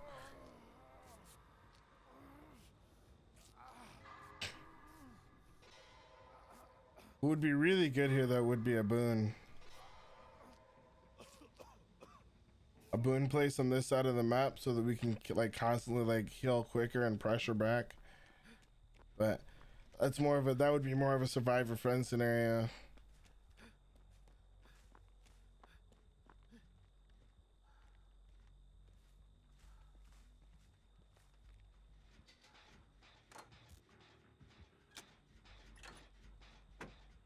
I don't think she can port to this without me activating it though. I'm pretty sure I still have to activate it. It just doesn't pop.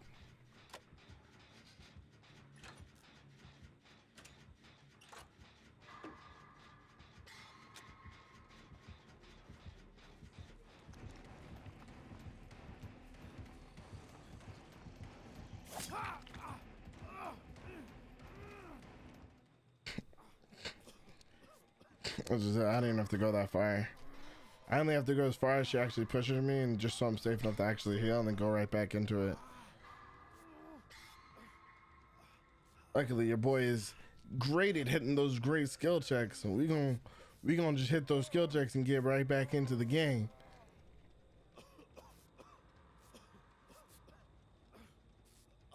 If he doesn't get a hit on her, I'm just gonna immediately force her back. I'm not even gonna stop to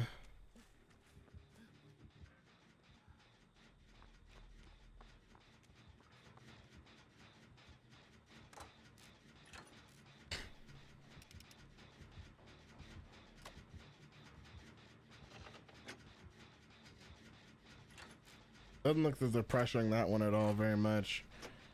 But she's trying to. She's not actually getting gen time on it.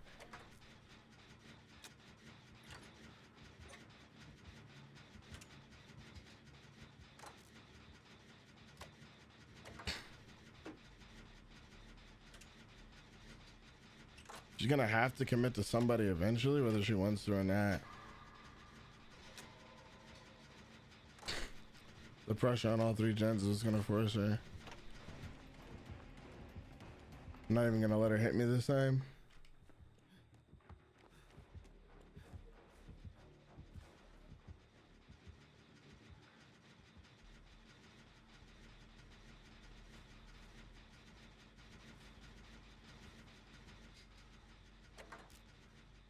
Shouldn't be here. Unless you have adrenaline.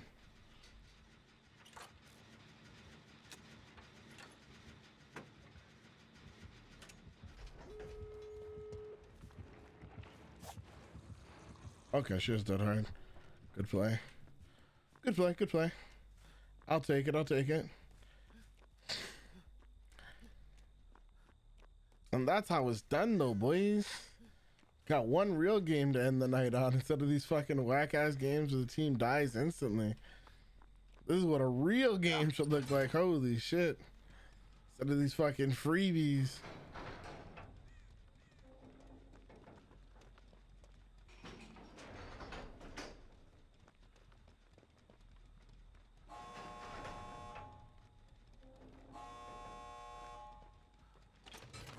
Oh shit, fuck. Okay.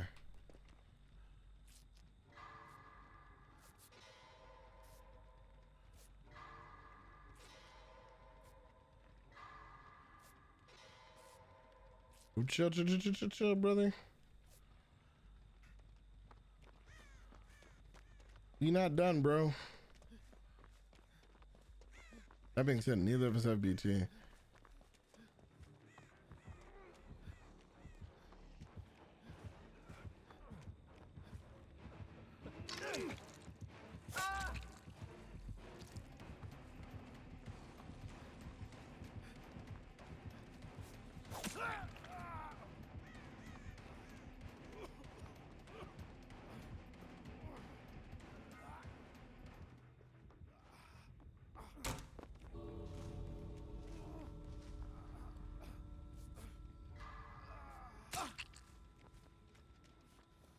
The D strike. The D strike. Let's go. The D strike. Let's go.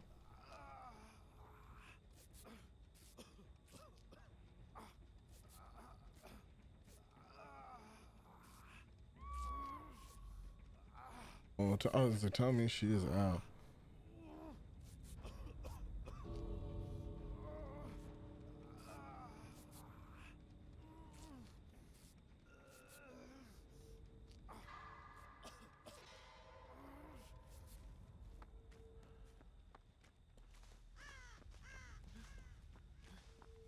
Easy. Easy game. Easy life. Easy game, easy life. Let's go, boys. Let's go, boys. Let's go. Outside. Industry. That's a game to end the stream on. Woo, buddy. I feel like I should have been more hype about that, but that was pretty hype. It was fucking Rucky Shackles, dude. And plus the fucking cicada. The Shackles plus the cicada, dude. Franklin's Undying. Did you hold up? My guy. Right. Franklin's one key. Really? My guy. My dude.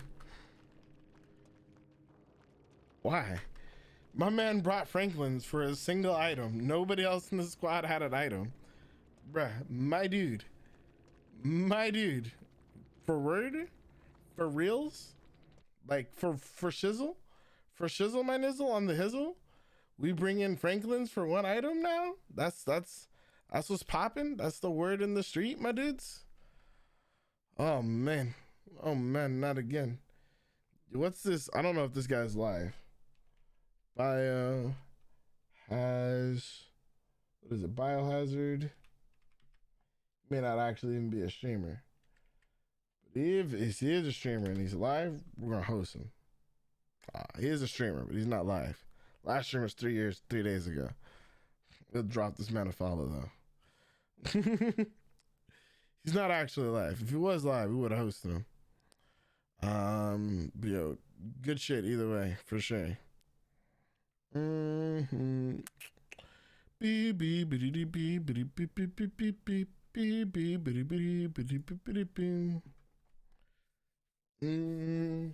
right. See if we ever got to change his breaks. Maybe. We're probably gonna host Space because I'm probably gonna be in there watching him play VHS. Yo, he's upset. He's upset, guys. Anyway, so we're gonna watch this trailer for 6 Days of Fallujah real quick and just kind of see this play out, and then I'll explain to you like what the actual 6 Days of Fallujah, or what happened, like what the story of this game is. I'm assuming the two are related because they literally have the same name and the publishers didn't give up the name, and it's been made by the team who's in Fallujah, which is what the first game was being made by. So it's actually kind of crazy to me. But anyway, let's run this back.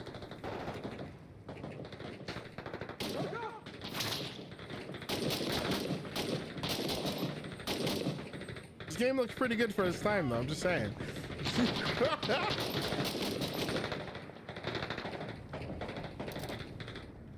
Hold your fire!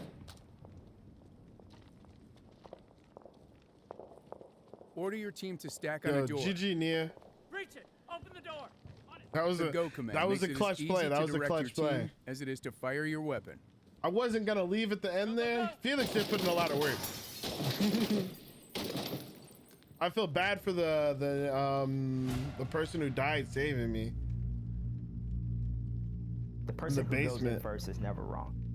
They have the most to fear. And as soon as I walk in, I see a machine gun right in front of my face, maybe 10 feet, 15 feet from me. Every time we would go into one of those buildings, you never know what to expect. You don't know the layout of the house until you get in there. And then you still don't know it until you go all the way through it. Room clearing, house clearing, it's different every single time. Marines and soldiers never knew what was waiting for them behind the next door. And if you want a realistic experience, neither can you. 6 Days in Fallujah reshapes the battlefield every time you play. Oh shit. Each room, each building, even the entire neighborhood is generated procedurally. Whoa. Every map is a new map. So just like actual combat, you'll never know what to expect. You hear that? Oh, that was a YouTuber? Who is it? I know, but I don't know all the YouTubers, but I know a decent amount of the YouTubers. Well, I guess I know. Let me rephrase that. I know the good YouTubers, so I probably don't know this guy. Nah, actually, to be fair, this guy actually had a pretty good setup. Like, to be fair, the fucking shackle. He played the shackles well. Like, he played his game well. Tilted how he like had to like cap me out. That's just how you have to play a hack. So I'm not gonna give him shit. He seems to be upset. He said I sounded fat, so I'm assuming he's upset that I said I was streaming the match. So I'm assuming I guess he took it personally that we 3-man escaped on him. But yeah, I guess. I didn't even I'll be honest, I cared more about my team. I didn't even check to see if the guy was a streamer or anything. So I was just like, bro, he lost. Like, you're a loser. No one cares about you. Yeah, I honestly I was talking for a little bit because I was like, why'd you bring Franklin's for one item? And then afterwards, like, he got salty about it and he came to the stream and I was just like, I mean, okay, I guess be upset you lost. Like, you got 3 escaped on in a situation where you probably should have been able to clutch a win, to be honest. considering we weren't survivor friends and there was no like actual communication with us, he should have been able to clutch that win out, especially like getting me to stage 2. Like his only one real mistake honestly was probably not like confirming the kill for me. If he was gonna play that hard for the kill on me, he should have confirmed it. But yeah, no, he fumbled hard there.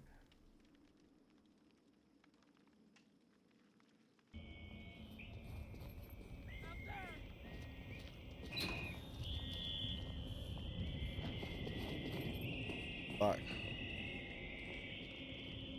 Watch that door! Yep! I thought he was gonna send him.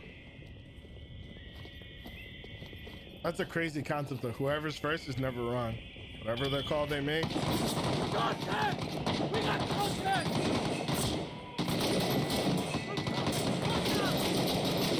I didn't even see who the fuck they're shooting at. I've got the HD screen.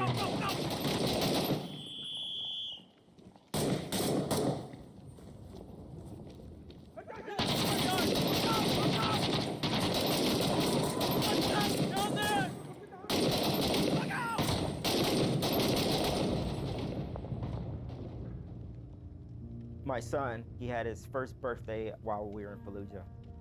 I wanted to take a picture.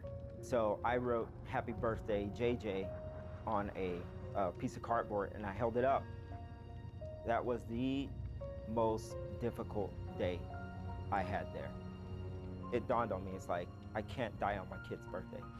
And that's all I thought about all day long. Yeah, GG's dying too. on my kid's birthday.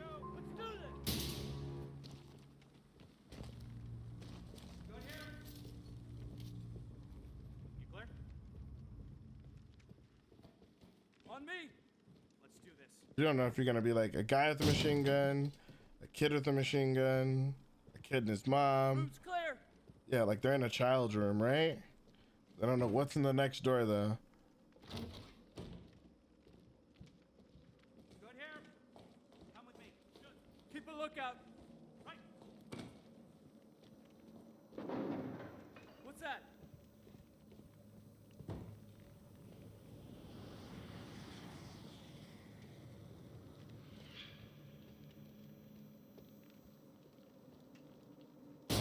On our left! Who's there? Step out! Salim, Nefsik! So just think, you know, you have this Marine, you're amped up, you know, you got all this adrenaline going through, you kick that door down and it's like family of 4. And I'm talking to the dad, I'm like, dude, like, why are you still here? And he's like, عن طريق التلفزيون طلع بوقتها هذا اياد علاوي كان رئيس الوزراء قال ابو مصعب الزرقاوي موجود في الفلوجه وراح احنا نهجم وناخذه. فلذلك الفلوجه نقدر نقول من بيرة العمليات طلعوا. وعائلتي وعائله ابويا الله يرحمه طلعت. فابويا بقى راد يبقى قال ما اطلع. تعرف اهل الفلوجه القدماء ايه يعني هاي بالنسبه لهم عار بانه يطلع محتل جاي ويطلع من قال ما اطلع هذا ابقى. قال اموت هنا يابا اطلع قال ما قلت له لا عاد اني وين.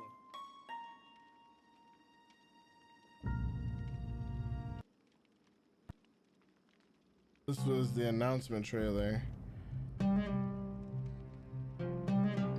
I'm curious about this now. We've fallen down the rabbit hole, boys. Saddam had been captured. The Iraqi army scattered. Lawlessness and fear gave Az-Zarqawi his moment, and he was prepared. They seized Fallujah, and the city was the first to suffer under their black banner. These terrorists were armed to the teeth. No one would fight against them.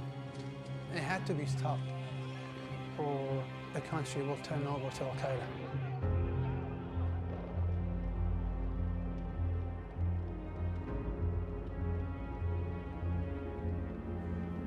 It was a fortress. It was a well-prepared city, buttressed, waiting for us to come. The only way you can clear a city is you have to search every house, you have to search every room, and you have to root out every insurgent. We sustained hundreds and hundreds of casualties. A third of my battalion was killed or wounded. It was the bunkers they would build inside houses. And you would go in the house, it'd be all quiet.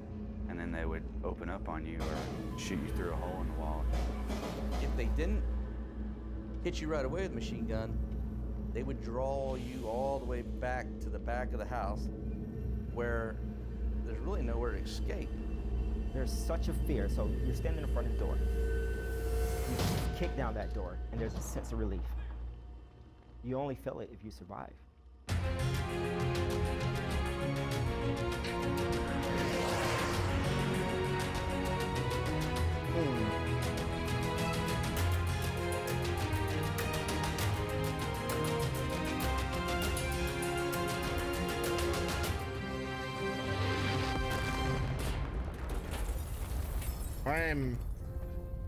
I'm happy that the developers of this game were able to see their vision through, even if it took them another 10 years.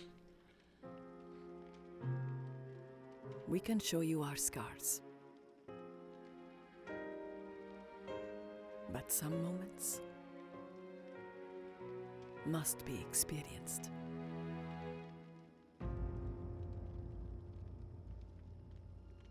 I don't know who's publishing it or if they're self-publishing. I think we've done a really good job of appreciating. That's going to be really important. Members. I think we've done a very poor job of telling the actual story of what happened.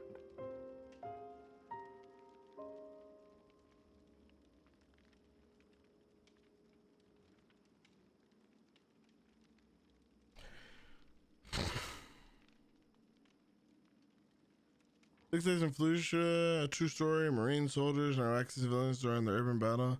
Player-led fire team.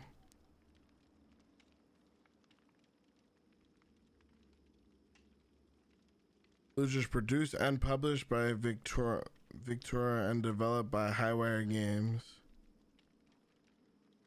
which is led by many of the original Halo. Hold on.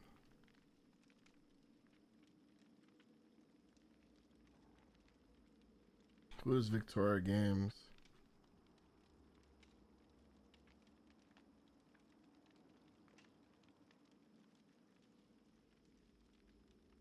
I want to know who this studio is. Is this their first game? Atomic Games. So I guess Atomic became Highwire, or at least merged with Highwire or partnered with Highwire to make this. But our first game recreates the stories from one of the toughest battles. Okay, so this is a brand new studio and publisher that's doing this. It might even be made by them.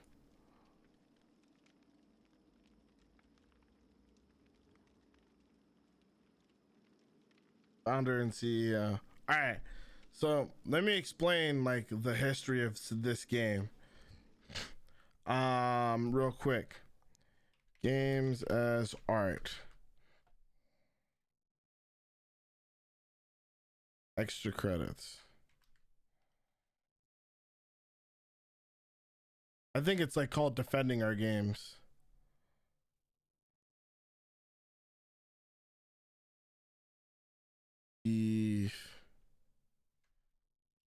Defending Our Games. Facing controversy. All right.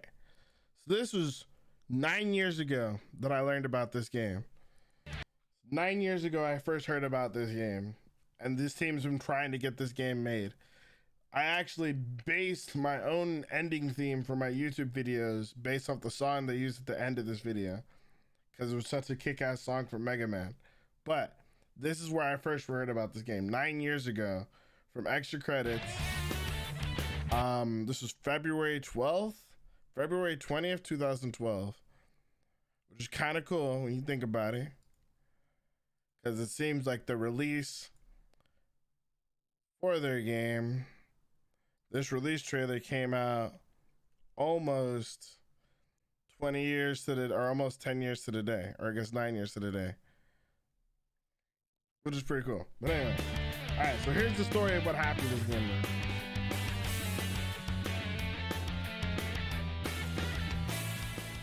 Hey folks, in light of recent events, I think it's time to revisit an old topic, standing up for our medium. Now, video games are no stranger to controversy by any means. Like most new media, games have experienced their share of growing pains. We've had them all. Video games cause violent behavior, video games encourage crime, video games cause addiction, video games socially cripple children, video games cause obesity, this game's a porn simulator, that game's a murder simulator, games cause this or that school shooting. Good times. It's not fun, but it's all part of a medium's journey to respectability. Now, controversy is bound to keep flaring up as games grow, and there's nothing we can really do to prevent that. That's not what I'm here to talk about. What I'm going to talk about is what we can do. We can make a difference with the way we react to that controversy when it arises, and frankly, that's an area where we need to improve. The sad truth is that game makers aren't weighed on the merits of their work. They're judged by the name of their medium. When controversy arises, our opposers don't look at a game studio and see a team of artists. They see a team of toy makers who've gone too far, like a branch of Mattel gone rogue. That the industry is viewed this way is pretty shameful, but perhaps even more shameful is how rarely we stand up for the work we do. Let me give you an example. If you keep up with game news, you probably heard about 6 Days in Fallujah and the huge fuss surrounding it last year. For everyone else, here's the skinny. 6 Days in Fallujah was a third-person combat simulation about the Second Battle of Fallujah. It was being developed by Atomic Games, who intended the game as a sort of documentary. The story goes that Atomic was doing some side work helping the US Marine Corps develop training tools when the battalion they were working with was called away to Iraq. When the men returned, they started telling the Atomic dev team all about their experiences in Fallujah. Now, many of these Marines were young guys who played games, who probably considered games to be one of their comforts out there in the desert. These guys came back and told the developers at Atomic that they wanted people to understand what they had experienced, even just a small part of it. They asked Atomic to make a game about what they had lived through. Now, for those of you who don't know, greenlighting a project... They were asked by the soldiers who were there to make a game about what they'd been through. Like this is a big risk. So not just someone like trying to cash in on some crazy battle that just happened. These were basically people who worked essentially side by side with the people who went through the experience itself. It's not something you do unless you really, really believe in the project. And to their credit, Atomic went for it. The project was slated to be published by Konami, but after the game was announced, it was met with a... Cause you know, Konami guys, we all know how spineless fucking Konami is. If it doesn't make us money, it makes us look bad. Fuck that. Why would we do it? Fucking Konami. Yep. Hailstorm of criticism.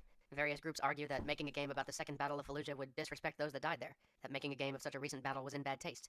In response to this controversy, Konami decided to bail, and Atomic was left without a publisher. They never found a new one, and the struggling studio pretty much folded soon after. Now, if I may briefly address Konami, you guys are great. I love many of your games, and I know the pressure you're under as a business to maintain your brand, but some things are just more important than that. Now, if you really, really believe from the beginning that 6 Days in Fallujah was in poor taste, you would never have given this game the go-ahead in the first place. I mean, you're not dumb, you don't go around publishing games without thinking about it, and you had to know this game would probably stir a little controversy, so why run for cover at the first sign of dissent? By caving in, you validate all of the accusations. You legitimize slander founded in ignorance, and you guarantee a larger outcry the next time you consider a project like this. Don't believe me? Watch this.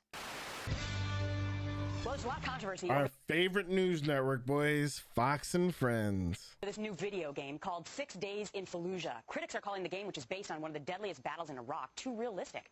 For a fair and balanced discussion, I'm joined by the game developer... Fair and balanced, by the way. Peter Tamti, Captain Reed Alejandro, and he led a Marine company in Fallujah and lost 13 men there. He's now an advisor on the game. And Tracy Miller, who's against the game because she lost her son. Mind you, not to speak on her because she did lose her son, but it's like you've got the person making the game, a soldier who was there who's an advisor on the game, and then someone who lost a family member there. Not to say that she has any less right to like whether or not something should be made. You get what I'm saying? And then part of it, it's clear that she doesn't even understand game because she's just like, if you'll see. In that battle. Good morning to all three of you. A lot of people see these video games and such that basically, you know, have war involved in them, real life experiences that happened, and sometimes they get kind of a sad reaction to the fact that we would relive this. Why make it into a game? Well, you know, about only half or so of the young adults that we've surveyed are familiar with the Battle for Fallujah. And here we have one of the most historic battles in the history of the country, and most young adults aren't familiar with it. Captain, are you actually saying, because I know you advised on this project, but are you actually going to say that this is a way to honor the men who died that day? Well, I wouldn't necessarily say it's a way to honor the men that died that day. What I would say, it's more of an honor for the people that fought there. Tracy, my condolences to you. See how she frames that? Like, it's not about whether or not it's an honor to be a part of the game. It's not about necessarily honoring the fact that they're there. It's about educating people about their story, making sure that people actually understand what happened there. Because as he said, most of the people they surveyed, even when making this, despite the fact that this was one of the most historic battles in American history, and most Americans don't even know what it is. You lost your son. You lost your son in this battle. I can never put myself in your position, but explain to me whether or not you think that this game is an honor to your son. You know, it's complicated. I don't.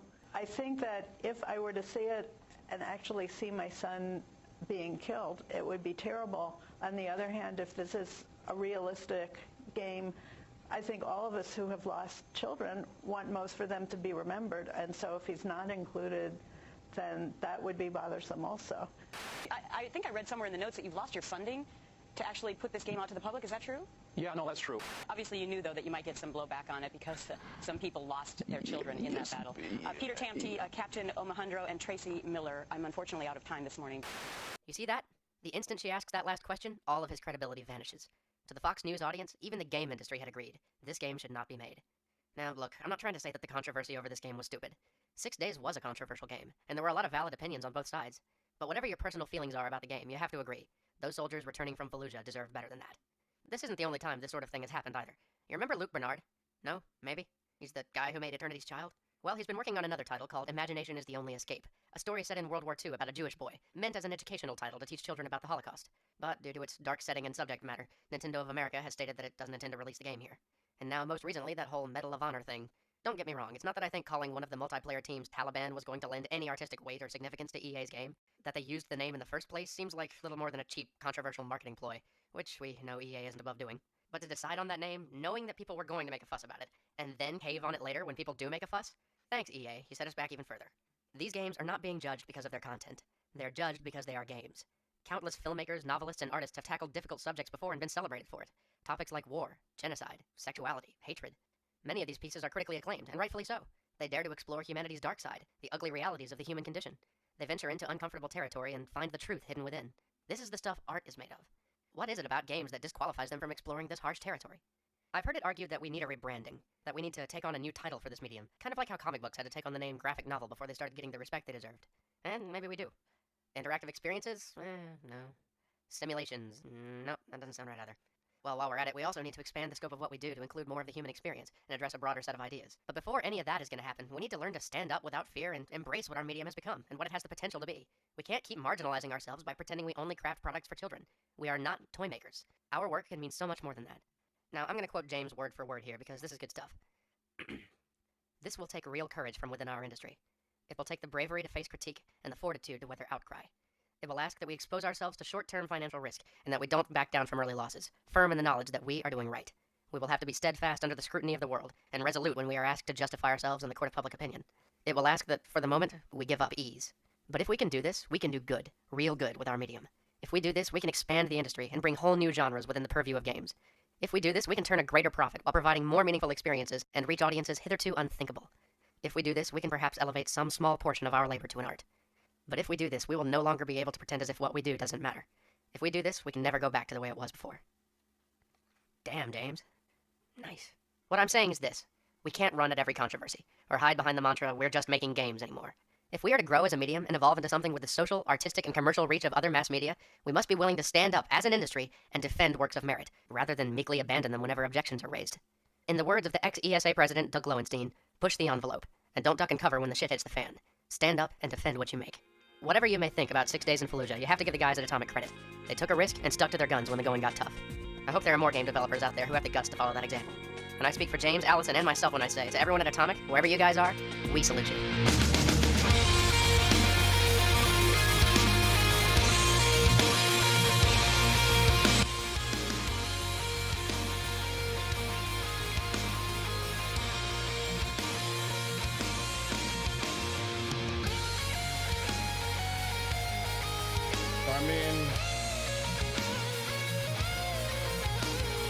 As we can see, 9 years later, developers, Haywire Games, and Atomic Games, 9 years later, 6 Days of Fallujah, 2021.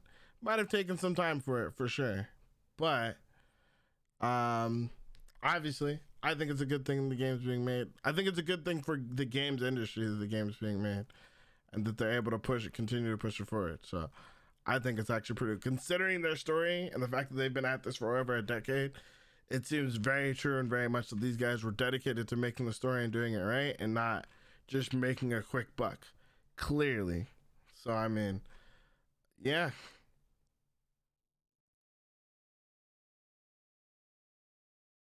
But either way, I'm kind of excited to see the games coming. Have to show this to our boy to see what he thinks about it. But either way, now that we've gotten through all that, that's gonna do it today for me.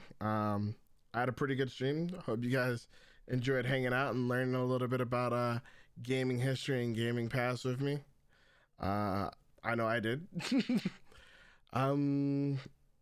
It's good as finally exactly. I think it'll be a pretty good. I for sure am gonna check it out regardless of what happens, just to see how it plays out. Because I mean, these guys have clearly put their hearts in it and were clearly actually dedicated to the project as a whole, which is, in my opinion, the most important thing. But either way from there, I am going to send you guys. I think we're gonna hang out with Space, send you guys over to Space. And he's gonna be out for a bit. This is pretty much the only person I can think of that know on. I think if he's still on, let me make sure he's still on. He may have hopped off. No, he's still on. Yeah, I'm gonna hand you guys to Space. He's playing some VHS. I've been watching a lot of VHS. I actually think it's pretty cool. I think some people who've seen it before may end up enjoying it themselves. But either way, I'm gonna get out of here and get some rest. I'll see you guys tomorrow. YouTube videos coming soon. If you don't know where to find them, check the Discord. If you're not in the Discord, join the Patreon. But until next time, ladies and gents, my name is Shinobazu, your gaming internet ninja. I love you guys, and you guys have a good night, all right? Oh, also, Session, we got to catch up a bit too. For those who want to go and raid, you guys know what to do. Y'all know what the raid message be. He's in between matches right now, so there's not a lot going on, but y'all can still hit him up. I'll see you guys over there, all right? Much love and respect. Until next time. Okay. Thanks. Bye. I guess I should do the ending screen. Yeah. Bye.